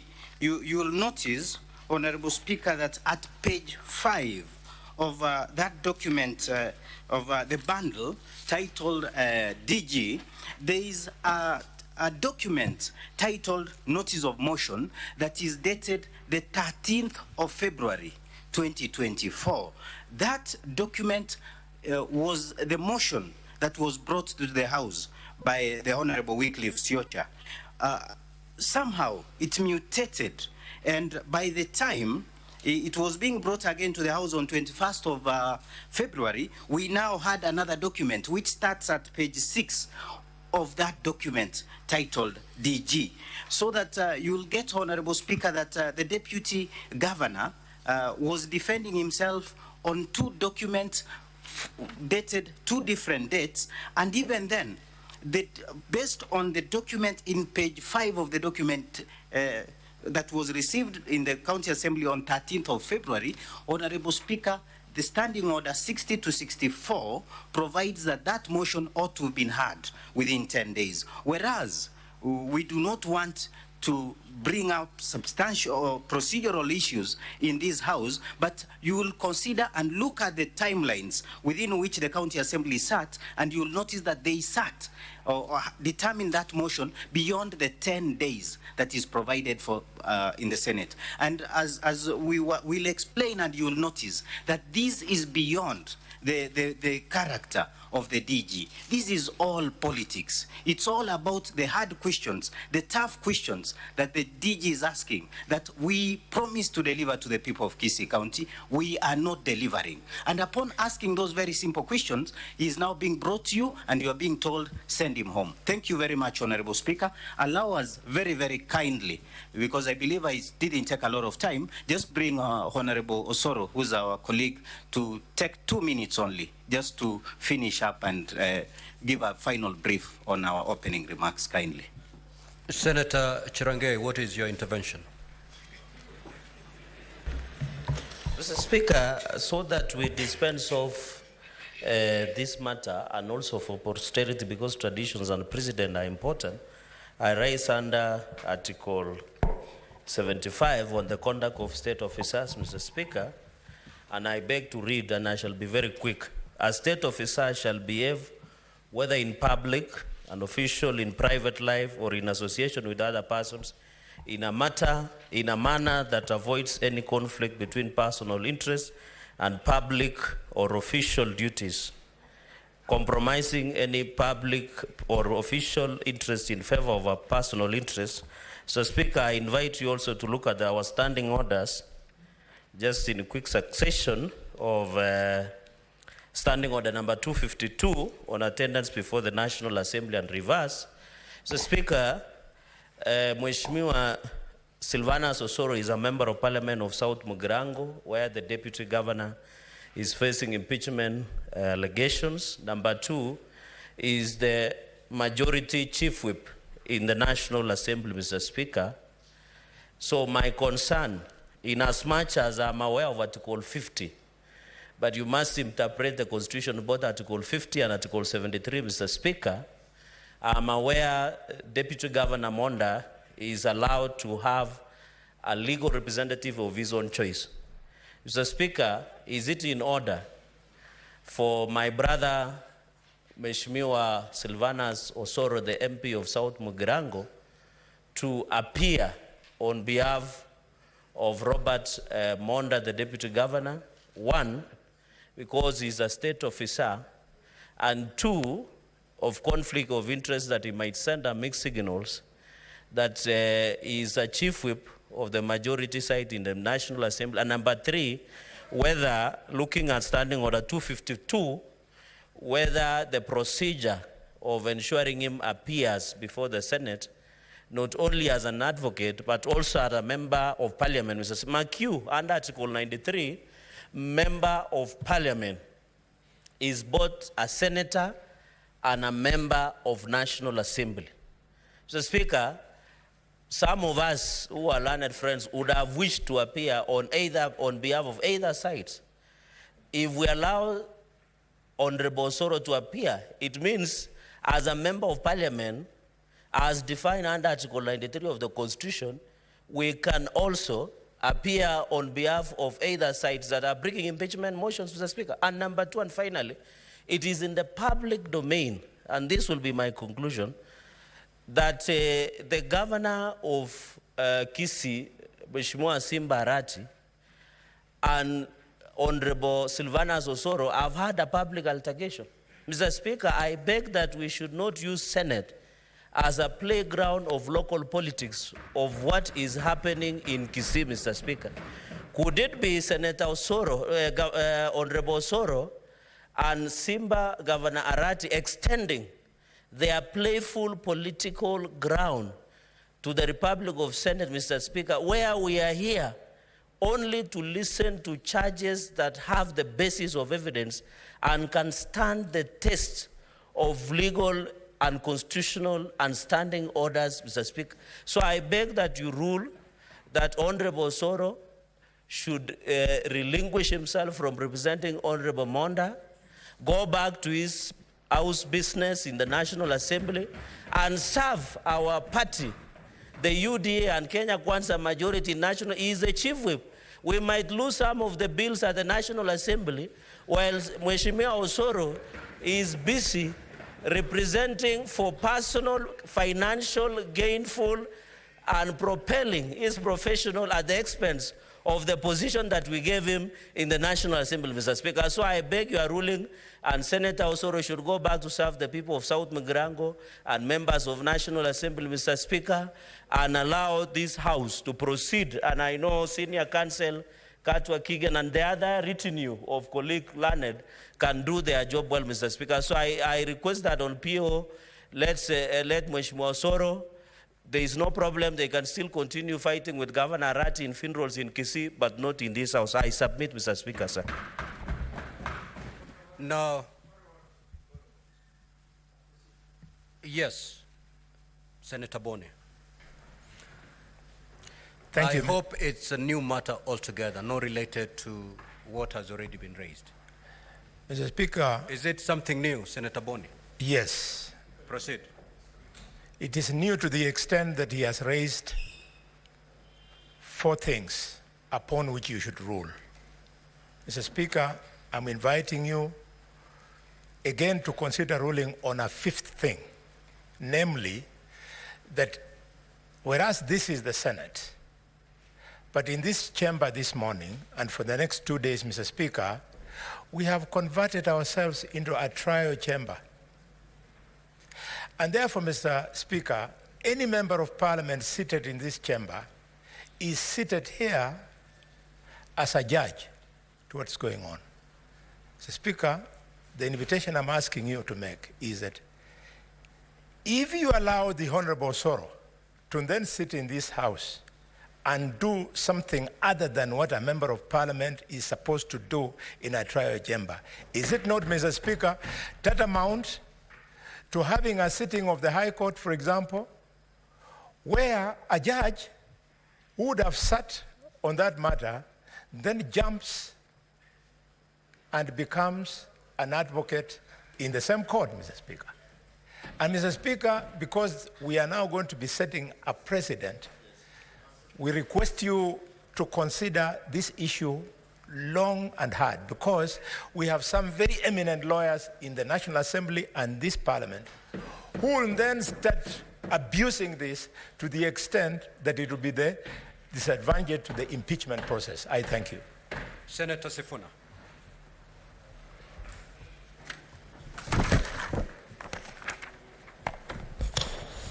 Thank you, Honorable Senator. First of all, I join... Is it on the issue of... no, it's a separate issue. It's on the issue of Honorable Osoro? I want to go on record, Mr. Speaker, supporting to the positions taken by the 2 senators. But I wanted to, with your very great indulgence, Mr. Speaker, because one of the parties has asked us to make a decision on a matter, I was hoping, Mr. Speaker, I could find some clarification on the understanding of the rules of the procedure for this particular process. Mr. Speaker, allow me to find out from the advocate for the deputy governor whether in their understanding there is a distinction between evidence and an allegation. Because my understanding of the standing orders, at least as I have read them, is that for as long as there is evidence supporting an allegation that was present in the county assembly, and I'll give a very specific example. If you're being accused of, say, corruption, is it possible that if there are 10 pieces of evidence and 7 are used in the county assembly, is it possible or is it their position that the remaining 3 pieces of evidence supporting the same allegation that was present in the county assembly cannot be presented before the Senate? That is the question I want them to answer for me as I ponder what to do with their objection. And number 2, whether it is their understanding that a public participation is a evidence collection forum.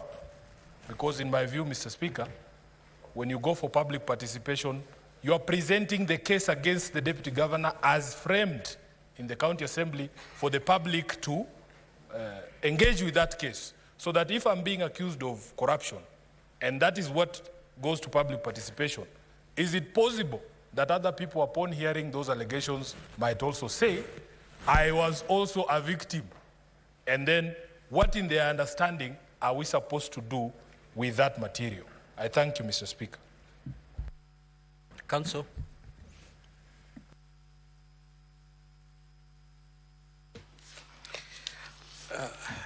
Thank you, Mr. Speaker, sir, and honorable members. Our emphasis on the Rule 20 is that it prohibits both new evidence and new allegation. Now, on the face of that rule, it's not very clear indeed, and that is an issue I've belabored, whether the intention is that evidence that supports an already existing count is tenable. However, the words used are assembly is prohibited from introducing new evidence that was not part of the allegations.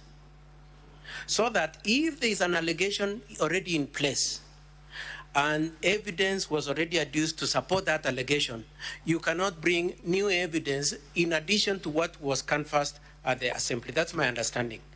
I can see you disagree with me, Honorable Sifuna, but that is my understanding of it, that it is cast in stone what was done at the assembly to the extent of the material in support of those counts is what should be brought here.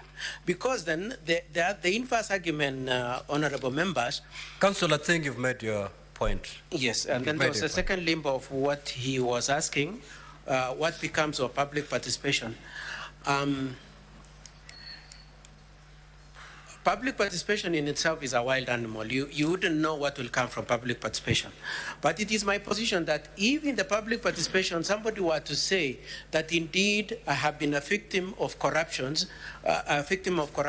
from the same person who is facing an impeachment, that is a standalone case that should go back to the assembly. It cannot be a basis of a case before the Senate, because then you will be placing the subject of the impeachment in a situation where he has no chance of responding to the new allegation brought in through the public participation. So if the evidence, for instance, collected from the public participation were to say I was present when the M-Pesa was being sent to Lucy Wahito, or I was present when Dennis was paying the bribe, then that in a way probably you could almost accommodate. But when he says I also was asked for a bribe, then that's a new case. We should go through the whole process of impeachment, right from the point of the motion to the point of from the point of notice to point of motion, and so on and so forth. That is my answer, Honorable Speaker. Senator Aroba.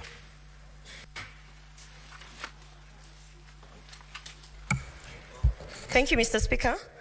I just want to bring to the attention of the House on the issue of expunging certain submissions.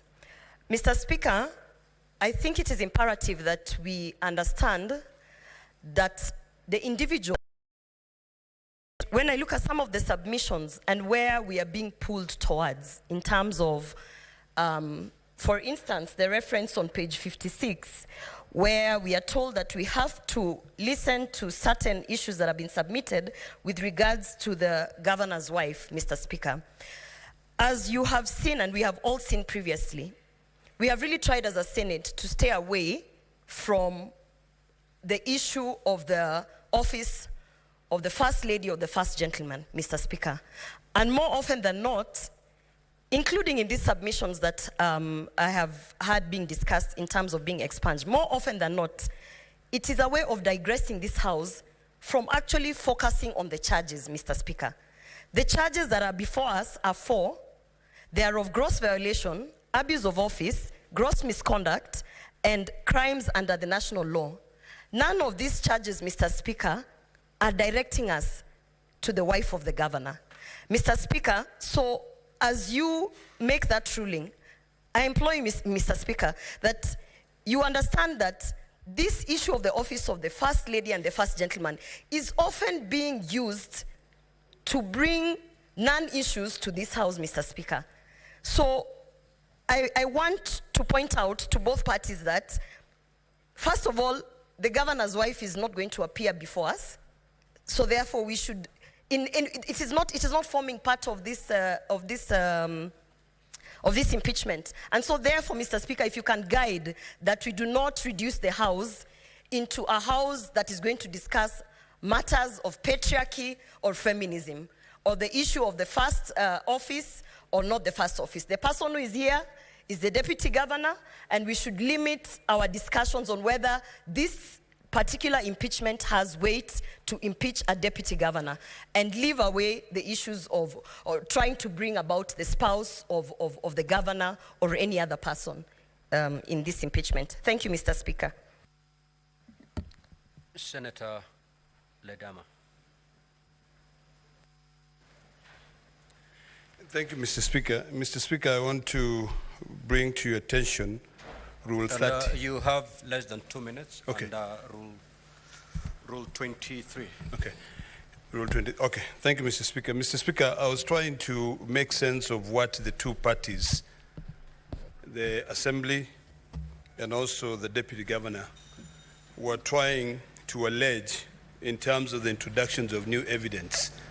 Mr. Speaker, Rule 30 of our impeachment rules states as follows: a question or matter, including but not limited to questions of evidence, materiality, relevant competence, or admissibility of evidence, and any question consequential or incident thereon, no provision has been made in the standing order or of the Senate shall rule matters, and the ruling of the Speaker shall be final.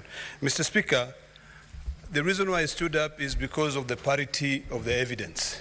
In this case, I've had both parties alleging that there is introduction of new evidence. I'd like to request that you apply Rule 30 so that during our closed session, you can determine that matter, and then we can be able to progress. Thank you, Mr. Speaker. Now, to make progress, I'd wish to hear from the Deputy Governor's team a response to the preliminary objection,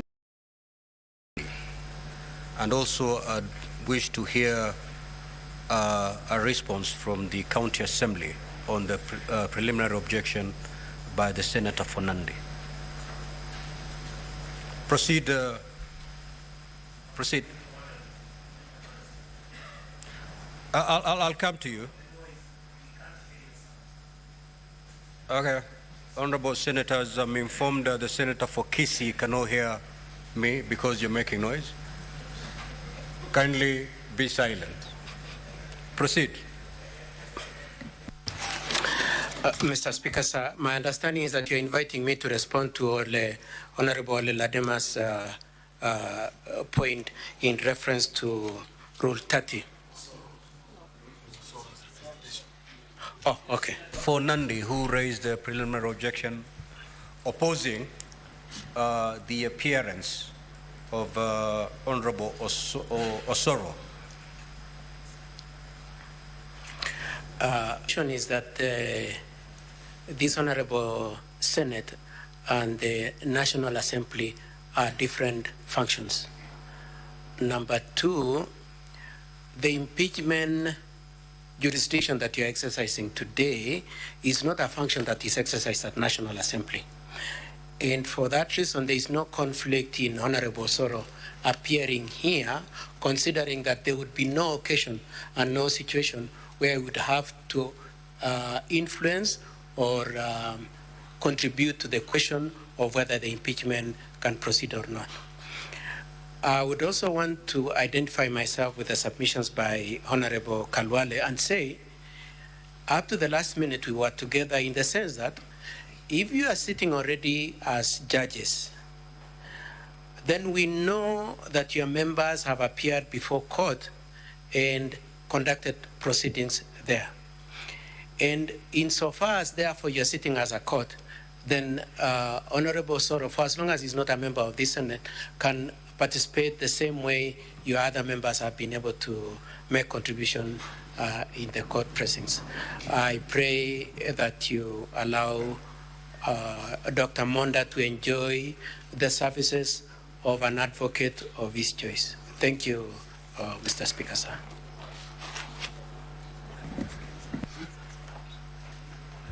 Mr. Speaker, sir, part of the benefit of attending law school and being a senator as distinguished as they are is that allow me to address the senator for Nandi as my junior learned friend, that he has correctly put it right, that there is no distinction, constitutionally there is no distinction between the National Assembly and the Senate.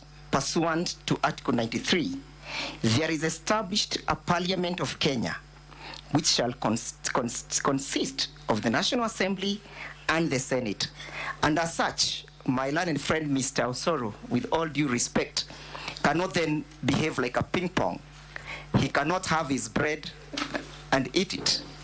He must choose whether he wants to be a legislator or he wants to be an advocate. The tragedy of premising a case such as this one on misconception of facts is that Mr. Osoro wants to convert this distinguished assembly to a field day somewhere in Nyalimbali Church. And as such, Mr. Osoro then cannot then continue to appear as an advocate and as a member of parliament. He has to choose which court does he want to wear. Now, honorable senators, it is now 1:38. We are going to adjourn and resume at 2:30.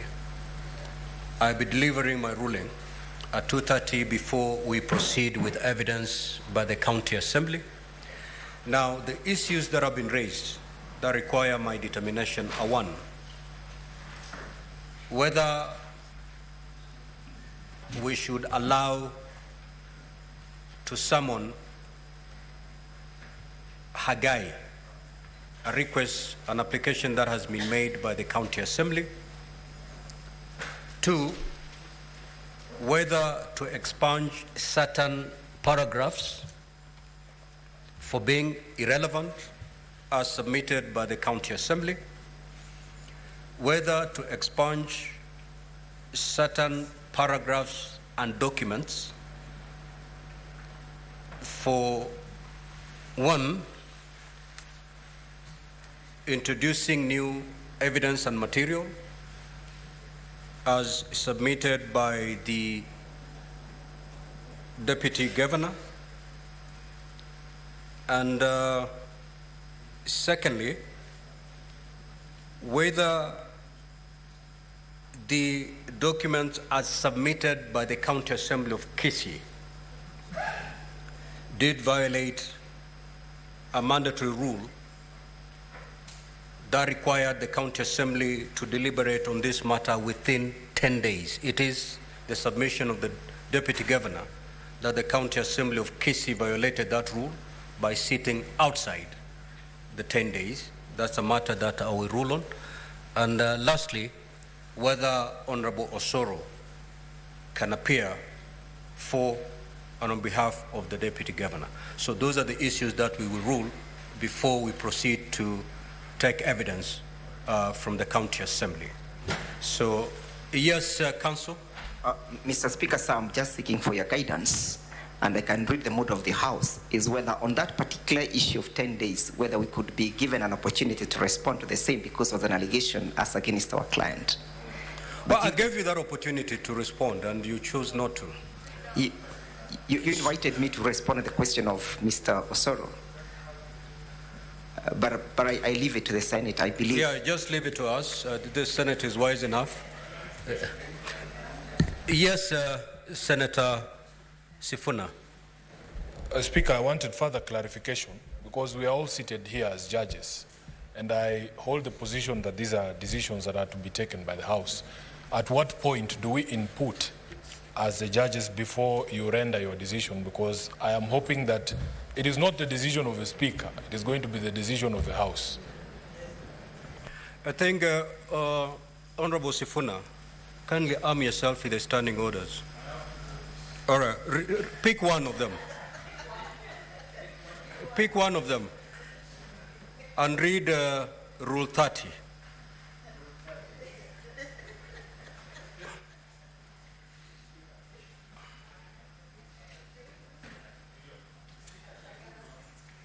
Mr. Speaker, I'm very well versed with Rule 30. Just read Rule 30. Please. I am well versed with the rule. I just want to say... I am not versed. Read it for me, please. But you cannot direct me to read. I am saying... Honorable Sifuna, read Rule 30. I am well versed with the rule. Let me say what I want to say, Mr. Speaker. Yeah, let her read. Let's see how well she knows. I don't think there is any rule that requires that I can be directed to read. Honorable Sifuna, take your seat. Thank you. If you have a problem reading English, I will proceed to read it for you.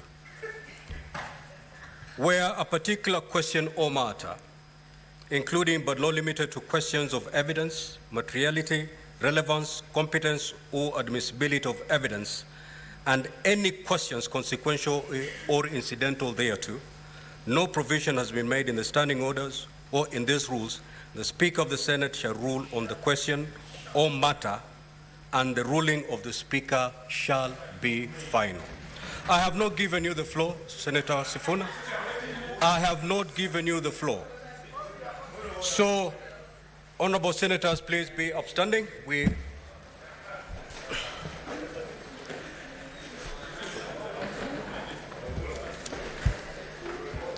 Honorable senators, the Senate is adjourned until today, Wednesday, 13th of March, 2024 at 2:30 p.m.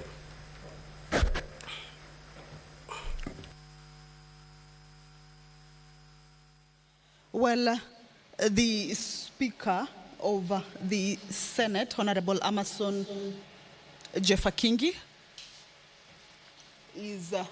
has adjourned this particular sitting.